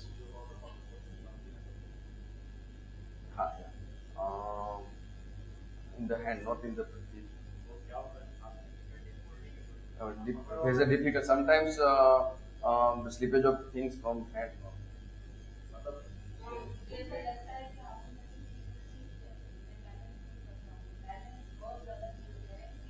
Imbalance.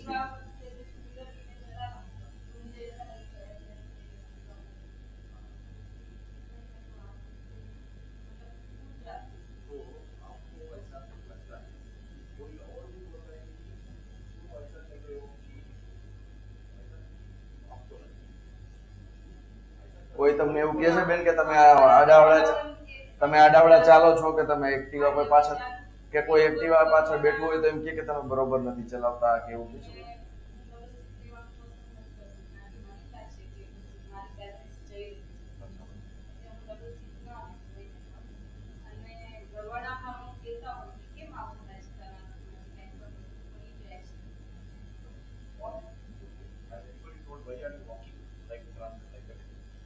તમે આમ હાલતા હોય તો તમે આમ તમે કીધું ને બેલેન્સ નથી રહેતું આમ પગી જાય છે આપણે તો એ તમને એવું લાગે છે કે ઘરના લોકો કહે છે કે તું તમે એવી રીતના ચાલો છો એમ?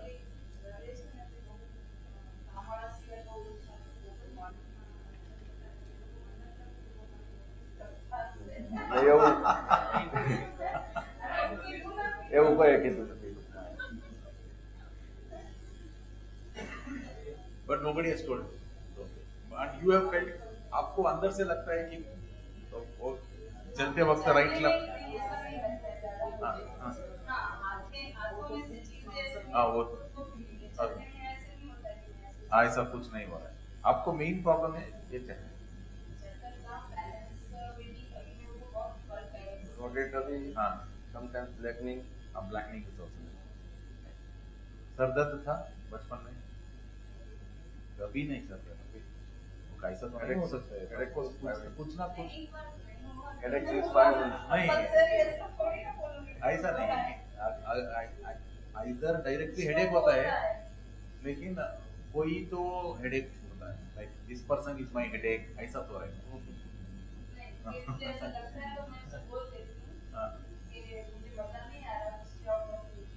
ऐसा होता है तो ऐसा होता है तो सबके घर में होता है.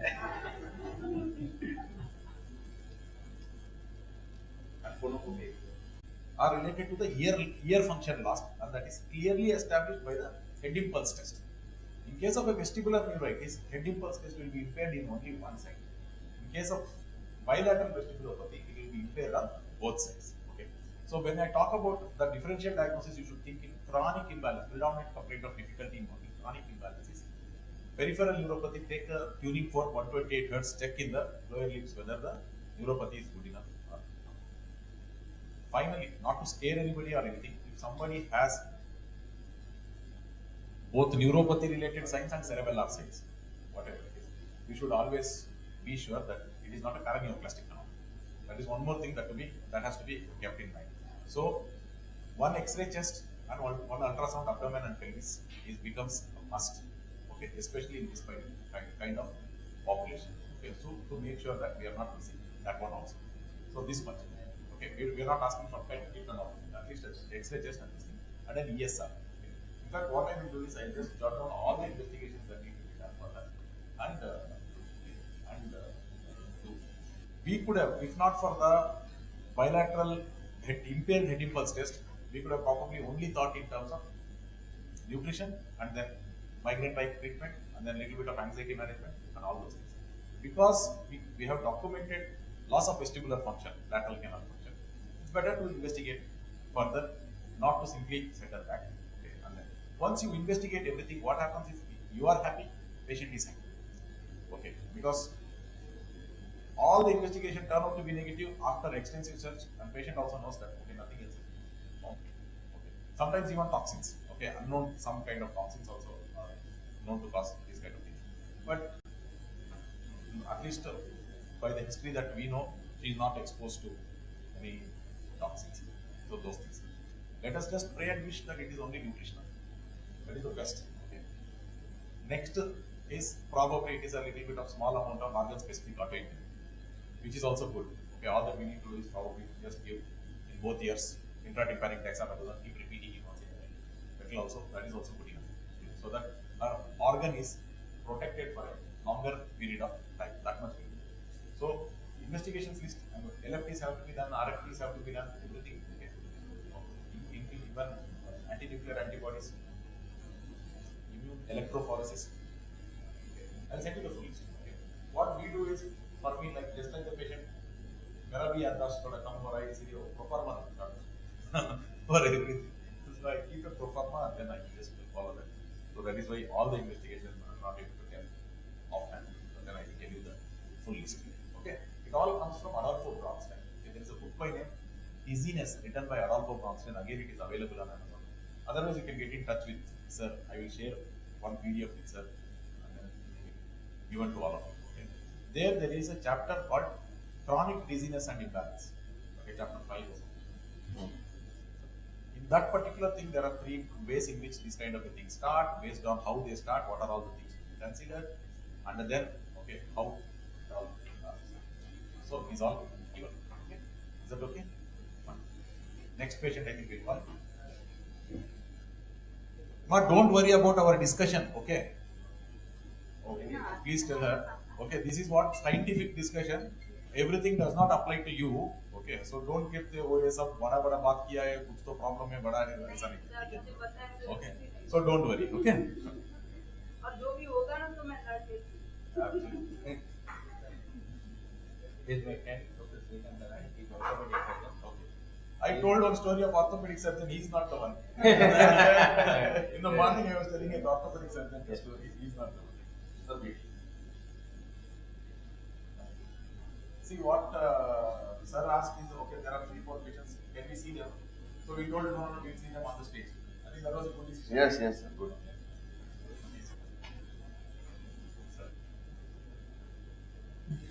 Thank you, sir.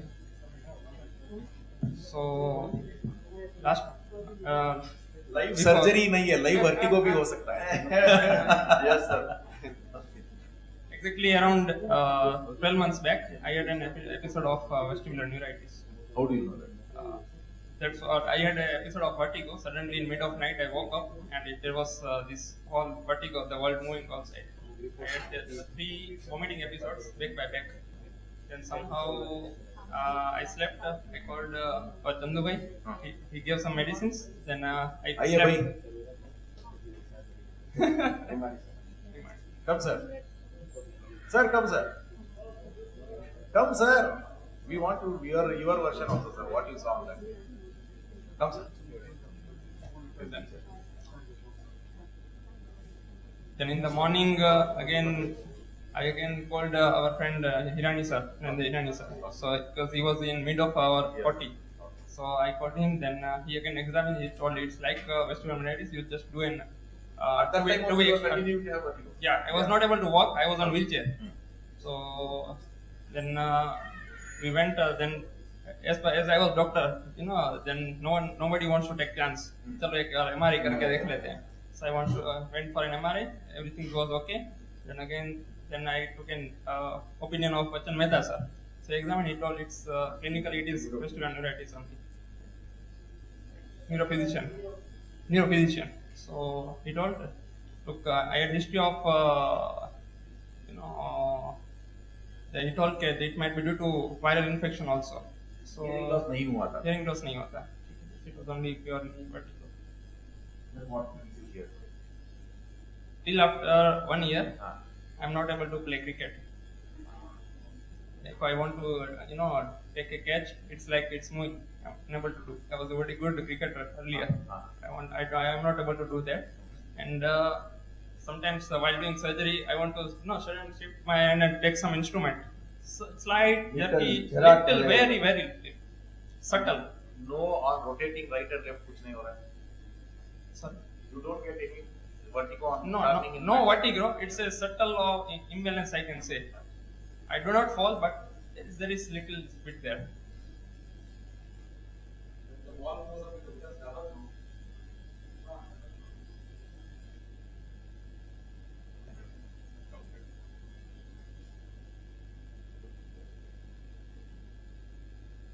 માથું ફેરો તો તમારે નાખવું પડે જોવાનું છે ને સેન્ટર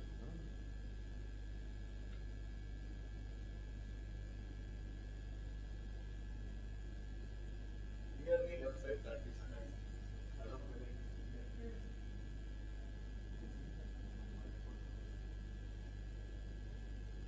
ઝૂમ આંખ ઉપર ઝૂમ થશે.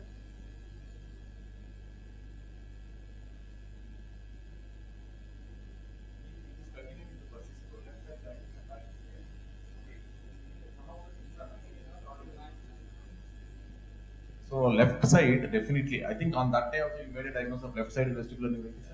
Left side. So left side and corrective saccade is there, definitely there. Some of the thing clinically it may not be that apparent unless you do, but it is not that it is definitely not apparent. What you can do is you can put your phone on a tripod and put it as slow motion 240 fps and then record it. You will be able to see that particular correctives occur on the left side. Basically, this is an uncompensated, dynamic uncompensated, okay, of the peripheral vestibular deficit. So what he needs again is, madam, okay, madam is there to give aggressive rehabilitation so that you are જો વેસ્ટિબ્યુલર ન્યુરોનાઇટિસ થાય ને એટલે બધું કામ કરતું બધું ઓછું છે એના કારણે બીજું કાંઈ હવે એથ્લેટ્સ કે બેલેન્સનો પાવર વધારે એમ આપણે વધારવાનો છે, સિમ્પલ છે, બરોબર ને? એટલે બધી એક્સરસાઇઝ કન્ટિન્યુ પણ ટાઈમ કાઢીને કરવી પડશે સાહેબ. અડધો કલાક સવારે, અડધો કલાક બપોરે, અડધો કલાક રાત્રે તમારે ટાઈમ કાઢીને કરવી પડશે. આપણે ડોક્ટર ટાઈમ નથી કરતા નથી એટલે. Actually, what I meant at that time, sir, after 1.5 to 2 months, I did regular exercises. Everything was fine. Day-to-day activities was all okay. Then after around 6 months of the episode, then we had બોલમાં જ problem થાય છે ને sir? we had this tournament.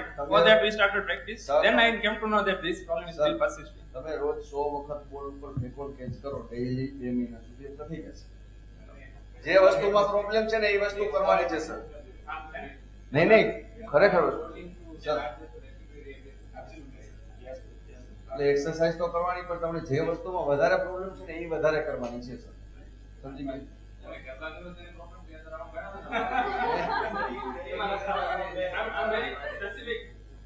બોલમાં જ problem છે એટલે તો 200 વખત બીજી ના કરો તો કઈ નહીં, 200 વખત. One thing is, અને આઈ મોમેન્ટની exercise if he misses a catch, he can blame on the vestibular neuritis. And where was that fake IPL organized? Here only, no, near Bujj only, no? Okay. Okay. I will demonstrate one more thing what is happening. Why he is complaining of so much, while other people are not compensated, actually don't complain of so much. And that is this. Generally, so many times, people do the 80%. How many days have passed? 1 year. Why not? Sir,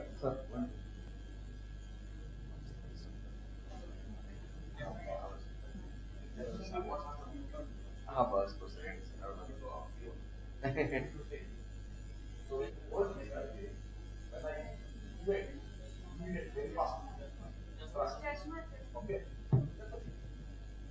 So when you give an immediate thrust, I can easily see his eyes. Generally, what some people do after some time of having a uncompensated vestibular deficit is they close their eyes. So when the head is actually moving, their eye is closed. Under the closed eye, the eye will recorrect itself. Then they will open. Okay. So then they will not complain so much. He doesn't have that. Okay. So he has not developed that kind of phenomenon. Probably he doesn't want it because he wants to really look at the ball all the time. So that kind of a composition has not developed. So that is why he needs somebody a little more than the other people. I think with aggressive rehabilitation, you will develop strategies to take care of it. That nerve may not recover. So, but then some kind of rebalancing will happen where the gain of the opposite side's negative side is also restored, and then things will happen. So, it should be proper rehabilitation. So, listen to the lecture of rehabilitation. Right side was perfect, sir. Right side was perfect. Okay. Left side, a clear-cut saccade is there. Clear-cut.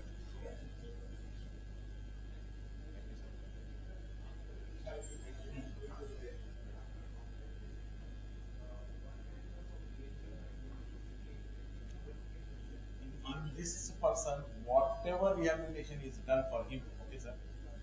If you do ENT, post high frequency head check, you will still end up getting a this thing. Second is caloric test will always be abnormal. Why caloric always? test, huh?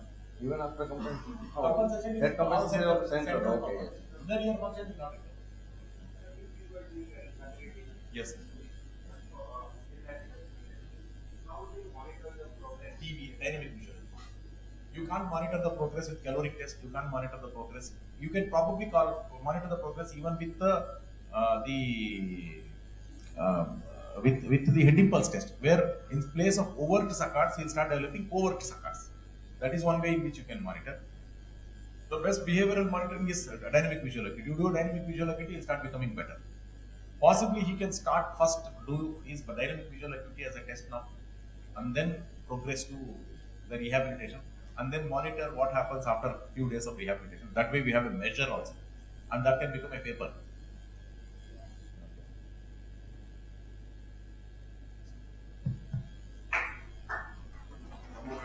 I think we have 3. No, I think because of this presentation. No, sir. No, my presentation is over now.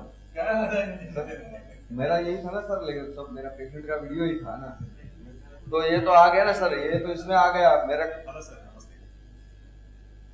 શું થાય છે તમને? यही मेरे video में था sir. શું થાય છે? એક ચક્કર આવે છે, બરાબર, અને બીજું આ કાનમાં હમણાં 2 મહિનાથી પ્રોબ્લેમ થઈ ગયો છે, 90% સંભળાતું નથી. બરાબર, મારી રિપોર્ટ આપણે બરાબર છે, હમણાં બરાબર ઇન્ક્લુડ કર્યો છે. ચક્કર કેટલા ટાઈમથી આવે છે તમને?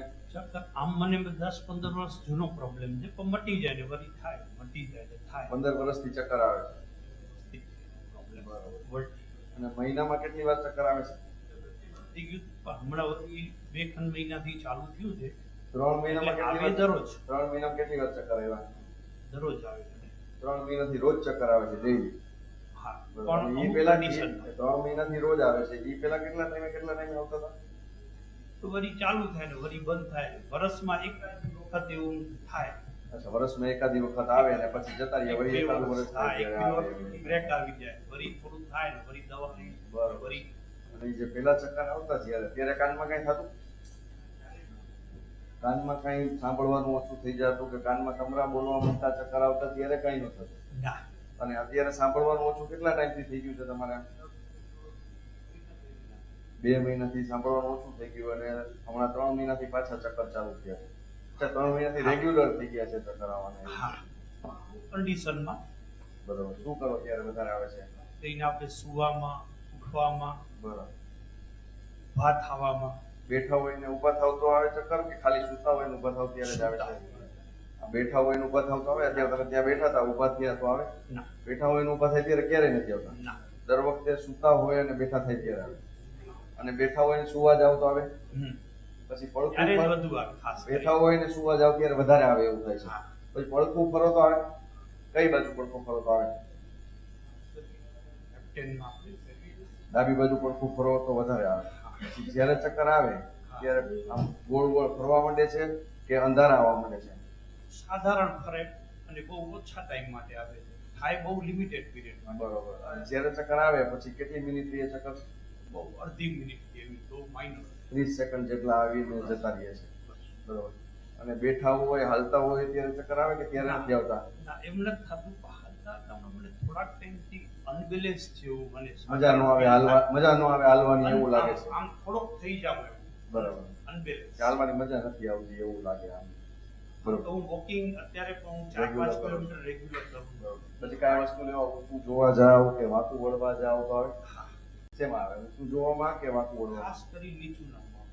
આમ નીચા નમવા જાવ ત્યારે આવે છે કે નીચા નમીને આમ બેઠા થવા જાવ ત્યારે આવે? નીચા નમીને ઊભા થવા જાવ ત્યારે આવે? નીચે નમીએ ભેગું થાય, તરત જ ચક્કર આવે. ઊભા થઈને ત્યારે થાય. અને ઊંચું જોવા જાવ, પાણી આમ ઊંચું પીવા જાવ તો આવે? એમાં બી સાધારણ થાય છે. એમાંય ક્યારેક થાય છે. હા, એમાંય સાધારણ. વધારે પડતા ડાબી બાજુ વધારે આવે તમને. બરોબર. અને આમ સ્થિર બેઠા હોય ત્યારે ક્યારે નથી? એકે વાર 3 મહિનામાં સ્થિર બેઠા હોય ત્યારે નથી ત્યારે નથી આવતા. ઇવન આપણે એક્ટિવા ચલાવતા હોઈએ, 2 વ્હીલર ચલાવતા હોઈએ, એમાં કઈ થતું નથી. બરોબર. અને દર વખતે આવે ત્યારે આ 30 સેકન્ડ તમે કહો છો એટલું જ આવે? ત્યારે આમ બસ 10 મિનિટ 15 મિનિટ કે અડધો કલાક આવ્યા એવું 3 મહિનામાં ક્યારેય નથી? ના. પછી આ ચક્કર આવે ત્યારે કાનમાં કઈ થાય છે તમને? કમરા બોલવા માંડે, સીટી વાગવા માંડે કે કન્ટિન્યુઅસ ચાલે? કમરા 2 મહિનાથી કન્ટિન્યુ ચાલુ છે? જાજા ટાઈમથી ચાલુ છે? કમરા કન્ટિન્યુ ચાલુ છે યા 2 મહિનાથી ચાલુ છે કે વધારે ટાઈમ? ના, 2 મહિના. અને સાંભળવાનું 2 મહિના પહેલા બિલકુલ બરોબર હતું એકદમ, તો અચાનક જ બંધ થઈ ગયો કાન? એટલે મારે ધીમે ધીમે ઓછું થતું ટાઈમે પ્રોબ્લેમ તો હું આમ કાયમ સાફ કરાવી જાઉં, બીજો કોઈ માઇનો પ્રોબ્લેમ રહેતો કાન સાફ કરાવી જાઉં એટલે ચાલી જાય. બોબેવીને હું અહીંયા કરાવી જાઉં. એટલે કાનમાં રસી કે એવું કઈ આવે છે? ના. તો સાફ કેવું કરાવવું? મને વચ્ચે મેલ પડે. 2 બે મહિને સાફ કરાવો. હા બેલ ભરાય. સાંભળવાનું છે આ તમે કહો છો કે બે મહિના પહેલા બરોબર બિલકુલ સાંભળવાનું હતું. મેલ કાઢી નાખે એટલે પાછું બરોબર સંભળાય દર વખતે ક્લીન કરાવવા આવો ત્યારે. હા. આ 2 મહિનાથી સાંભળવાનું જે ઓછું છે 2 મહિનાથી તમને સાંભળવાનું ઓછું છે એમ અચાનક સાંભળવાનું બંધ થઈ ગયું કે ધીમે ધીમે ઓછું થતું ગયું 2 મહિનામાં? અચાનક જ થઈ ગયું. હા. પછી શું કહ્યું તમે અચાનક સાંભળવાનું ઓછું થઈ ગયું? હોસ્પિટલમાં ત્યાં રિપોર્ટ કઢાવ્યો. બરોબર છે. એક જ દિવસમાં થઈ ગયું, આમ સુતા હતા સવારે ઉઠ્યા એમ થઈ ગયું નથી સંભળાતું એવી રીતના અચાનક થઈ ગયું સાંભળવાનું બંધ? પણ આ મને એવું લાગતું હતું કે મને આ ઓછું સંભળાય છે, ઓછું સંભળાય છે. પછી અઠવાડિયું મેં ચેકઅપ કરાવ્યું હતું કે તમારામાં 90% તમારી એજ ના હિસાબે બેરસ આવે છે. જ્યારે સાંભળવાનું ઓછું થઈ ગયું ત્યારે કે ચક્કર વધી ગયા હતા કે ચક્કર વધારે આવ્યા હતા કે એવું કઈ નથી? એવું કઈ નથી. અને તમને જે 3 મહિનાથી આજે સુવા ટાઈમે ચક્કર આવે છે, તમે કહો છો કે જે વર્ષથી ચક્કર આવતા, દર વર્ષે એકવાર જે ચક્કર આવતા એ આવીને સુવા ટાઈમે જ આવતા ત્યારે? સુવા ટાઈમ પછી શું થાય? તમે દવા લ્યો મટી જતા કે એમને મટી જતા? દવા લ્યો એટલે મટી જાય. દર વખતે આવે ત્યારે કેટલા દિવસ રહેતા? 10-15 દિવસ આ પ્રોબ્લેમ રહે. દવા લ્યો 10-15 દિવસ દવા લ્યો એટલે પછી મેળાય છે. માથું ક્યારે દુખે? માથાની ક્યારે ગોળી ખાવી પડે કે પેલા કઈ વર્ષો પહેલા માથું દુખતું હોય કે એવું ખરું? માથાનો દુખાવો ક્યારે માથાની ટેબ્લેટ ક્યારે લાગે? માથું ચડે સુઈ જવું પડે કે એવું કઈ? બીજી કઈ બીમારી ખરી? બીપી, ડાયાબિટીસ કે બીજી કઈ દવા લ્યો છો? મને 1.5 વર્ષ પહેલા હાર્ટનો પ્રોબ્લેમ. બરોબર. શું થયું? એની બધી ચાલુ છે ટ્રીટમેન્ટ ચાલુ છે એની રીતે, ને હું વોકિંગ બી કરું છું 4 કિલોમીટર. એટલે મને હાલતે બી એવું ન લાગે કે હું પડી જઈશ. બરાબર. એ પડી જઈશ એવું મને ક્યારેક ઊભો થઈને જરાક ક્યારેક અનબેલેન્સ જેવું લાગે. બરાબર. આપણે ઊભા થઈએ સવારે મોર્નિંગમાં ઉઠીએ તો બપોરે થોડું ક્યારેક આરામ કરીએ, પછી આપણે જયારે ઊભા થઈએ ને ત્યાં ઇમ્બેલેન્સ જેવું એટલે એ 3 મહિનાથી લાગે છે. હા. વધારે પ્રોબ્લેમ સુવા જાવ ત્યારે થાય. વધારે સુવા જાવ. હા. પણ આ અનબેલેન્સ બી લાગે છે. થોડું ઇમ્બેલેન્સ એ લાગે છે. બહુ માઇનોર જ હોય. બરાબર. એ બહુ minor. Sir, history of giddiness, only on supine position, more on left side, remains for up to 30 seconds, and since 3 months. He has also past history of vertigo every year once. It's also same pattern. It was relieved within 8 to 10 days with medicine. No history of headache. He has a complaint of left ear decreased hearing since 2 months. And since 3 months, he has a daily episode of vertigo during sleep. No, lie down. Yeah, lie down, more on left side. And also, little bit while looking up and down. And also, he has a complaint of little bit imbalance. No, that's significant. Left side hearing loss in 2 months.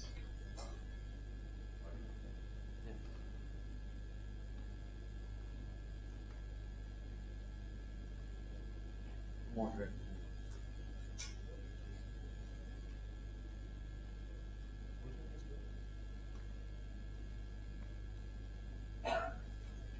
From history, it is left posterior canal Bppv. From history up to now. SN loss cannot be explained. Okay. I think SN loss is coincidence. I think. The other possibility is, first and foremost is first we have to do a positional test. From I am talking about from history only. Yeah. So we will do the positional test now. Yeah. And then see, this is a pattern where there are people who develop. See, unilateral SNHL or asymmetrical SNHL itself is a thing for retrocochlear. Okay, that itself is a single point criteria for a retrocochlear. You want additional points, then you can always do a hyperventilation and see the onset of nystagmus. If on hyperventilation you get a nystagmus, then you can think it is a vestibular schwann of this cause. Or it can be a neurovascular transmission, which can also cause this. So generally that is what happens. When the inner ear is diseased for whatever reason, either because of vascular insufficiency or because of a loop or whatever reason, altered vascular dynamics in that particular place, that person becomes predisposed to develop a Bppv.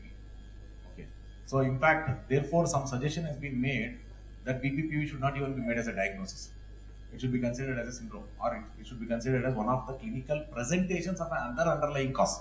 This is the thing that is actually coming up, one of the new concepts that is emerging. So instead of calling Bppv itself as a disease, as the diagnosis, it is one symptom which tells that some other underlying process is happening. It could be atherosclerosis, it could be posterior.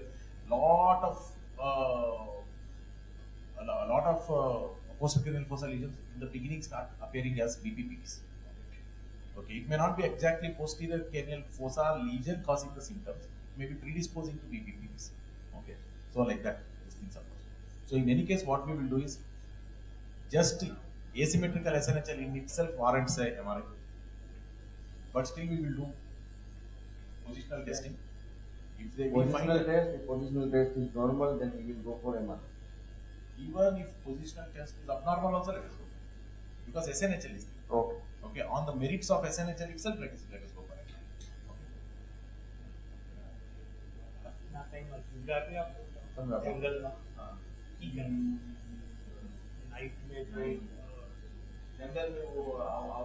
आवाज जो आता है ऊपर आ जाओ. Come, sir के अमृत हस्तों से आपका इलाज करेगा. Yes, one. આના આપણે તો પગ રાખી અને બેસી જાઓ. પગ સીધા કરી નાખો. હાથ આગળ લઈ જાઓ, પગ સીધા કરી. તો સોડાવું ને એટલે સુઈ જવાનું છે. અને માથું ઢીલું રાખવાનું, ડોક ઢીલી રાખવાની, બરાબર? અને આંખ ખુલ્લી રાખવાની છે, આંખ બંધ નથી કરવાની. અને ચક્કર આવે તો બોલવાનું છે. સુઈ.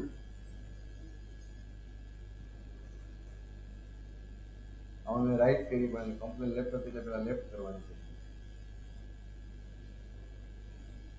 See, this is again the point of discussion what you brought about, is that he complained on the left, but he is starting from the right. Okay, there are advantages of doing that also. One thing is, in a non-fearing manner, without something coming, patient has undergone that. Okay, one thing. So patient knows what is going to happen. Okay, that is one. Two is, once you get a very bad attack on the involved side, trying to rule out whether the other side is involved or not bilateral becomes more difficult. So it's always, so there are reasons. There are some other people who will do the other way. We just try to go for the involved side. But most of the other people will start with always going by the uninvolved side. Okay, by the uninvolved side. મીઠા ઘેરા તો આવ્યા નથી આવતા જરાય નહીં. પછી ઊભા કરીને 5-7 સેકન્ડ થમવાનું, તરત જ ફેરવીને તરત પાછા સુવડાવી દેવાનું. માથું ફેરવો ડાબી બાજુ છે, પાછા આ બાજુ સુવડાવવાની, બસ સુવડાવીશું. આંખ ખુલ્લી રાખો, ચક્કર આવે તો બોલ.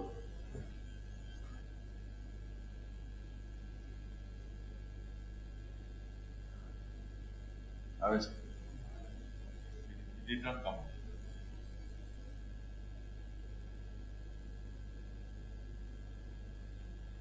I think for him we will do an MRI along with CIS 3D. Okay, CIS 3D sequence is going to, I think Dr. Yash is going to talk about radiology. He is a candidate for MRI with angio. Of course, there is an arcus senilis you can make out on the nothing.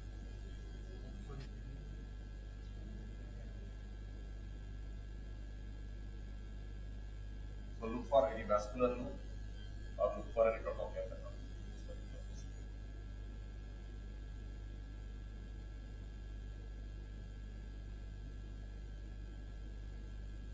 The problem actually is not at the stage of ordering for the investigation. There is no doubt that we have to order. The problem is how do you manage when it comes normal? Okay. How do you manage it when it comes normal is the question. Yes, sir. Yes, sir. Cardiac can cause spontaneous short-lasting spinning vertigo, especially arrhythmias are known. Previously it used to be told, so when you read older textbooks of medicine, spinning vertigo is never ascribed to cardiac causes. But now multiple papers have shown that a lot of people who actually come, who undergone actual pacing on the way, their initial symptoms were actually spinning vertigo. The reason for that is these people, when that arrhythmia sets in, there is a reduction in the blood supply into the lungs, and that can cause a spinning vertigo. So even cardiac, just because somebody is feeling vertigo, it doesn't rule out arrhythmias. Okay, so like that. But in him, I don't consider that because most of his attacks are brought about with positional change. They're not spontaneous.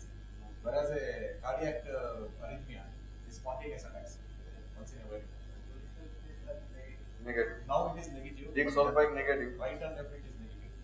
The other thing is the history is clear cut of Bppv.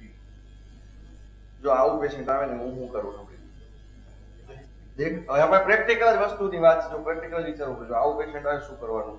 પહેલા તો test negative આવે છે પણ history છે તો પછી એને એટલી જ કરાવી દેવાની. કરાવવામાં કઈ નુકસાન નથી. લેફ્ટ સાઈડની કમ્પ્લેન છે, બે સાઈડ કરાવો ને બરાબરથી. એક રાઈટ સાઈડ કરાવી, હું શું કરું રાઈટ સાઈડ, મને કેટલી વાર ડાઉટ લાગે કે કઈ કેનાલ ઇન્વોલ્વ છે તો હું બધી કેનાલની એક્સરસાઇઝ કરાવું. એમાં શું વાંધો છે કરાવવામાં? બરાબર? એટલે લેફ્ટ સાઈડ કમ્પ્લેન છે તો લેફ્ટ સાઈડ ઇપ્લીસ તો કરાવી જ દેવાની છે આપણે અત્યારે. બરોબર? લેફ્ટ સાઈડ ઇપ્લીસ કરાવીને એમઆરઆઈ કરાવવા મોકલી દઈએ આપણે. પછી ના રિલીફ થાય આમાં તો પછી તમે ખીચડીમાં તમારે બધું ટિપ્ટોમર ને મિક્સ બધું આપવું પડે. Today I complained of vertigo, we have taken a subjective review and done the EP. Yes. Today he did not even complain. Forget about not seeing mistake, but he did not even complain of this thing. Of course, on a ENT we can do more things to be sure that vascular root is there or not there. Hyperventilation is one particular thing that we could probably do. So, but then I think we have something. We have a starting point for all the patients. All the 4 patients we have a starting point. First patient goes with a vestibular migraine diagnosis. Second patient is going to be investigated, especially calorie test and aggressive rehabilitation. And migraine trial. Yeah, post all the nutritional correction and migraine trial. Then third patient is on automation. Exercise. Okay. So વખત બોલ ઉડાડવાનું છે. Whether he wants to operate or not operate, he wants to catch the ball. Okay. Where's the ball? You purposefully want me not to catch. We'll start the rehabilitation right now.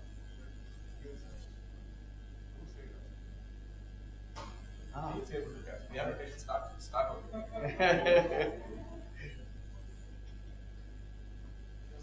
Catch this side, that side. Then where ऊपर जाते हैं, ऊपर से आता है तब दिक्कत होता है sir.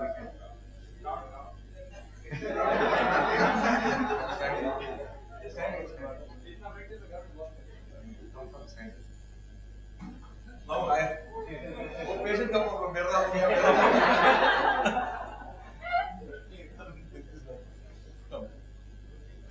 So what he can do is he can stand in place, go up like this.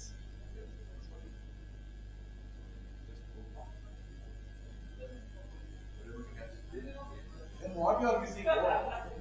Normal came from Please sir, practice करें.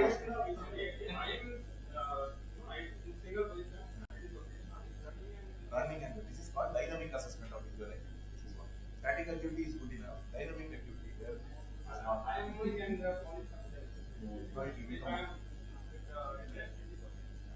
That also will be okay. At that time, start playing shuttle also. Okay, shuttle is one. So what happens is it goes up. I have one patient, his only complaint was when the shuttle goes up, it becomes 2. It comes down and becomes 1. It was an infarct in the midbrain. So, और एक patient OPD चला रहे हैं. मजा आ गया ना sir. आज यही करना था, मेरा लेक्चर यही था. हो गया, मजा आया.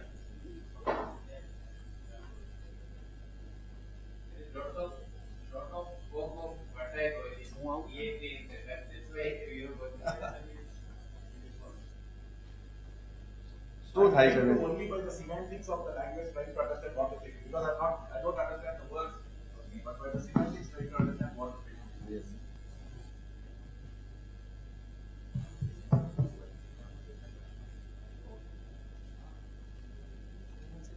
અહીં આવી જાવ. Yes.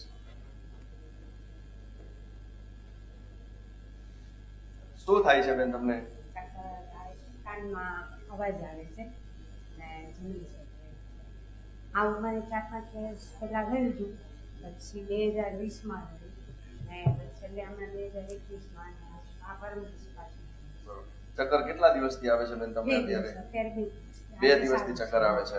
અને ત્યાર પહેલા કેટલી વખત ચક્કર આવ્યા? પહેલા પણ આવતા ને 1-2 દિવસ માટે જ. એવા કેટલી વખત ચક્કર આવ્યા છે અત્યાર સુધીમાં? અત્યાર સુધીમાં 5-6 વખત અત્યાર સુધીમાં ચક્કર આવ્યા. હમણાં 2 દિવસ પહેલા ચક્કર આવ્યા ત્યારે શું કરતા હતા તમે? ત્યારે બસ અમે કોલોનીમાં પ્રોગ્રામમાં બેઠી હતી. બરાબર. એકદમ અહીંયા પાણી એકદમ પસીના આમ બેઠા હતા ને અચાનક જ ચક્કર ચાલુ થઈ ગયા. પરસેવો વળવા માંડ્યો. ત્યાં બહુ માઇક હતા અને પંખાની હવા એરને કારણે તો બી નથી ખબર એટલે એવી રીતે બરાબર. અને પરસેવો વળવા માંડ્યો. હા બરાબર. ચક્કર આવ્યા ત્યારે ઉલટી ઉપકા એવું કઈ થયું? ના એવું કઈ નહોતું થયું. પછી જ્યારે ચક્કર આવ્યા ત્યારે ગોળ ગોળ ફરતું હતું કે અંધારા આવતા હતા? અંધારા આવતા આમ હાલું ને એમ થાય ડોલું એવું લાગે. ગોળ ગોળ તમને પકડીને ઘરે લઈ જવા પડ્યા કે એકલા ચાલી જતા રહ્યા? ના એમ જતું. તમે પ્રોગ્રામમાં બેઠા હતા અહીંયાથી ઘરે તમને પકડી લઈ ગયા કે તમે ચાલી જતા રહ્યા? તમે ચાલીને એકલા જતા રહ્યા. ઉલટી થઈ હતી ત્યારે? ના ઉલટી નથી થઈ. કાનમાં કઈ થયું હતું ત્યારે? કાનમાં અવાજ ચાલુ થઈ ગયો. ચક્કર આવ્યા ત્યારે કાનમાં અવાજ ચાલુ થઈ ગયો હતો? કયા કાનમાં અવાજ ચાલુ થઈ ગયો? બરોબર છે. પછી જે અવાજ કેટલી વાર રહ્યો હતો? અવાજ લગભગ કલાક. 1 કલાક રહ્યો. અને ચક્કર કેટલી વાર રહ્યા હતા? ચક્કર પણ 1-2 કલાક જેવો હતો. ચક્કર 2 કલાક સુધી ફર્યું હતું? હા એટલે સીધો પણ એમ લાગે કે આમ ડોલું એવું. અચ્છા હલતું હોય એવું તો પછી એ લાગતું હતું સુતા હતા? હા ઊભા થાય ને એમ લાગે કે ના ડોલું. બરોબર છે. અને બેન તમે આની પહેલા જે 4-5 વાર ચક્કર આવ્યા ત્યારે કાનમાં કઈ થયું હતું? ત્યારે સેમ અચ્છા દર વખતે ચક્કર આવે ત્યારે દર વખતે કાનમાં તમરા બોલે જ છે? હા તમરા બોલે સેમ જ આવે. અને સાંભળવાનું ઓછું થઈ ગયું હતું ચક્કર આવ્યા ત્યારે?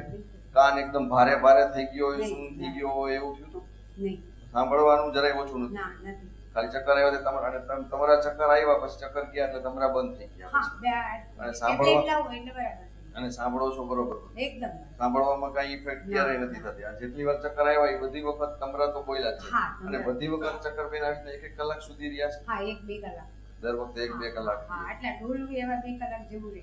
એવું 2 કલાક નહીં. ટેબ્લેટ ખાવ એટલે પછી 2 કલાક પછી એકદમ પછી બીજા દિવસથી ઘરનું કામ કરવા માંડો? ના ઘરનું કામ તો એ દિવસે કરું. અચ્છા એ દિવસે ઘરનું કામ ટ્રાય તો કરું જ કે ભાઈ આપણને કેમ ખ્યાલ આવે કે કામ કરીએ તો ભાઈ કે છે ને કામ. બરોબર. એટલે કામ ટૂંકમાં પછી કરી દે. 2 કલાક પછી તમારું કામ કન્ટિન્યુ બધું કરવા માંડો? માથું દુખે કે એવું કઈ? ચક્કર આવે ત્યારે માથું દુખે કે પહેલા કઈ માથાનો દુખાવો થતો કે માથાની ટેબ્લેટ ક્યારે ખાતા કે એવું કઈ નથી? બરોબર. દર વખતે આવે એટલે સેમ જ આવી રીતના ચક્કર આવે 1-2 કલાક આવે કાનમાં તમરા બોલે ને પછી બંધ થઈ જાય. So, complaint of giddiness before 2 days. It lasts for 2 hours. Associated with right side tinnitus, no hearing loss, no vomiting. Complaint of perspiration with that. 4 to 5 times. All similar episodes. Yeah. 4 to 5.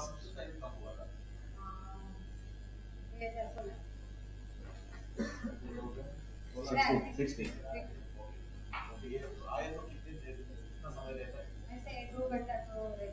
All episodes similar. All episodes similar. 1 to 2 hours or episode with always associated. All episodes associated with right side tinnitus. And tinnitus gone after spells. Diagnosis? Most likely. Okay, it's English. Right side mania, sir. At least going by the history of tinnitus being associated. और कान और बंद होने के साथ सुनना कम so those things are there. So it is not full. It's not a full spectrum of manias also. So it is not a full spectrum. It's a partial spectrum. Phonophobia, photophobia becomes important. She has that. તડકામાં જાઓ તો બેન કાંઈ થાય? ના. કે તડકો ન ગમે કે આપણે ઘોંઘાટમાં જાય તો કાંઈ ન ગમે ઘોંઘાટ કે એવું કાંઈ નહીં? એવું કશું. પણ એ છે ને મને એવું લાગે છે કે હિયરિંગ લોસ પછી ધીમે ધીમે જેમ એપિસોડ્સ આવશે ને એમ પછી હિયરિંગ લોસ આવશે. એવા પેશન્ટ જોયા છે જેને પછી એને 62. Meniere's disease is known as the age progresses, a new onset comes up. But it will not be not after 70. But then around 50s it starts. The chances with goes on increasing. Okay, at 30s, 40s, 50s, the incidence goes on increasing. હવે આ પેશન્ટને શું સમજાવવાનું? New onset means after 70s, no. Okay, but she must have started in 2017, right? 2016. That must be when she was somewhere around 55. Yes. Okay, that is okay. That at that age, onset of menias is possible. Okay. So audiogram. Right. So low frequency hearing. Yeah. Yeah.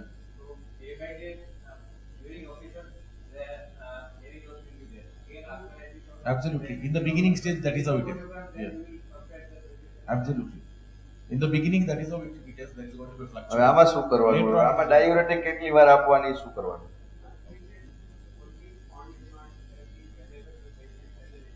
બરોબર. હવે એમને વર્ષે બે વર્ષે એકવાર થાય છે તો that is the best. 5 દિવસ ડાયુરેટિક, 5 દિવસ વર્ટિન. આમાં કઈ બીજું દેવું? For this frequency, that is all it is. There is no point in giving prophylaxis for that. Yes. There is absolutely no point. Probably, but the other thing probably is to make arrangements so that on that particular day when she gets it, to reduce the shorter than. If it is 2 hours, best is to tell us the amount.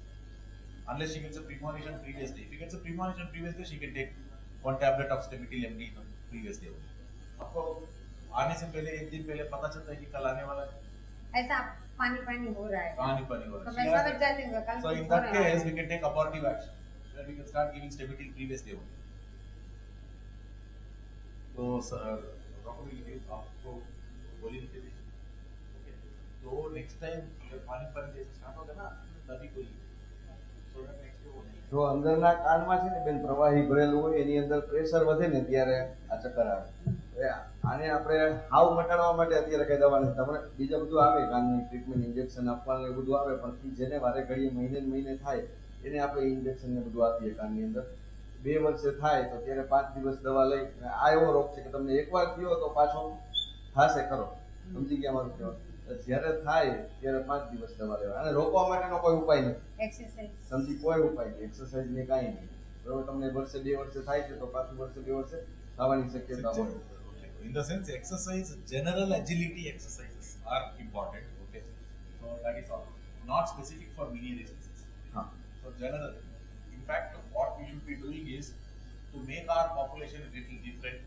To make our population little different as the days. There's a huge role for all of us to start at different ages. That exercise need is different. In a certain age group, the need of exercises is probably aerobic exercises. But as people start aging, okay, the moment you cross 40, the attention should be more not on strength, not on muscle, but on maintaining the flexibility. Okay. The more flexibility you are maintain, the less chance that you are, as you age. One is shoulder-related problems, back-related problems, all those things will not be there. Second is you will not fall. Okay, the incidence of falls will be drastically reduced just by making sure that the flexibility is maintained. So if we have to have a population-based program, we should have something where younger people do more of strength training, endurance training and all these things, whereas 40 plus people don't think in terms of strength and this thing, we think more in terms of flexibility, stretching, these things, so that we are able to really do some amount of splits, do some amount of this thing. Generally what happens in our this thing we see, even in movie also, the moment somebody is literally listening, he cannot even touch his back with his own hand. Somebody has to rub his back. That is what big man in the village means. Somebody has to rub his back. Correct? No, like that. But that is not good. That simply means that as you start becoming bigger, your agility reduces, and the agility reduction will have. This may be simply an opportunity for us to just use that opportunity to make sure that people start taking up. In our culture, some things have to change. When somebody comes, we should be calling them, come let us play a game of shuttle, come let us do one salsa, move together, whatever, rather than telling how. Because our way of hospitality has been about food. Okay. Slowly we have to make sure that that hospitality thing changes, that we have different way of taking care of hospitality when people come, our relatives come, whatever it is. Okay, we take them on a game, we take them on a walk, probably with your cycle, go around, these kind of things. And all these things have to start somewhere. have to start somewhere. So the role of exercise, if in her Meniere's disease itself, there are people who are doing for Meniere's disease also. That is like to improve the venous return in the neck. Okay, to improve the venous return on the neck. So that kind of will also being studied. But then overall, with her frequency or Meniere specific, in my view, I don't think I will be giving her any Meniere specific exercises. Okay, but I would like to hear Clara about what she will be talking. We'll give your state at that time. You can tell your opinion that you will be. Okay, so with that, I think Hitesh Bhai's more history presentations are there. The most important part is finally he talking to the patient and telling what is the reasoning behind not giving the medicines. What is the reasoning behind not giving the prophylaxis? That is very important. She needs to know what is going on in our mind. And most vestibular signs can be explained to patients. That is not I know. Bppv you can explain to patients. Every condition you can explain to the patients in their terminology which they can understand. So we should make that attempt to explain to them. So that is what he did. So don't worry. Okay, sir, we will next time तभी start करना है 5 दिन में ठीक है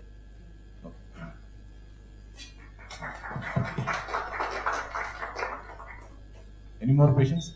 I think we already had 6 patients. 3 patients are staying outside. First 3 को ठीक से देखा तो हम आएंगे अंदर.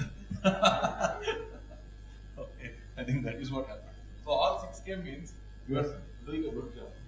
Okay. Right. So sir's talk is there. I think yes. No, sir. I think time is much. My talk is already covered, sir. मेरा यही वीडियो सब दिखाना था मेरा, तो वो ये पेशेंट में लाइव हो गया तो बहुत अच्छा हो गया. ठीक है. Today's is one of the best vertigo sessions every day because we are doing hands-on.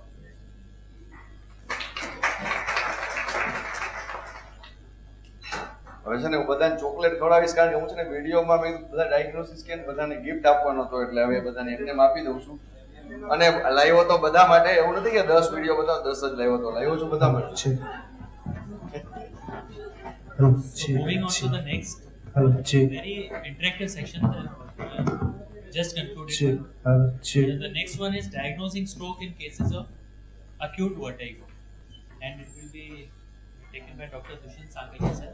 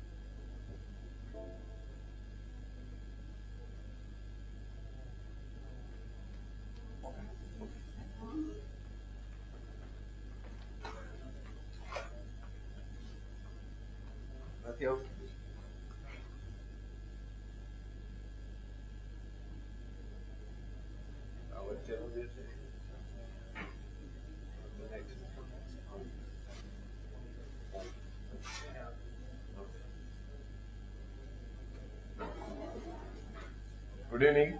Most of the points are very well covered, and I think 30-40% of my slide is already covered in our discussion.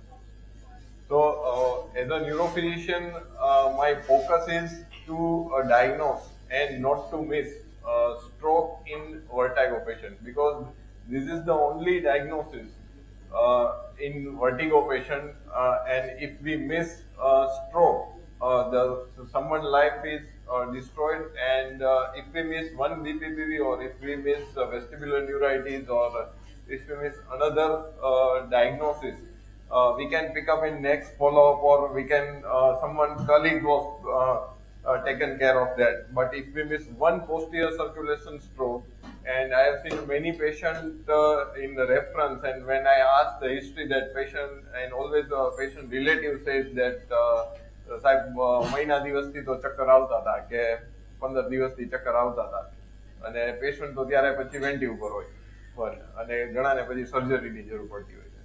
So posterior circulation stroke is one of the differential, and in each and every vertigo patient, you have to ask yourself that why this patient has not stroke.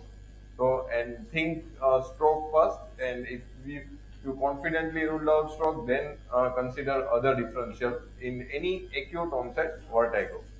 And if there is a short history, your suspicious should be more in vertigo patient. So this is more important for any medical student, any emergency department physician.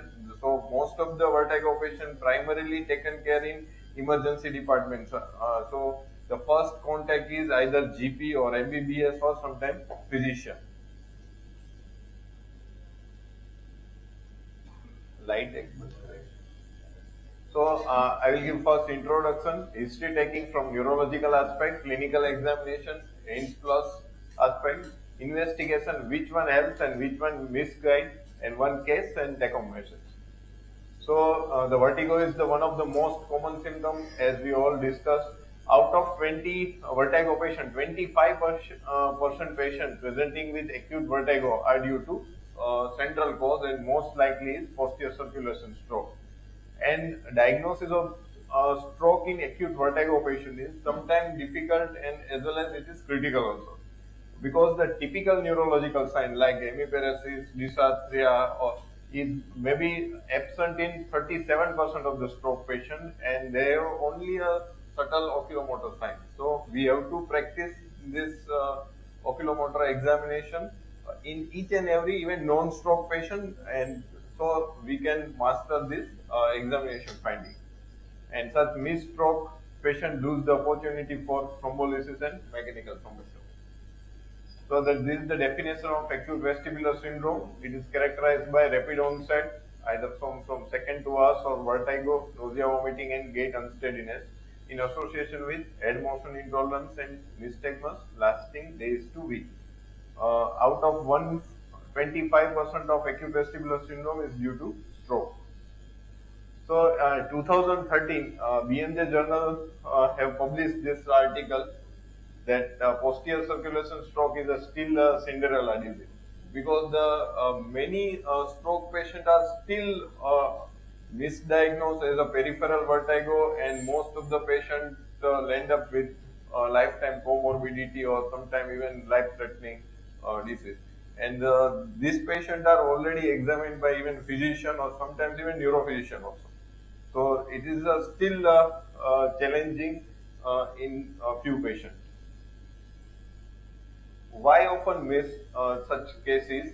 Because there are a wide range of symptoms, there is no typical stroke symptoms, and often a non-specific symptoms. Sometimes patient is younger and there is no risk factor. So you think that this patient age is 35 and there is no risk factor, patient presented with vertigo, so it may be a peripheral vertigo. It should not be like this. You have to assess and you have to follow the each and every clinical examination points. Don't bias with your self-perception that the young patient છે તો એને તો ચક્કર આ કાન ના જશે. Fast is not sensitive. Fast means the facial deviation and slurring speech, the common mnemonic for stroke identification. It is not sensitive. That's why now they were converted to be fast. Balance is added, and acute visual loss is also added in stroke symptoms. NIHS score is 0. NIHS is a severity scale, and in posterior circulation stroke, sometimes score is 0. CT scan misses twice more than it detects. So there is no use of CT scan in acute vertigo patient, and sometimes in remote area MRI is not available, and most of the time the physician order CT brain, and the CT brain came normal, and they send patient to home with some vestibular suppression, and patient will end up with a large stroke in next 2 to 3 days. And MRI also miss in 10% of cases in first 24 to 72 hours. So how to diagnose such patient? Without risk factor, age is sometimes younger, CT scan normal, MRI can be normal. So the only answer is the focused history and simple eye sign at bedside called the ENT protocol. So for making a diagnosis in a vertigo case, the first three important thing is history, and history. And listen the patient fully, and then try to understand what does he means by giddy. So sometimes patient having a gait attack, say he is a Parkinson, early Parkinson. Patient says that I have a chakkar, and patient is taking vestibular suppression, but it is not a vertigo, it is a gait ataxia. But for a patient terminology, they say it is chakkar. An examination to confirm our clinical diagnosis, and with history and examination, in 80% cases we can reach to diagnosis, and test is needed in remaining 20%.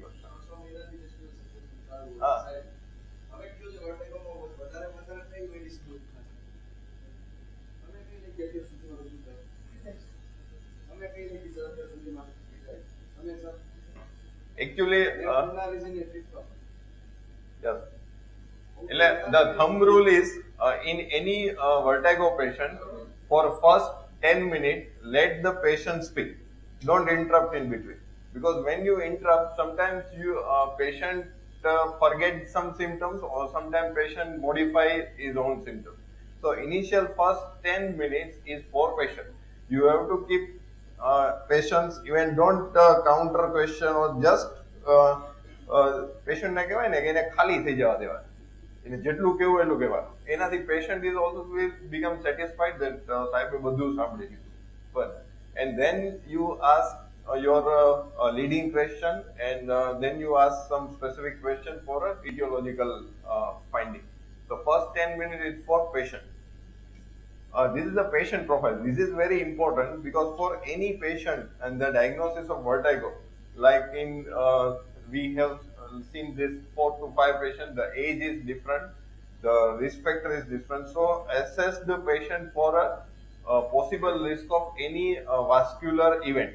So patient age, if it is younger or it is elderly, what are the associated comorbidities there? Sometimes doctor didn't know that patient is having which vascular risk factor, patient having diabetes or not, or patient, and patient, if patient have diabetes, ask that what's your last blood sugar report, whether it is uncontrolled diabetes or it is well controlled diabetes. So if patient with uncontrolled diabetes, hypertension, and patient presented with acute vertigo, things stop first. So assess the vascular risk factor like diabetes, hypertension, ischemic heart disease, or atrial fibrillation, CKD, any connective tissue disorder for autoimmune. So these are only 5 minutes. It takes only 5 minutes to assess the risk assessment. Addiction. In some young patients, is a chronic alcoholic or tobacco chewer or smoker. In such case, it is also a risk factor for stroke. Any recent history of neck manipulation and fall. This is important in young patients. I have seen many vertebral artery dissection after neck massage at barber, or some neck massage by wife, or some in athletics, or some in younger child fall from the tree, and patient develop a acute vertigo and he has a stroke. So any recent history of neck manipulation or fall, or any acute neck pain. Drug history, always check drug, and for checking the drug, ask the patient, give all the drugs you are taking, and check the wrapper, not only the prescription, because sometimes the patient, doctor have prescribed 2-3 medicine, but patient are taking some another dose or some another medication or some self-medication. So the drug common is anticonvulsant, diuretic, pregabalin, or aminoglycoside. And these all are covered in our last talk. The key component of history is since when the patient having vertigo, occurrence, how often it is, symptom, vertigo, instability, or any dangerously, what are the triggers, autological examination or autological symptoms, neurological symptoms like migraine, loss of consciousness, evaluation, how did it evolve, or duration. For a stroke, most of the time patient is having acute vertigo. Sometimes there is a preceded TIA in most of the time. So patient having frequent short or at least 15-30 minutes or 1 to 2 hours vertigo, and it is completely recovered, and then again have a similar episode. And it is milder than the peripheral vertigo. So this is the clue for central vertigo. Watch out the deadly Ds. The Ds are dysarthria, diplopia, dysphagia, dysphonia, all brainstem functions should be asked. And any acute headache or acute neck pain. The associated symptom, all deadly Ds is point out to a central cause. Vertigo with hearing loss, suspect ICA territory infarct also. because the most common acute hearing loss in without any risk factor, sometimes vasculitis can be there or sometimes eye catetery infarct will be there. Significant headache or craniocervical pain to rule out dissection of vertebral artery. The common differential after history, make your differential in your mind that either it is the first differential is whether Bppv or migraine or any stroke. So keep your 1, 2, 3 differential in your mind after history taking and then proceed for the examination, and you should know in your mind that I have to find these signs in this patient. And general examination is very important, and most of the time this examination is missed by most of the non-physician doctors, because generally physicians are taking blood pressure in each and every patient, but sometimes some super specialty or some another brand they are not taking blood pressure insert. So I used to take BP in each and every vertigo patient myself and check the pulse also to rule out any cardiac arrhythmia, and examination of the external auditory meters.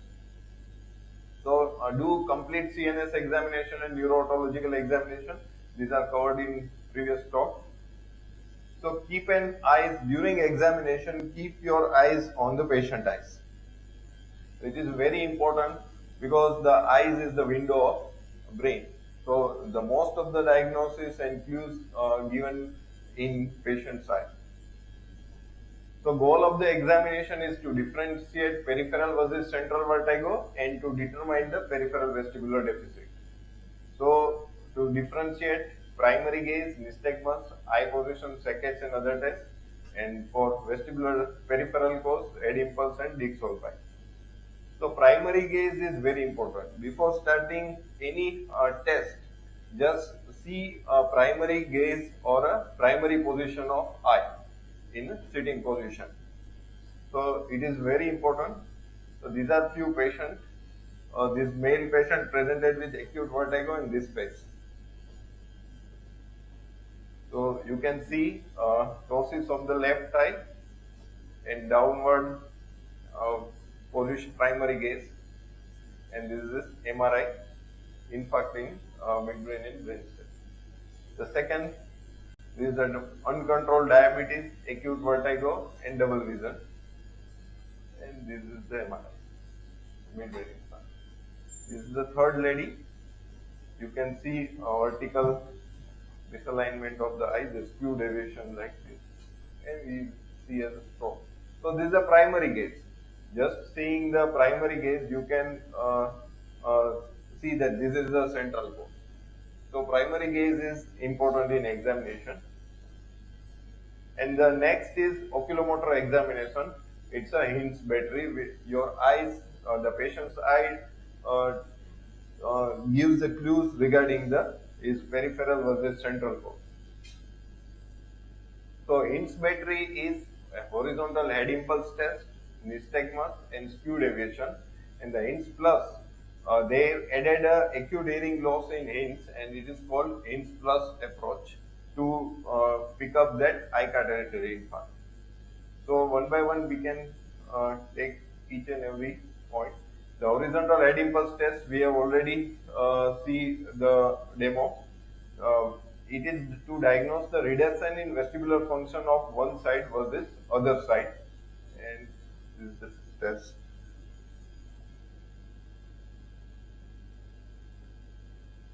This is normal head impulse test.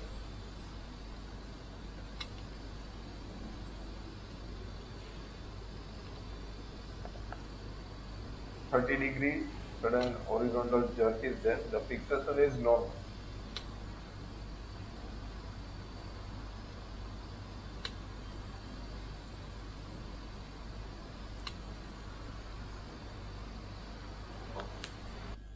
Now this is the abnormal head impulse test to right side.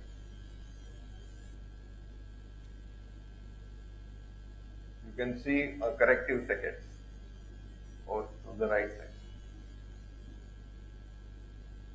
Now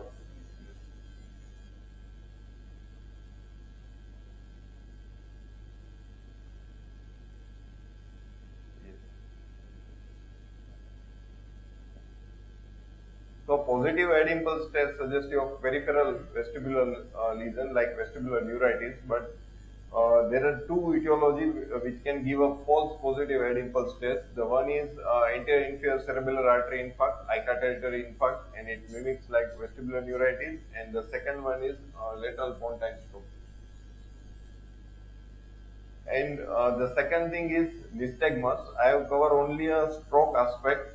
So the nystagmus in peripheral etiology, it is a unidirectional nystagmus. So generally it beats in one direction regardless of the eye position within the orbit, and the nystagmus beats in the direction opposite to the side of a destructive peripheral vestibular region.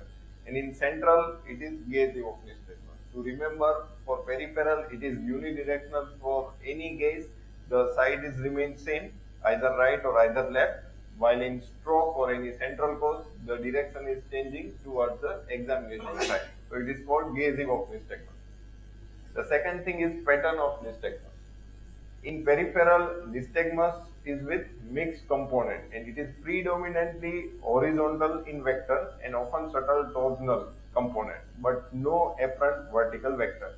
So it is predominantly horizontal or sometimes torsional component is there. In central, it is purely vertical, either upbeating or downbeating or horizontal or torsional, but it is purely single pattern.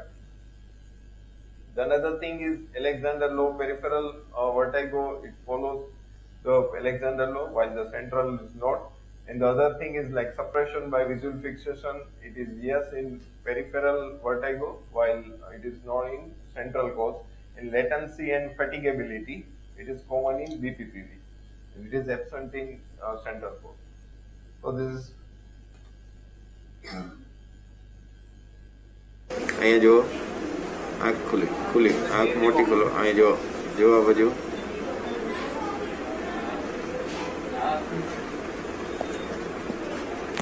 આ બાજુ જુઓ જુઓ આ બાજુ જુઓ.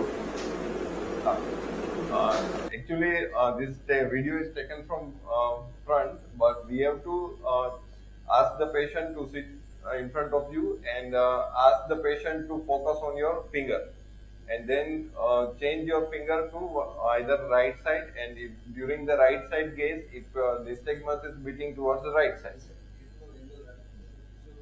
Physiological. It is around 30 degree is enough.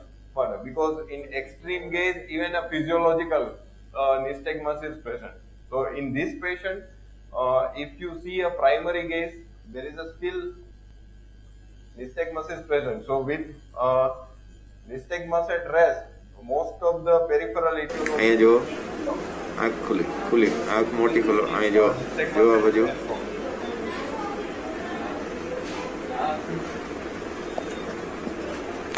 આ બાજુ જુઓ જુઓ આ બાજુ જુઓ.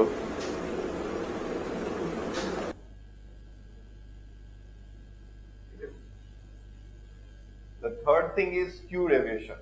The skewed deviation is a vertical ocular misalignment that results from a right to left imbalance of a vestibular tone, particularly autolytic input to the oculomotor symptom.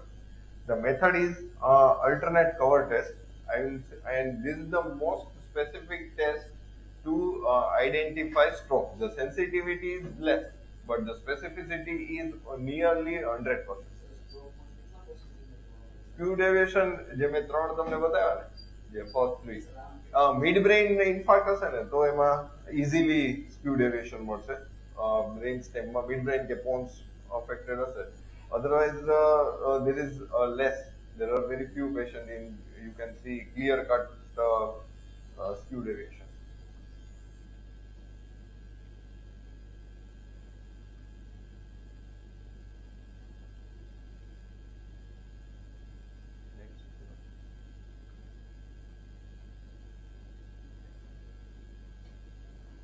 So the cover test is with a patient fixating on a central target. The normal response to alternate occluding each eye is for the eyes remain motionless. While in abnormal response, it is indicated by the presence of a refixation saccade after transfer of that cover or end cover.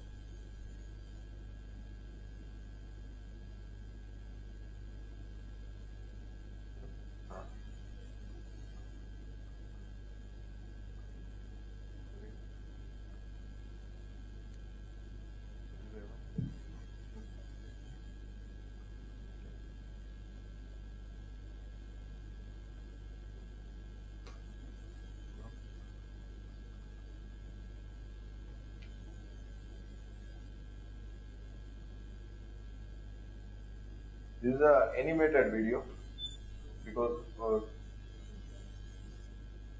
there is a demonstration of skew deviation. So we can see a vertical movement.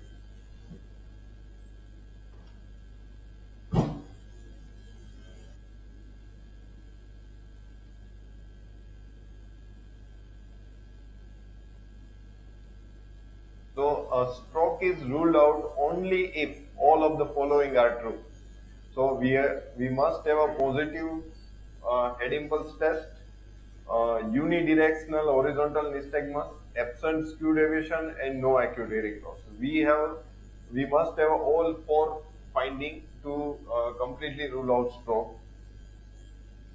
If any of the above sign is not true, diagnosis of stroke cannot be ruled out. So this is the same thing for any peripheral vertigo. The only these three combinations should be there: abnormal head impulse, unidirectional nystagmus, and absent skew. Then and then it is called vestibular neuritis. Rest all combinations can be a stroke. And why this hints is more important? We have MRI, but why still we need this hints examination? Because even a normal MRI does not rule out stroke. MRI with diffusion weighted imaging has been shown to be falsely normal up to 72 hours after symptom onset in patient with ischemic stroke causing acute vestibular syndrome, and the most common location is lateral medulla. So if patient having a normal MRI but still you suspect stroke, we can repeat the MRI after 24 hours, or this point is very important. I have picked up many stroke with talking with a radiologist and given a history that I am suspecting any lacunar brainstem infarct in this patient. So take a thin coronal diffusion during MRI. So sometimes the axial imaging misses the one small infarct, but if you take both axial as well as vertical section also, coronal section also, the chances of picking up this medullary stroke is very high. I have done MRI, patient came with normal MRI brain in the morning, and at the evening 6 p.m. I repeated the MRI and I can show the brainstem medullary infarct. So this is very important. And always do vessel imaging.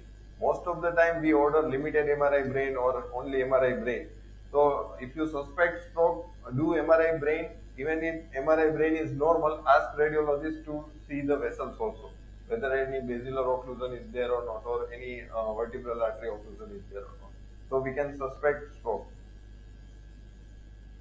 And this is the diagnostic accuracy of this INS battery to diagnose the stroke. We can see that all three combination INS, the sensitivity is 97%, and with acute hearing loss, the sensitivity is up to 100%, while the MRI brain in first 24 hours, it is 82%. So INS examination is more sensitive than MRI brain in first 24 hours. And the advantage is it is very reliable, effective, quick, bedside, non-invasive, and it is free of cost. But it is very underutilized. So this is the one case, 50-year male, no comorbidity, presented with acute vertigo, rotatory sensation with nausea, mild unsteadiness at 10 p.m. while sitting after dinner. Patient come to hospital within 1 hour, window period. No comorbidities there. And word episode of vomiting.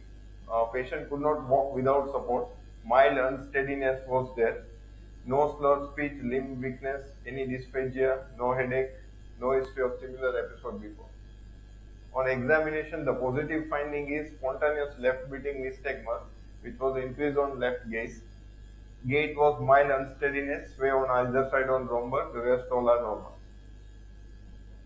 Head impulse test, negative, no skew deviation.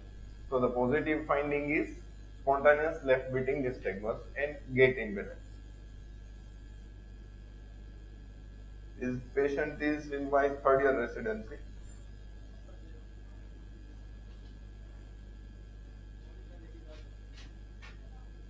This is the nystagmus.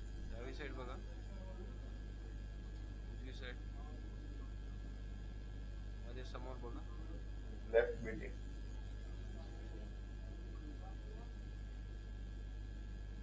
So possible diagnosis, either no hearing loss, nothing. Vestibular neuritis or stroke. So we have done MRI with brain angio, which came normal. And routine lab, all lab was normal. And patient recovered completely next to us with only IV pantoprazole and ondansetron. On admission, patient was given pantoprazole and ondansetron. In between, we have done this whole MRI and thing, and patient was completely recovered. So what will be the other possibility? Is TIA, the vessel imaging is normal, brain angio was normal. Yes. So on detailed history, patient given history of more exertion, sleep deprivation, traveling for 5 to 6 hours with self-drive since last 2 days, history of on and off headache since 20 years, though there is no headache during this episode, but we have a frequent headache and precipitated by exertion, traveling, and never had a similar episode of giddiness. So we did repeat MRI after 72 hours. It also came normal. So we put the diagnosis that most likely it is vestibular migraine. Right?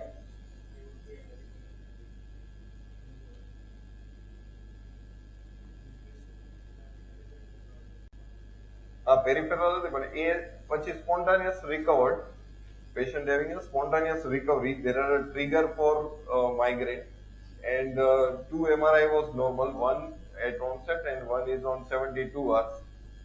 That was time, then 3T MRI, brain vessels was normal, and patient becomes symptom free. No other residual hearing loss or no tinnitus, nothing.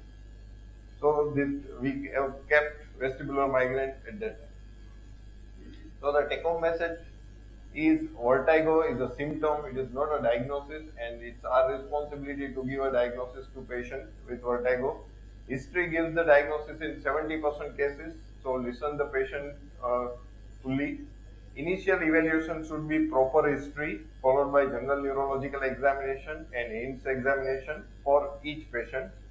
Have a low threshold for suspecting TI and stroke, and don't be reassured with normal CT or MRI, and keep vestibular migraine as a differential in all kind of patients after excluding all possible serious etiology. So this is my thesis in neurology course, this diagnosis of stroke in acute vertigo, and I have checked in 75% of patients the sensitivity and specificity of ENT versus MRI. And this is my teacher, Dr. Sudhir Kothari.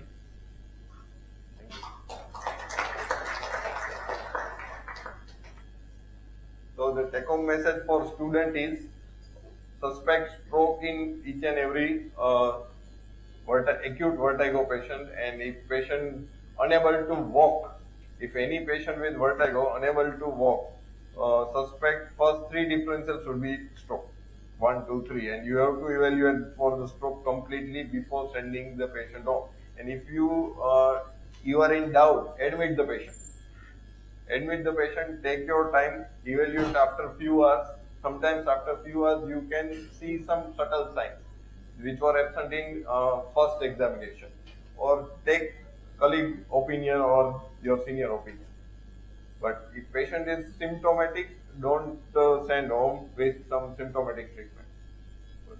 So there is no harm in admit the patient for 1 day.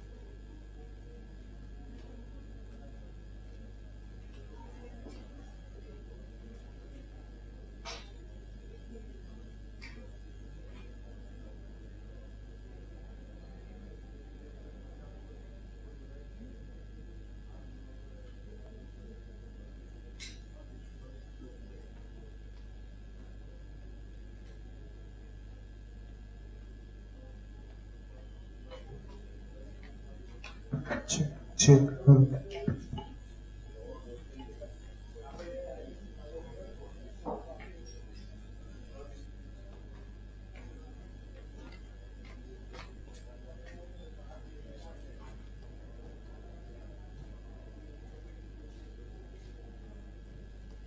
Check, check.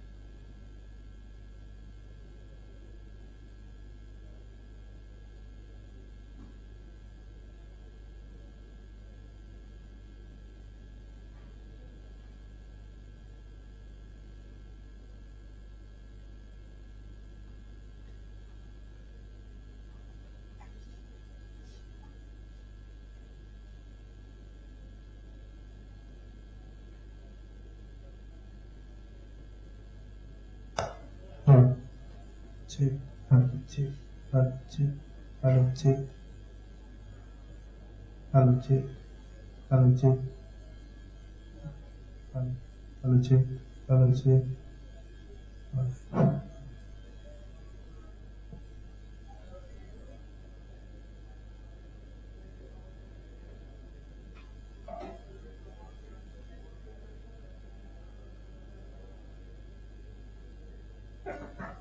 Hello, check, hello, check, hello, check, hello, check, hello, check, hello, check, hello, check, hello, check, check, hello, check.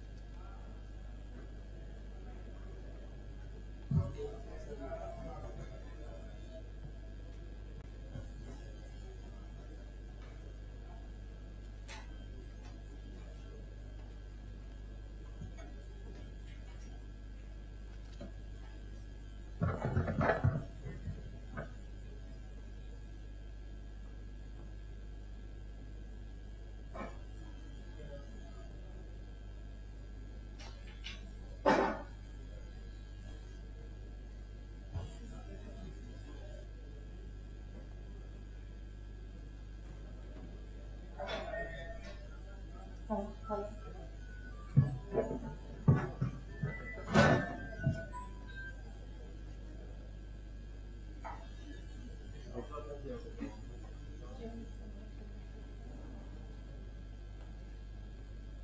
In the live practical demonstration of the patients, we saw that some patients were in the need of vestibular rehabilitation therapy. So the next talk is again on rehabilitation of people, persons with migraine. Dr. Pankti madam will be taking this.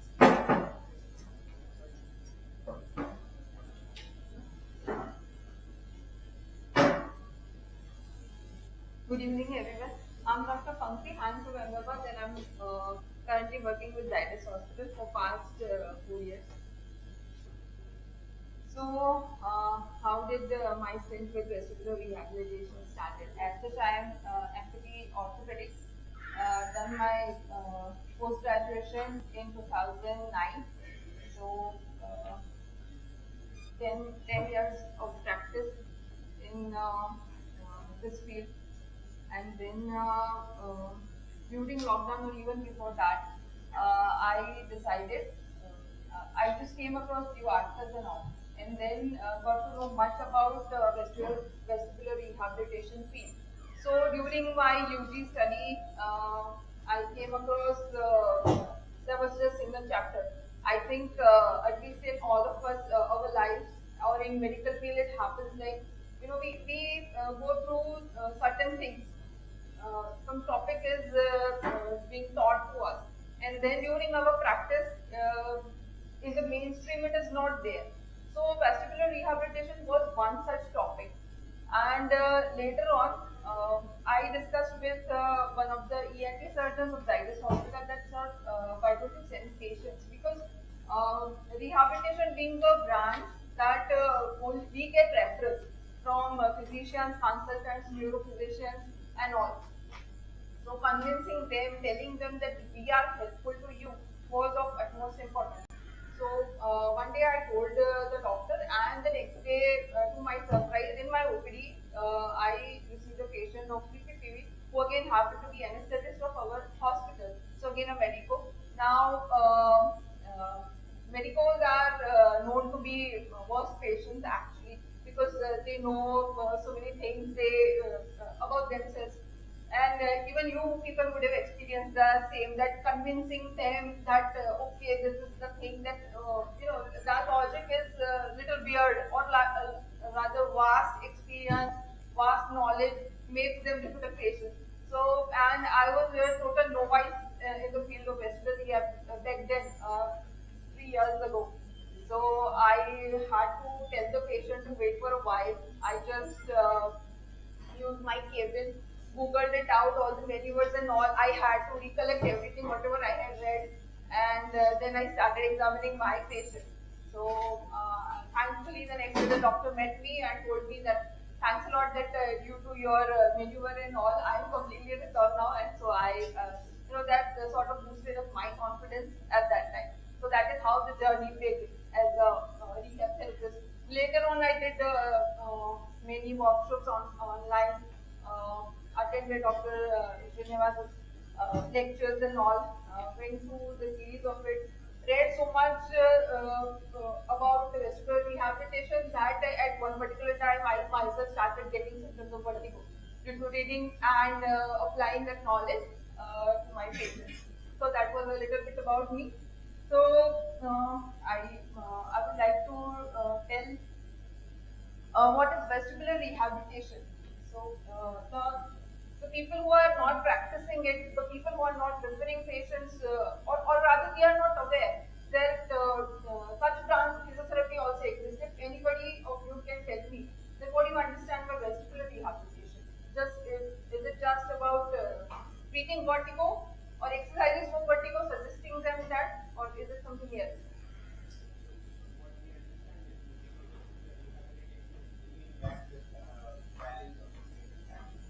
Okay, so anybody else?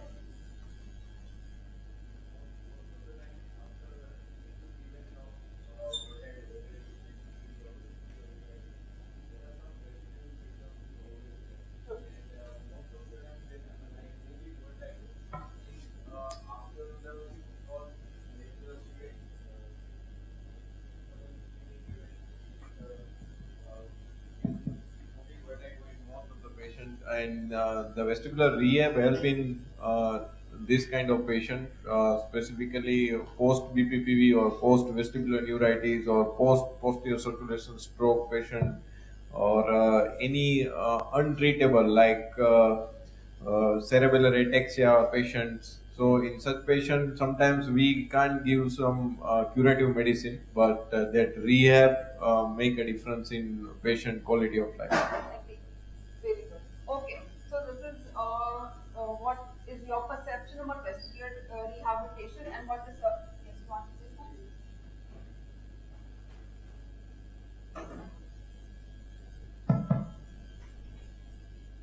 Vestibular rehabilitation is a kind of cerebral adaptation. As you have previously also told, these are the beta histine or suzerone, they are cerebrosedatives. So they will delay our recovery. So even though long back, I usually prefer to avoid give them the more medicine, and the patient I will keep on the vestibular rehabilitation exercise. Patient has to repeat the things, so there will be a cerebral adaptation. Patient will not get the dizziness. Thank you. Okay, so now I would like to explain a brief about which has already been told since morning, but just a couple of minutes. That for maintaining a balance, 3 legs are important. Okay, you can consider maintaining balance or as a 3-legged stool. First leg is vestibular, second leg is somatosensory system, and the third leg is your visual system. Okay, so if all these three systems work in unison, and if they are perfect, then you can say, and if the central integrator, say ENS is also, if there is no problem higher up, then you can say that the balance of the person should be alright. Fine. So now, if the first leg, I will explain about all three. If there is some visual impairment, if the patient is having glaucoma, diabetic retinopathy, or any that sort of thing, then again, it is something like, let me explain. If I am having a patient of hemiplegia or hemiparesis, so half of the body is not working or partially working, so the remaining normal half has to work more in order to compensate for that deficit. Fine. So in that manner, if we understand the balance system, if one system is not working properly or partially working, the remaining two has to work more in order to maintain balance. So if visual impairment is there, the other two system will work more. Again, the vestibular system has been given more percentage or more weightage to maintain balance. It is not equivalent, like 33 percentages are not divided between them the same. Vestibular system is getting more weightage, close to say like 50-60 percentage, and visual and somatosensory less than that. So when vestibular system is at fault, other two cannot fully compensate for them. Okay. So are you all with me? Okay. So like if somatosensory or sensations are not going properly outside, say like polyneuropathy, any sort of sensory loss is there or sensory deficit is there, again there will be problem with the balance of the patient. And why this thing is important, when all these three systems are not working, then vestibular rehabilitation therapy cannot work properly. And in order to execute it properly, we have 3 mechanisms, and these 3 mechanisms they are working on the principles of adaptation, substitution, and habituation. This slide is showing the earliest vestibular rehabilitation therapy in 1940s. Hawthorne and Fuchs, they both were they developed some exercises, and in by doing this exercise, it was they found that in a few of the patients, they found that by moving those patients in one particular direction, after doing it for a couple of times, the symptoms were getting resolved. So after that, the vertigo patients, or rather the soldiers of the war, were given with this exercises, and they are known as Hawthorne and Fuchs exercises, which were basically adaptation exercises. So these kind of exercises like moving the shoulders, eye movements in different directions, and neck movements, all those things, then rotating the torso in other directions. These are the exercises that were taught. And then ultimately what happened that such pamphlets are being printed and then distributed to the patients. So personally, I get the patients along with the pamphlets so many times from outside even, and then they I find it difficult to explain to them that okay, nobody has told us that after doing these exercises maybe our symptoms can get worsened even sometimes. So from as a physiotherapist angle, I feel that all the things should be explained to the patient properly. That while doing exercise, you can experience exacerbation in your vertigo symptoms. It is not like taking up a paracetamol and expecting that my fever is going to go down. In rehab thing, vestibular in particular, it can happen that your symptoms can be worsened at least for some period of time, because we are provoking those symptoms by giving those exercises, and that in turn will lead to compensation, and then the system will get adapted to it. So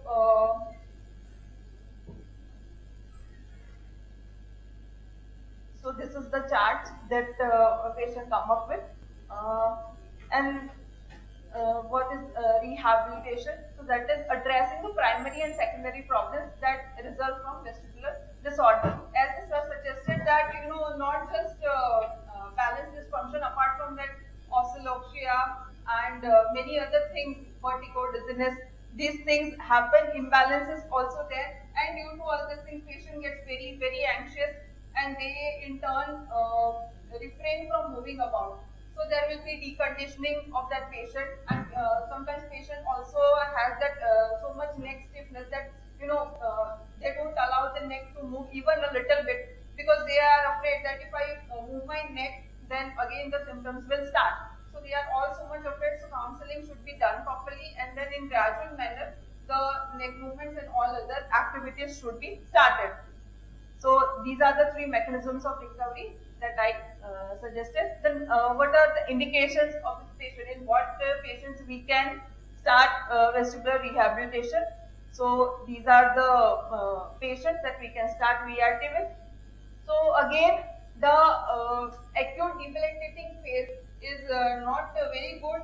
They are not very good candidates for vestibular rehabilitation, because the patient is already having acute phase of vertigo. They are vomiting and all. When we ask the doctors to refer the patient to us, sometimes it happens that patient actually is not in a phase to be treated by a physiotherapist. So exercise phase comes after sometimes when the acute symptoms are stabilized by the medication, and then only for the subsequent part rehab can be started. So these are the patients, and they should be non-compensated, as we saw a couple of patients previously. So these patients will benefit. And we also must address the issue that if the patient tells that will it never occur, or rather how long will it take to get me back to normal? So getting back to normal is a tricky thing actually, and it differs from patient to patient. And patient has to be counseled properly that at least for 2 to 3 months, patient must be ready to perform all this exercise, because any sort of exercise, be it weight loss or vestibular rehabilitation or any orthopedic condition, rehab post any trauma, no exercise can deliver result in an instant like this, that you performed something, with exception of FD's maneuver, perfectly of the case of Bppv. So except for those conditions, we must tell the patient that at least you are supposed to exercise. You should be ready to exercise at least for 2.5 to 3 months, and in some cases even more than that. So and also tell them that these exercises will not prevent any future attacks. Attacks can be there, but you will know how to deal with it. So this has to be told them. Then what are the goals of, what should we expect from vestibular rehabilitation? So quality of life of the patient will be improved. Naturally, when a patient is debilitated, lying down in the bed and restricting his or her social activities, and you teach them certain strategies that how to get out of the bed and how to move your head properly so that the symptoms will be lessened. Naturally, the patient will start feeling more confident and QOL will be improved. Then the reduction in the alleviation of the symptoms such as oscillopsia, dizziness, and all those things. Then reduction in the fall risk.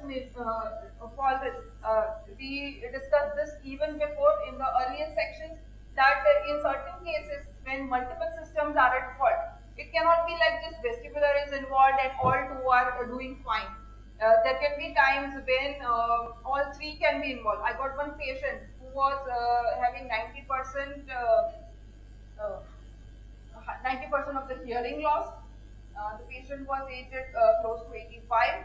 Then patient was having polyneuropathy, so hardly any sensation in the feet. So that was the thing, and vision was also affected due to glaucoma, and close to just 20% vision was remaining. So it was like a completely helpless situation for the patient as well as for the relatives and the therapist. So in those patients, we have to teach them the strategies for the fall prevention. We should do the modification in the house itself. We should provide them with the grab bars or anything, any other assistance, the crutches, the rollator walkers, and how to operate them, and allowing them to land safely on the wheelchair and on the bed. So teaching them such strategies and condition them in such a way that they can live their rest of the life properly. And one of the doctors asked that how do you know the improvement in it? So we have scales available with us, that DGI, DHI, Dizziness Handicap Inventory, Dynamic Gait Index. These are the scales that can be used to assess the patient and decide the fall risk on the day 1 or day 0 of the patient. And then after few weeks of rehabilitation, we do it again. So it is like if you are getting a patient of anemia and you get that blood report and showing that HB is so and so, and after taking hematinic course for 3 months, and now again repeat the blood reports, and then you are showing that, okay, see, now it is working and your HB has improved. So this is the same thing that we are doing, and these scales can be taken and shown to the patient post rehabilitation. So to enhance the gait stability, we have different exercises, and to enhance postural stability, the scapular muscle, the pelvic muscle, they have to be treated in particular manner so that balance is more. So this is the plan of care. Mostly these sort of patients we get for the complaints of Bppv, which has been already discussed in detail. For the vestibulopathy variant, these three mechanisms will work, and for all the things, exercises are different. For these disequilibrium patients, we will suggest strengthening, conditioning, fall prevention strategy, balance retraining, and recovery strategy. If at all the patient falls down, or if there is any issue that by chance if the patient loses balance, how will he recover safely without getting fractured hip or anything like that? So this is it. Then this is APTA's, that is American Physical Therapy Association criteria. Many a times physicians or even us, when we are not having that much knowledge, that what should be the dosage. In medical field, we have medications in which extensive studies are being done, and then it is prescribed to the patient that this much is the dosage of the medicine, twice a day for 5 days it should be done. But in physical therapy, these things are not even studied properly. So due to the lack of research, initially even I used to do that. I make the patient sit in a chair and then do this thing couple of times. Patient will ask that for how long should I do this? How many repetitions in a day? At what angle should I rotate my neck? So these were the questions, And recently they have come up with this is the revised version, and these are the treatment decisions that can be done on the outcome measure. So till the time that we in India do a proper research in our demographics and with our patients, till the time we can use this, and it clearly instructs that how many acute cases should be treated, how many repetitions in a day, at least 20 repetitions or 20 minutes in a day, and what can be done. So everything is been shown in this one slide. Okay, so these are the gait stability exercises. So the patient, I think most of you must have gone through all these things. The idea behind doing all these exercises, first is as a physiotherapist, what I do, first of all, I make the patient as stable as possible. So first of all, we make the patient sit in a comfortable chair and then ask about the brief history, and then if it is required, we teach them the different exercises in that maximally stable position. So that will be either supine position or in sitting position. And as the patient does well with the rehabilitation, we can start with same exercise in the standing position. Then we can change the surface of the and perform the same exercises on that. So like I make the patient sit on a vestibular wall and then do the same exercises. Again, I make the patient stand in the parallel bar and on the wobble board. So that will be again challenging, and doing the same exercise will be definitely difficult for him or her. Again, to add the further challenge, I can talk to the patient while he is doing the exercise. So that will be the dual task challenge for him. And I do even add a mental arithmetic task, that I ask the patient to count in the reverse from 100 to 1, or to keep counting while doing the gait stabilization exercises. You would have seen plenty of videos online for this vestibular thing, that the patient keeps on looking in this direction, that direction. I have come up with practical difficulties of patient complaining to me that madam haath dukhe chhe. So while as a physician, I don't know whether you come across such complaints or not, but my patients do complain कि बस हाथ ऊपर नहीं रखा था बता रहे that's what it is. Actually it is my background, but then patients are like કે हमने सिखवाड़े देते છે ત્યાં કસરત એવું પણ થાય છે. So this is the thing, that I change the surface. I then after some days I change the frequency of my treatment. That if it is once in a day, I ask the patient after 15 days to do it twice or thrice in a day. So this is how I progress further. So when should I discontinue the treatment?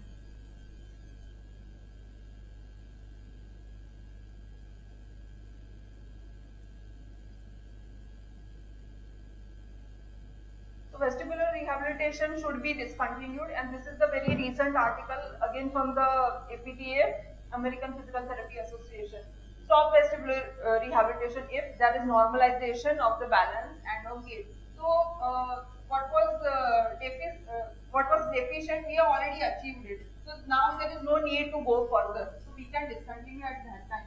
Then there is symptom resolution, autological, dizziness, all those complaints when they are not there, patient with like sir કહે છે કે મને કેસમાં problem થાય છે એ પતી જાય, જ્યારે વસ્તુ મળી જાય એના પછી કન્ટિન્યુ કરવાની જરૂર નથી.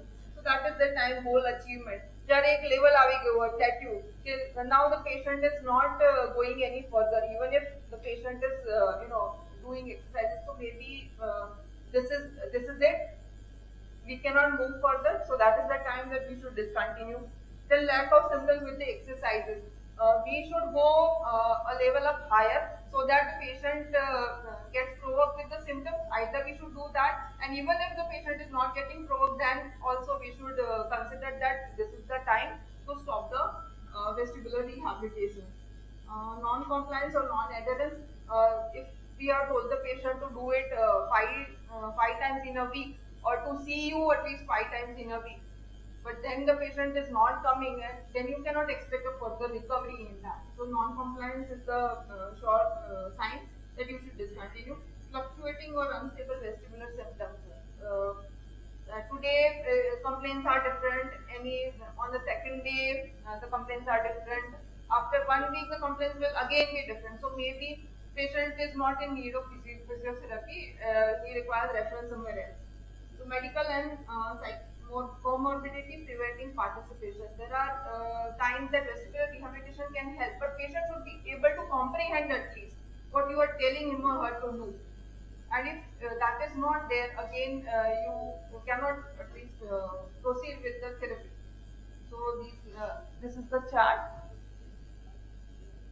and it clearly suggests everything that how many times it should be done. And saccades and smooth pursuit, all those exercises, they should not be done without head movement. With head movement, there is a better recovery chances. So in that manner, exercises can be done better and patient recovers better.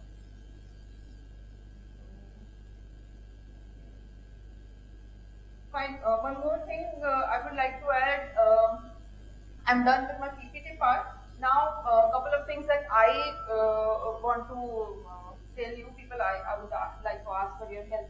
That patients, they, as I said, that we as ours is a referral branch. Mostly patient, they'll come to the physiotherapy department when the consultant has told them that this is of utmost importance and you will have to do it if you want to get rid of your symptoms. So many of times, even in our physician fraternity over there, when I go to them, they are unaware about the whole scene. That okay, such exercises are there. So then and then only referral can be made. So that is one thing, reassurance by consultants themselves that if we are getting a number of MRIs and not many other things done, then why not with your referral ones? Okay? So that is one thing, and addressing anxiety. Patients are, as we get so much time to talk to them, they spend close to 1 to 1.5 hours with us during assessment and rehabilitation part. They tell us n number of things which might have been missed by the consultant. So during the talk only, at least more than 50 to 60% of my patients, they have shown tremendous anxiety symptoms, that how afraid they are, that how will they be perceived in the society if somebody comes to know about the symptoms. Well, to us, so-called normal people, who are not having vestibular symptoms, to us it is like, okay, chakkar hi to hai aur kya hai, sort of. But to them it is a big deal, and they don't leave their attendants, their bed, their counterpart. Without them, they don't move at all. They limit their social visits and all, and that in turn goes down to the downward spiral and quality of life of everybody. Because if one person is affected in the family, the whole family will be affected. Nobody can say like, okay, I'm going party, you stay home and relax. So counseling of the whole family, because many number of times when MRIs and all other scans are going normal, audiogram is not showing anything. There is no organic, on paper you are 100 on 100. But then too, the patient is showing symptoms, patient is getting palpitation, getting restless. So there is something going on brain. But everything starts with brain. Everything, be it vestibular or any other thing. So counseling on the patient's part, relatives part, that everything is not just PSY thing. Even that has to be addressed, and there are ways and means to tackle that. Slowly and gradually moving them about approval of the family members and teaching them different strategies. That how can we make you more mobile, and how can you participate in different activities. So addressing that anxiety thing. And yes, one of the doctors also said that the working was taken by some patient for at least 6 months. I came across a patient who was keeping working in his pocket only. Even while traveling anywhere outside Ahmedabad, he will not forget to carry it, and he was making sure to take it daily for past 10 years. So that was shocking really, and I asked him. He has met number of doctor visits, but none of them, or rather he would not have listened. I don't know who's right actually. So let's not go into that part. But that was the thing, that patient has been consuming this medicine for 10 whole years and not a single day was missed. And that was told by even that was confirmed by the relatives even, that yes, this is the case. So what can be done for such patients? So I personally feel કે આપણે ઘણી બધી જગ્યાએ એવું કદાચ surgical બ્રાન્ચમાં એવું થતું હોય કે જ્યાં કોઈ તમારી વાત ના માને ને ત્યાં ડરાવી દેવાના કે આ નહીં કરાવો ને તો આ થશે. So same way, like do into the medicine thing, that if you continue doing this thing, you will be destroying your own self. Then don't come to me and tell me, see, I am a complete novice in this field, just practicing for 2 to 3 years only. But this is what I have felt, that make you feel afraid, that don't use it all too often. As we educate the patient with hypertension, that don't ever forget your BP medicine. Forget bathing, forget brushing your teeth, but don't forget taking your BP medication. That can have dire consequences. Likewise, just educate these people for so that they can avoid taking this vestibular suppressant for this long time. So that is it from my end. If you have any queries.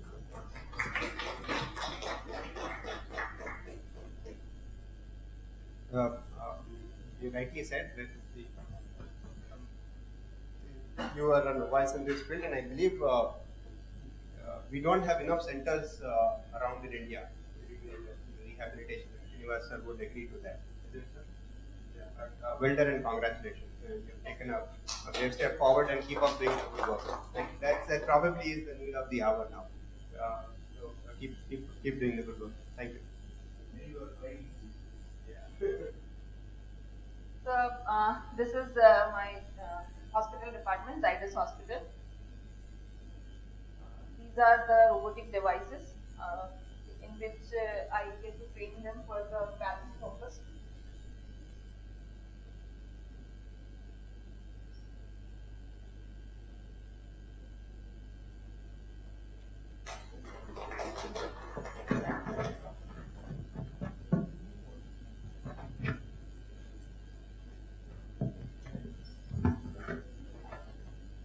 Now we move on to the penultimate session of this workshop, radiology in vertigo.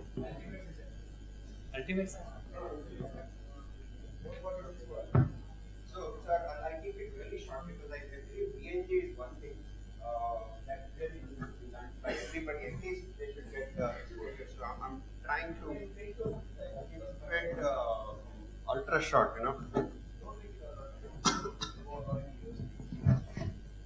No, radiology in vertiginous patients. It has yeah, please, thank you. So a lot of emphasis has been put on the history of these patients.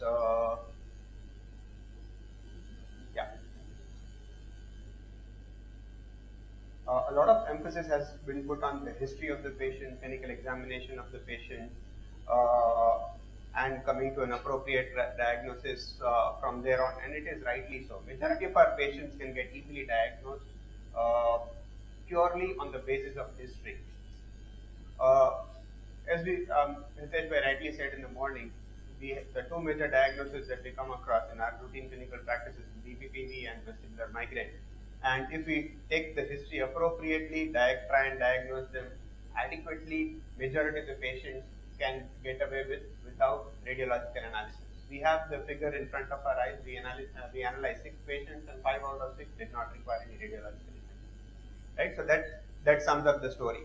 To add to our physical examination, a VNG, DVA, WEMP, and audiological analysis always helps us come to diagnosis in almost all the patients. Dixon rightly said that even in stroke, we can diagnose patients quite accurately, almost up to 100% if you're doing an appropriate clinical examination of the patient, whereas radiology gives only 82% in acute stroke. But there are still some patients in whom radiology may be required to diagnose them. So let us try and understand which are these patients which require imaging in order to establish the right diagnosis, and what radiological diagnosis should be asked for when we're trying to assess these patients as far as vertigo is concerned, and what is actually giving rise to vertigo in these patients. So coming to the role of radiology, well, it could be either supportive in terms of diagnosis. Darshan by today morning rightly said, radiology in Meniere's disease is still not fully evolved. There are a lot of gray areas that are still evolving. A lot of research needs to be done. Probably may take some time before we come to an appropriate radiological sequence which will help us diagnose these patients. Vestibular paroxysmia. Well, the international criteria says that demonstrating the vascular loop itself is not the 100% criteria of having a vestibular paroxysm.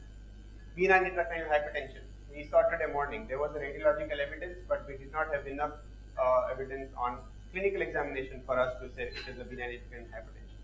Acute vestibular neuritis. Well, acute vestibular neuritis can closely mimic a TIA of the labyrinthine artery or an early infarct of labyrinthine artery, which we can easily miss, and only radiology can support our diagnosis. Vestibular migraine. It will help us rule out other causes of this thing. It may support the diagnosis, but it cannot. And so is Parkinson's. Right? They just rule out other causes of the pyramidal or extrapyramidal. Whereas it's confirmatory in few patients. Who are those? Labyrinthine third windows. Stroke. When it is established, yes, it can. Tumors, Arnold-Chiari malformations, multiple sclerosis, subclavian syndrome, and so on and so forth. There are still a lot of other diagnoses which still can be diagnosed. So what are the modalities we commonly use? A CT scan, an MRI, or an angiography. Angiography can be an MR angiography, a CT angiography, or a DSA, substantia angiography, whatever we choose. The CT will tell us the bony architecture. It can be of help in patients with large stroke, early stroke, small stroke, early brainstem strokes cannot be diagnosed. MRI, versatile tool to aid and establish the diagnosis. Only thing is, we as clinicians have to know what we are looking for. We as clinicians have to tell our radiologists what do they need to look for when they are trying to establish, they are trying to give us a appropriate radiological sequence.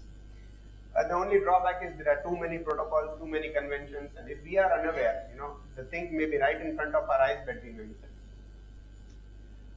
Like say a subtle finding like a mildly dilated ventricle, an empty cellular syndrome, a tortuous optic artery. So these can be a subtle this thing which may be easily missed.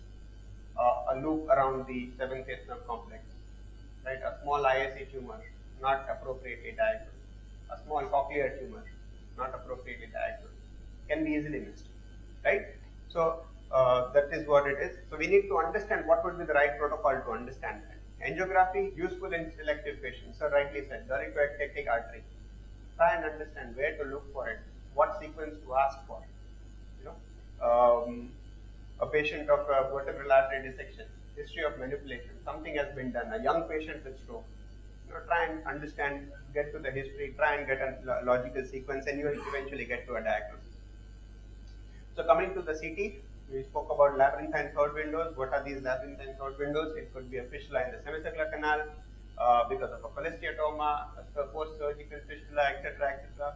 A superior semicircular canal Dizziness syndrome, a pathology which is getting more and more importance. People have started understanding it, and we are started picking up these patients. Provided we get the appropriate sequence on the CT or the MR. A very rare pathology, a posterior semicircular canal dehiscence. It could be a sequel to a benign intracranial hypertension, a lot of venous return in a highly pneumatized temporal bone, can erode through a posterior semicircular canal and give rise to a posterior semicircular fistula. Also, these pathologies are rare, but they do exist. So if you're not trying to get a diagnosis in a patient who has a history of a labyrinthine third window, try and make efforts, think out of the box, you may come across something like this. Tumors of the temporal bone was rightly spoken about today morning. So glomus jugulare is one, cholesteatoma sitting into the petrous bone, which is a cholesteatoma of the middle ear extending into the petrous apex, eroding through the ISE, eroding through the vestibule, can present with vertigo. Petrous bone cholesteatoma purely into the petrous apex, eroding into the ISE, can give rise to vertigo. You can have a primary petrous apex cholesteatoma without any presentation into the middle ear and the macrodorsal system can primarily present with vertigo and hearing loss. So these are the things that we need to keep in mind when we are trying to deal with patients with hearing loss and vertigo. CT scan, Dushyant rightly said, it is not of great importance in diagnosing acute stroke in patients with predominantly posterior circulation strokes. But yes, if you have large strokes, you can diagnose, establish. If you don't have access to a good MRI system and if the CT is the only modality available, well, there's no harm doing it also. Cerebellar tumors, yes, can be easily diagnosed on CT scan, but always MR would be a preferred modality in these patients. So MR is basically, So MR is basically setting up pulse and sequences across different pulse gradients, which gives us a better image. There are a lot of sequences and a lot of ways in which an MRI is done and read. We just need to understand all of them, and there are certain conventions for a particular disease that we need to understand that this is the convention in which we would want to look for a pathology. Not going into the details, all of us know the axial sagittal and the coronal images, the conventions. We know that on T1 weighted image, a edema, tumor, infarction, inflammation, and hemorrhage will be dark, whereas on T1, something that is bright is fat, subacute hemorrhage, slow flowing blood, and paramagnetic substance. On T2, calcification, CSF would be bright, and a low protein density calcification and fibrous tissue would be dark. Stir images useful in depiction of bone marrow edema. Flare would be a good sequences where the CSF the signal is there, and therefore it can help us diagnose specific etiologies which are affecting the brain chyma with adjacent CSF containing spaces like multiple sclerosis, demyelinating disorders, hypoxic ischemic encephalopathy, cyst, epidermoid cyst, infarcts, etc., etc. Diffusion-aided MRI, a lot of has been spoken by Dushyant in his lecture in terms of diagnosing the stroke. Not got into detail, but apart from stroke, it can help us diagnose bacterial abscesses, epidermoid tumors into the CT angle, compressing the 7th eighth nerve complex or the cerebellum or the brainstem, giving rise to vertigo or dizziness in these patients. Encephalitis, trauma, demyelination are the other ones. GAD enhancement, MR in vertigo would be especially important in tumors of ISE, CT angle, vestibular neuronitis, particularly. So when we're trying to, if we have a strong clinical suspicion of acute vestibular neuritis, you're sending these patients for radiological analysis. Ask for a contrast enhancement. Tell your radiologist you're trying to look for inflammation of the 7th eighth nerve complex, and if you can get a clear-cut enhancement, you're confirming the diagnosis of this thing. Labyrinthitis, yes, very important, not only in the initial phases, but also when we're trying to follow these patients up. Because we all know that as a sequelae of meningitis, patient can have labyrinthitis, and if the patient has that labyrinthitis, you want to follow up as to what is happening to this inner ear fluid. Is that getting replaced by fibrous tissue? Does it have a granulation tissue? What would happen to that patient? Will that patient develop eventual sensory hearing loss? Would you be thinking about some sort of implantation of these patients? So these are the things that we need to understand. Meniere's disease, Darshan Bhai spoke today morning. We have two different sequences that we would want to follow in Meniere's disease. Here's a small example of a small ISE tumor in the patient, vertigo, magnetic resonance imaging for an MR venography is important. Patient presenting with acute headaches, vertigo, sinus thrombosis, etc., etc.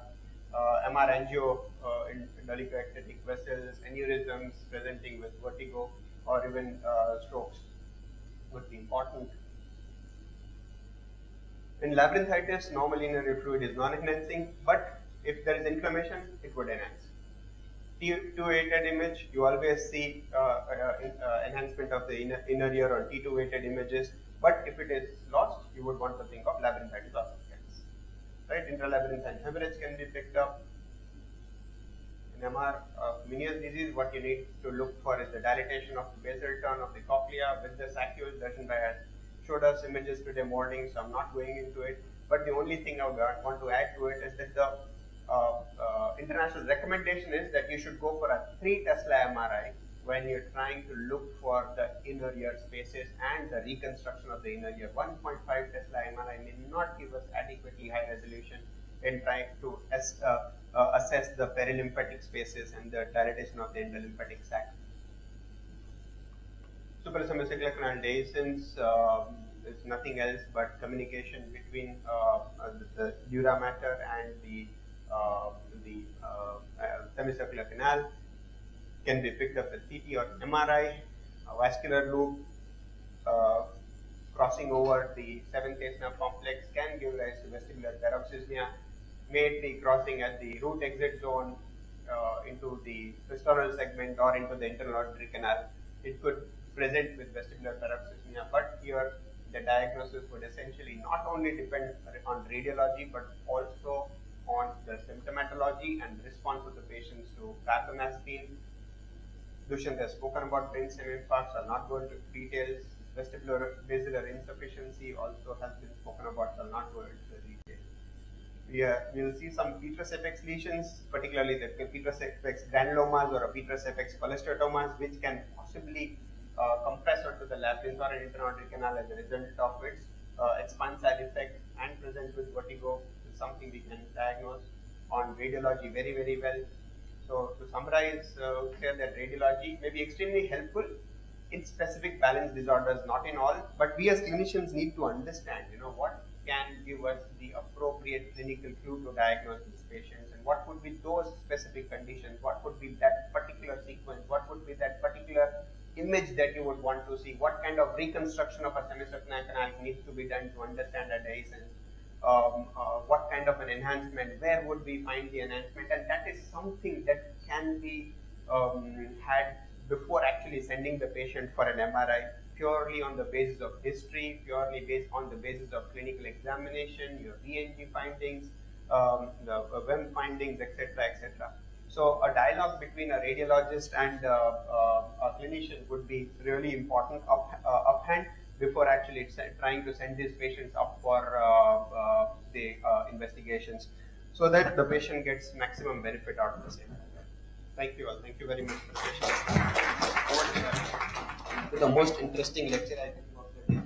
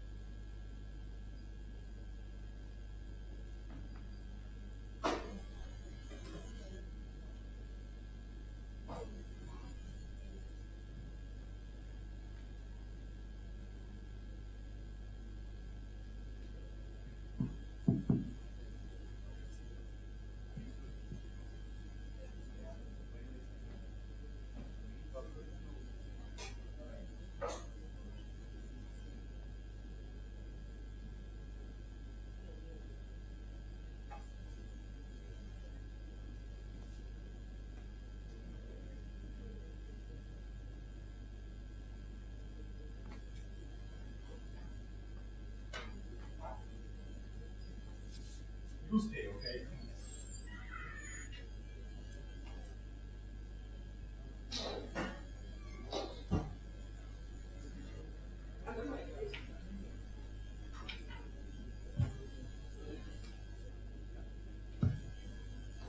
While this VNG is being set up, it's a great show put for us by everybody and the entire team, even the organizing team. Sir, I'm sorry I forgot your name. it's really been a nice program. I know, I missed it yesterday. But it was a good day spent over here. I don't know, as far as we as clinicians are concerned, yes, we really did enjoy. We would want to know what did the students, what are your reactions? Did you guys enjoy the event?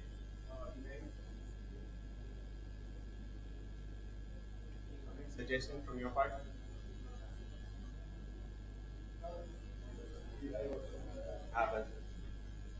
Yeah, so I think now Bhuj is ready to conduct a live surgical.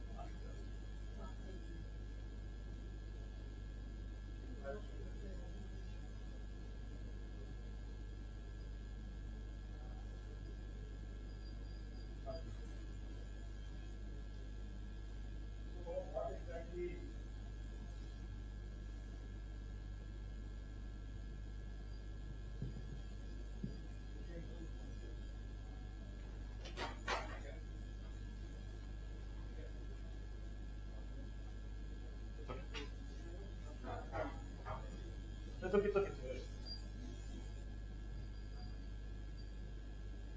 Otherwise, you can come. I will see what is there underlying. You know.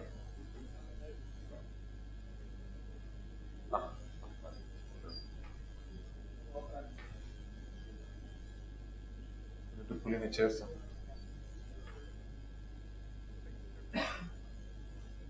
Specs you can remove. Okay, just come back. Okay, lights. I think room lights can be switched off.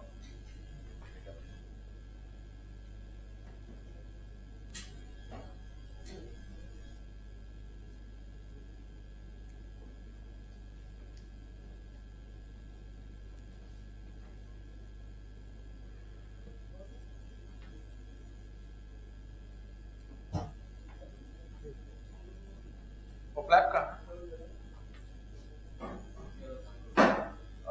जिगर भाई flap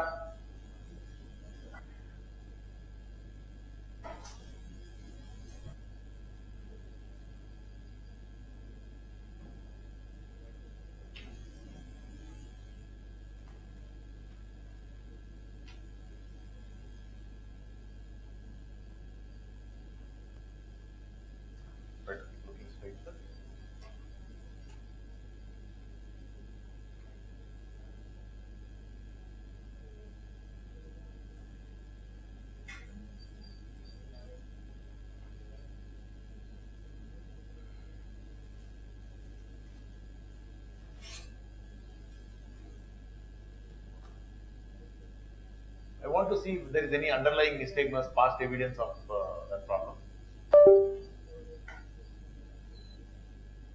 Yeah. Got this correct.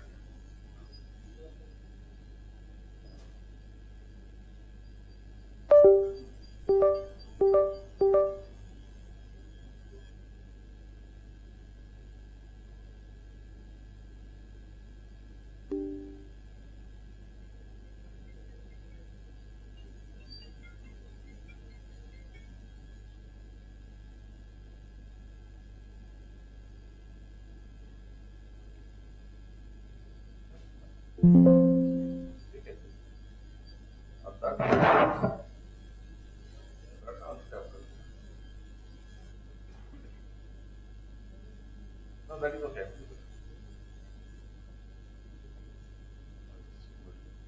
Sir, look straight. So only the. There is absolutely no spontaneous nystagmus. Does he have? He doesn't have that. So what I will do is I will just do.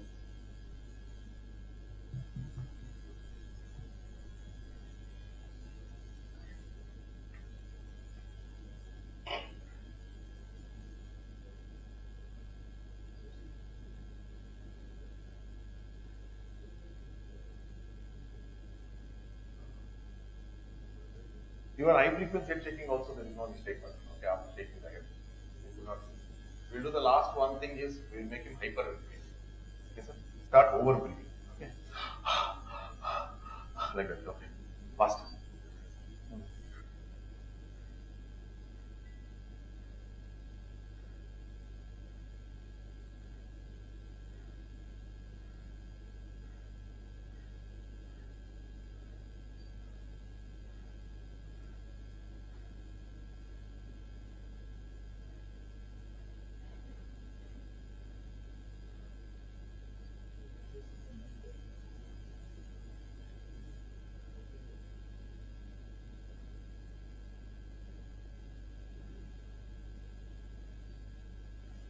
We are going to make him hyperventilate for 70 seconds.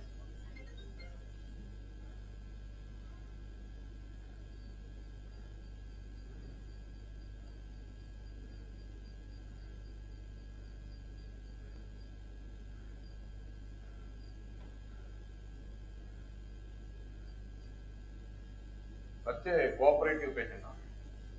No questions as is going on to panting. Yeah. Spine surgeon has a good spine. So. Bus. Now breathe normally. Breathe normally. Look to the left, sir. Look. Yeah. Look to the right.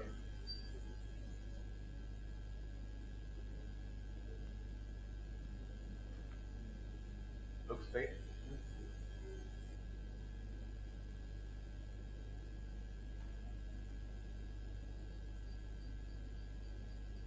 Actually, there is no nystagmus appearing. These are really compensated, or probably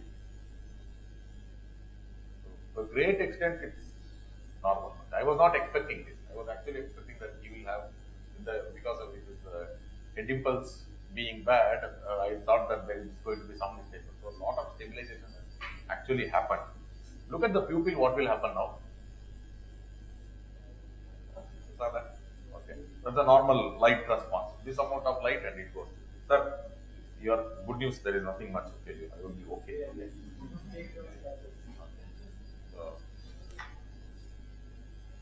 So that is good. We are not really able to demonstrate much deficit other than the high frequency. I mean, except for the head impulse. Thank you, sir. Thank you. So now, what are we looking for in the next step? Okay. So basically,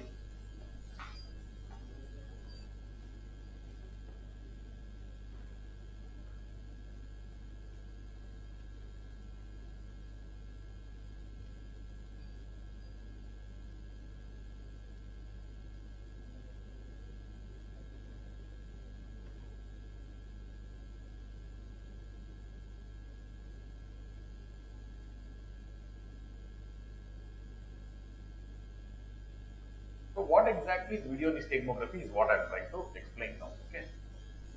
So what exactly is video nystagmography is? There is simply a set of goggles.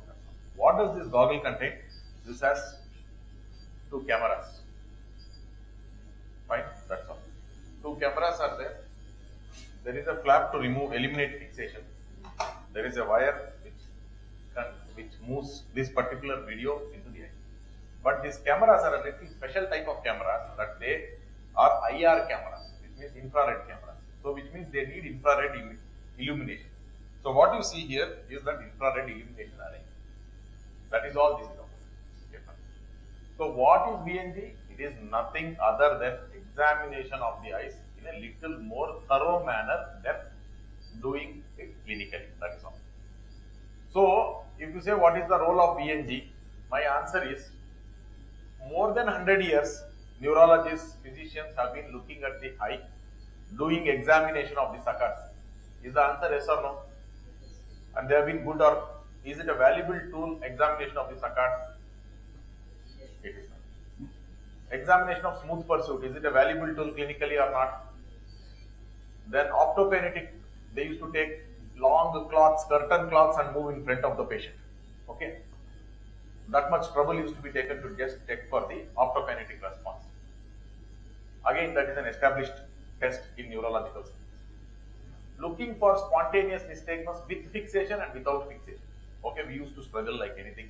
With fixation, no problem. Without fixation, we used to use Frenzel goggles, we used to use a fundus camera to go inside, big lenses, whatever it is, to see that what is going to happen without on the removal of fixation, means when the person.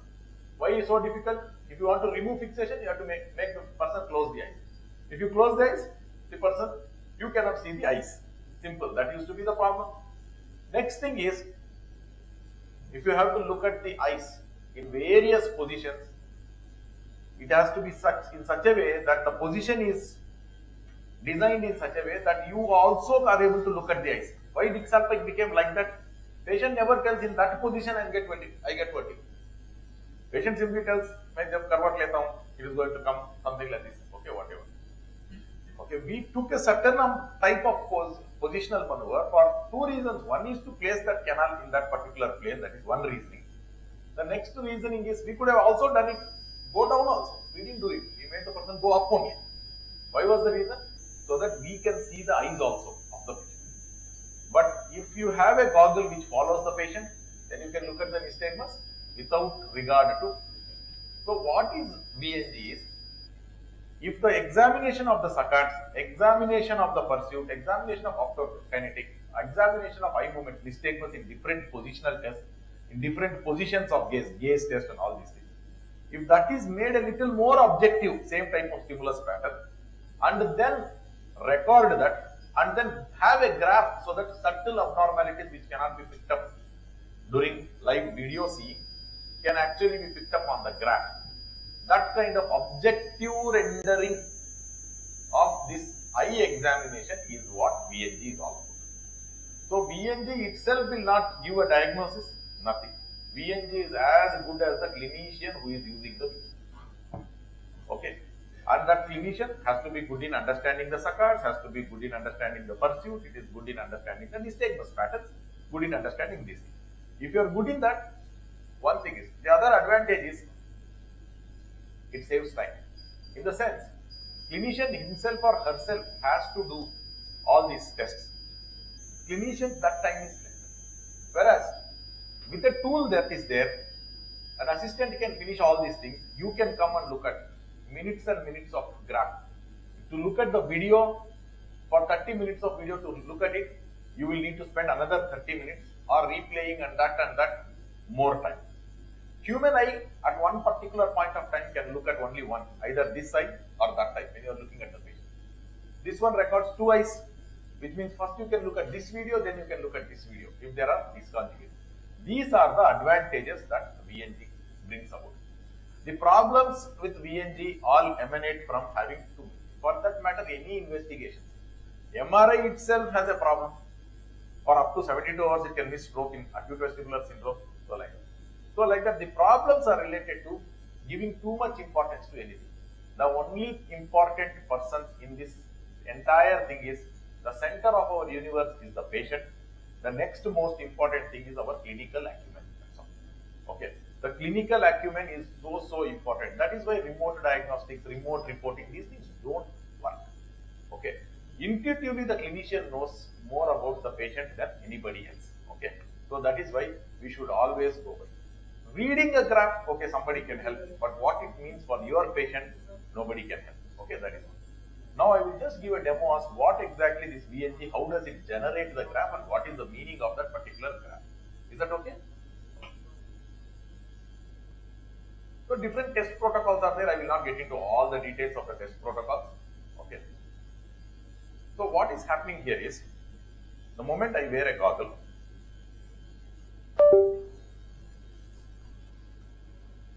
again and again, some disconnection is happening.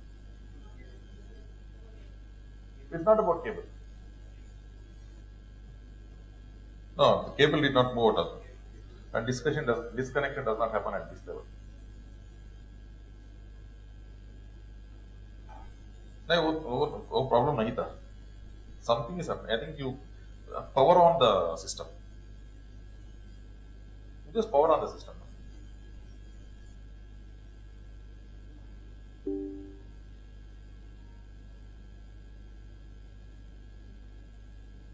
What happens is the goggles draw some power.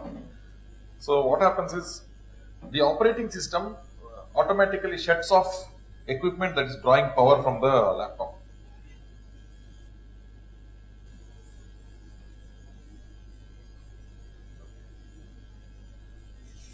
So this is just one wire, one USB cable, it just goes inside and that is it. Okay, this is the latest version of our goggle. Okay, praise by don't ask mujhe kyun nahi diya and all that. Because at that time we had another version where the power had to be drawn from the wall. Okay, this is powered entirely from the laptop. Okay. So now what is happening is, you can see my eyes there. Okay, you can see my eyes there. Right in the center of my eyes, you can see a dot. Can you see the dot? So that dot is the computer vision algorithm trying to pick up and find out where exactly is my pupil. Okay, that is what it is about. So from the video, the computer vision algorithm is finding out where is the pupil. And whatever graph you get is the graph of the movement of that particular dot. That is all it is. Okay. So now I will just extend the screen to show you some of this. Duplicate the screen.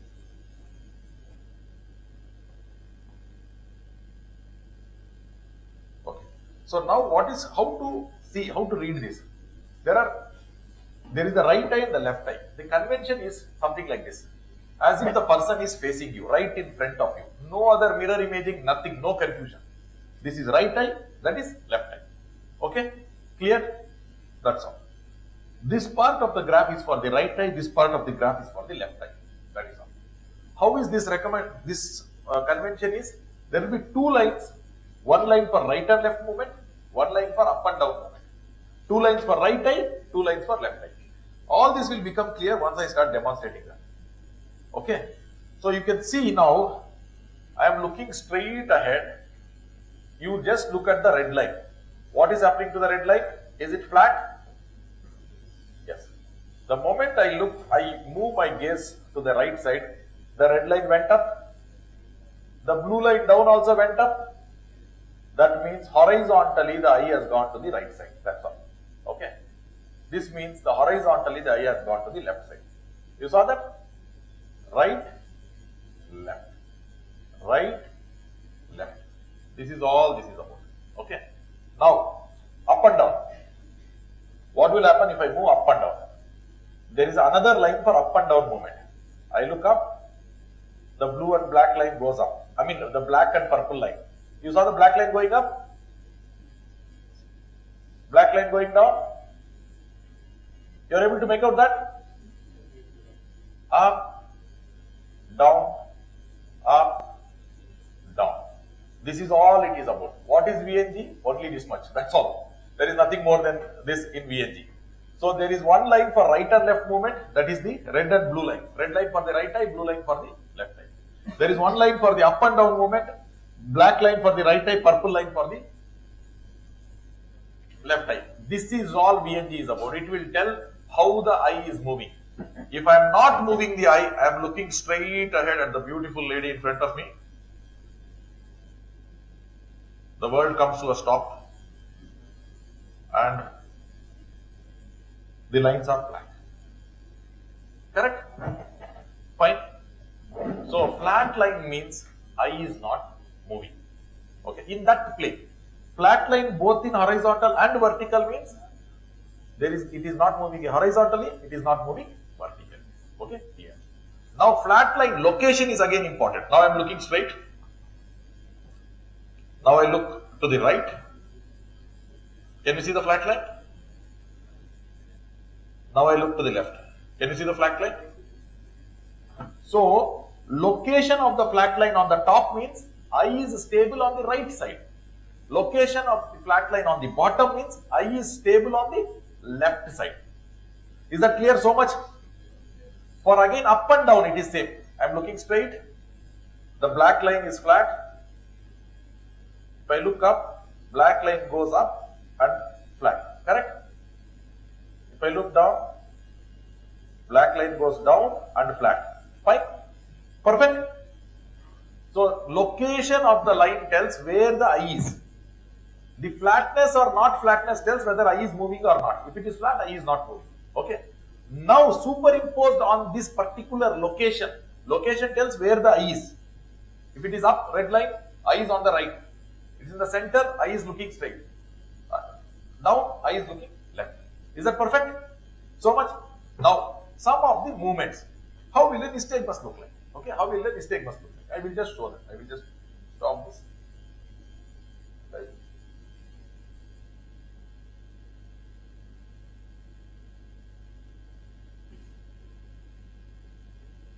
So, how will nystagmus look like? What I will do? I will just induce a nystagmus myself. How do we induce a nystagmus? I will just take this. A simple chair rotation. Okay. Can you saw nystagmus? Which meeting was it? Can you see a nystagmus? Can you see a nystagmus? Right meeting? Left meeting. You saw that? Okay. This is a simple test of nystagmus. Okay. So this is what was happening.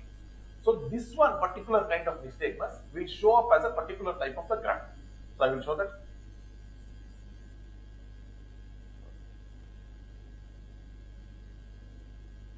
Okay. So I will show that particular part of the graph. Okay. I will stop that and then I will go and I will stop and I will show. So let us see this particular pattern. Can you see this sawtooth pattern? Can you see this sawtooth pattern here? I will just expand this. Okay. Can you see this sawtooth pattern? The sawtooth pattern means I was going right and left, right and left. Nystagmus was what? I was going right, left, right, left, right, left. So in the beginning demo, what I was telling is when the eye is going up, the line is going up, I was moving to the right side. When it is coming down, moving to the left. Right, left, right, left, right, left, right, left. Like this. Okay. Isn't that how nystagmus looks like? Okay. That is how nystagmus looks like, and based on that you will make a diagnosis of which beating nystagmus is there. Okay. So this is here slow phase and fast phases fast enough. I go to little extent to say to actually determine which beating it was. See this part. Going left, going right. Going left, going right. Is that right? The tongues are moving very fast. This is the time axis because as the thing was passing, it used to line like this. Correct? If I is moving very fast, in the time axis it will take very little time. Correct? Is that right? Okay. If it is taking too long, it drew for some long time. So which means it was moving slowly to the left, moving fast to the right. Slowly to the left, moving fast to the right. Slowly left, moving fast. Slowly left, moving fast to the right. Fast moving to the right means which beating nystagmus? Right beating nystagmus.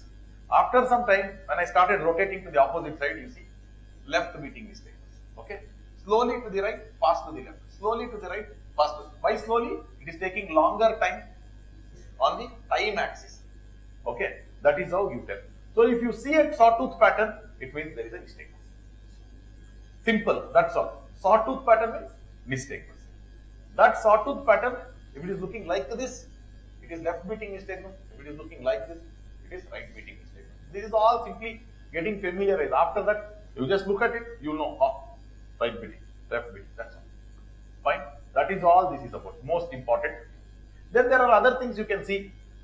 If it is instead of only being on the red line and blue line, if it is on the black line and purple line, it means there is a vertical component to it.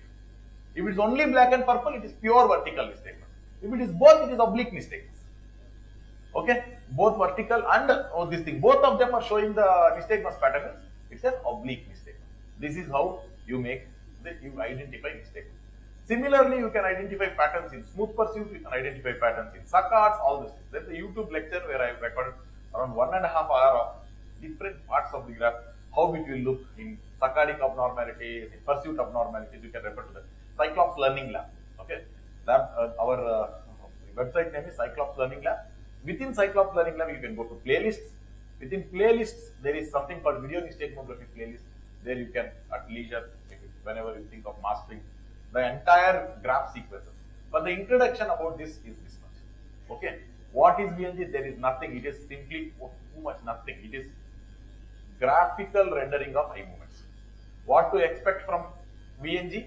Expect the same thing that you expect from a better done or a more properly or a more objectively done ocular motor examination, which includes nystagmus, which includes gaze-related nystagmus, neutral position nystagmus, hyperventilation nystagmus, doing this and nystagmus, high-frequency take, Valsalva nystagmus, doing a saccades, doing a pursuit. All these things in a controlled environment, if you want to do, and then have it as a record, that is what you can expect from it. Okay. What is the information you are going to get? That much information. What is the advantage? Human eye has its own limitations. Time has their own limitations. You can save half an hour of your clinical time making sure that this is actually recorded by somebody else for you. There are some parts which you would want to do, but for most of the other things, you may not want to go. So this is all VNG is. Perfect? That's all. Thank you all. Once again, thank you all for choosing to have us all here. It was great traveling to Bhuj. Hope to keep traveling again and again. Thank you all.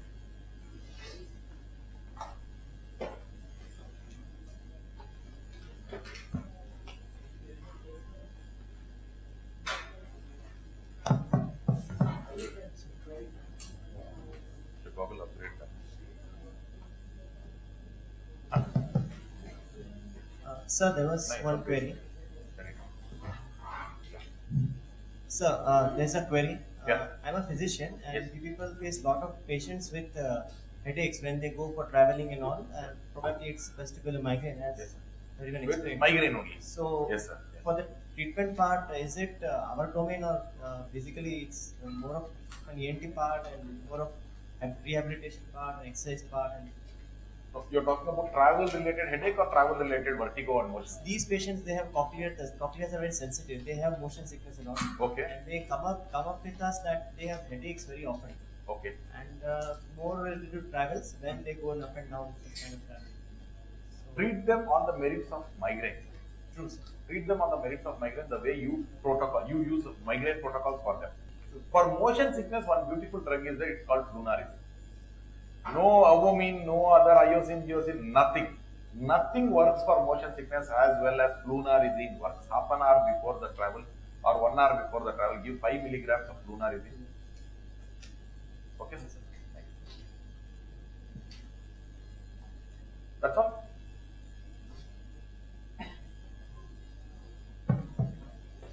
Thank you, sir. Thank you, sir. They say that all good things must come to an end. So we are nearing the end of this wonderful workshop on vertigo. Now I will request Dr. Rashmi Soratia to proceed with the validity.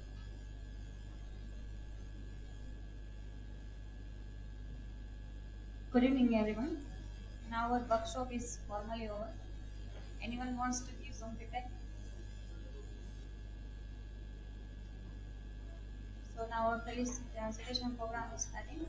I request our medical director, Dr. Balaji Pillai sir, to felicitate our chief guest, Dr. Srinivas Nansara sir.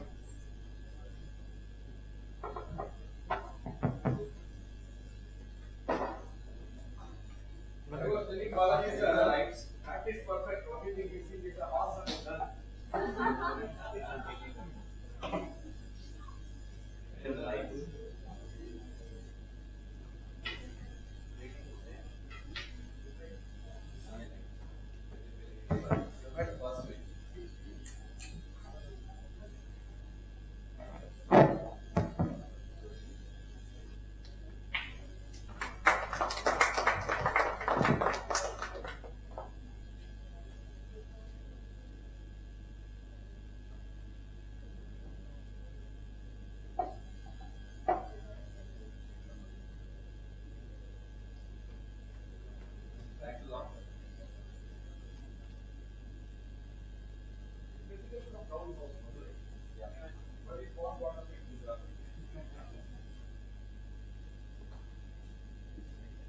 I request Dr. Narendra Hirani sir to felicitate Dr. Praise Pandya sir.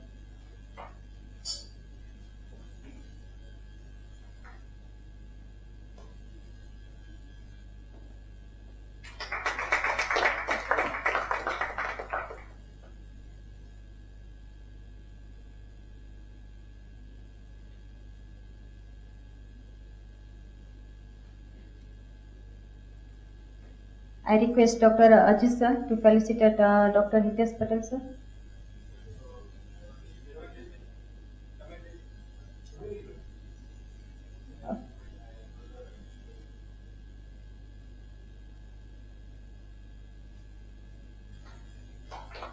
I request Dr. Hatik Darar sir to felicitate Dr. Yes Pandya sir.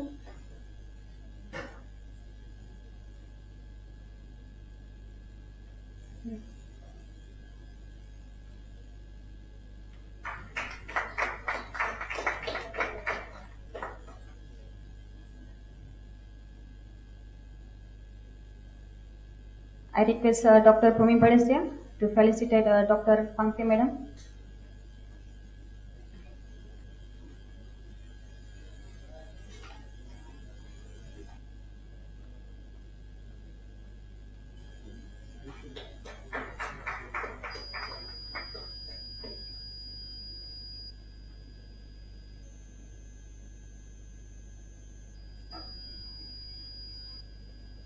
So on behalf of GAIMS and ENT department, I would like to thank our chief guest, Dr. Srinivas Dasala sir. We had an opportunity to see you personally and the way you demonstrate this difficult topic make us very easier. Thank you so much sir. I would also like to thank our chief director, Chief Medical Director Dr. Balaji Pillai sir, our Chief Medical Superintendent and Head of the ENT Department Dr. Narendra Hirani sir, our Professor Dr. Ajit Khilani sir, and all the organizing faculty for supporting us in the workshop for making this workshop successful. And I would also like to thank all the speakers faculties, Dr. Yes Pandya sir, Dr. Praise Pandya sir, Dr. Hitesh Patel sir, Dr. Dustin Sakalya sir, all this, and Dr. Darshan Bhatt sir also. I would, last but not the least, I would also like to thank our organizing committee, IT department, Jai Bhai, Gopal Bhai, also our resident and the interns. Thank you so much.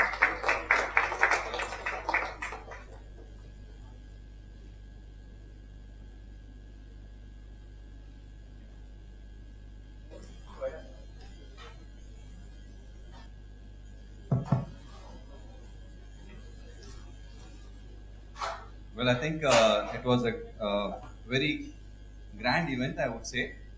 And especially thanks to all the other delegates who came in to make it a more successful thing.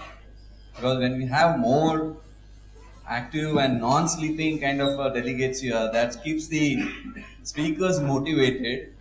And especially I think Hitesh is missing out here. Like that particular session where Hitesh had the fun and of checking those 6 cases. 6, ne? 5 cases.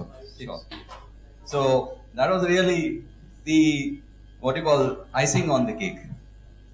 And thanks to you sirs, I think you made it very simple and so easy to understand that I think our interns sitting over there and the PG residents, they would have grasped the maximum.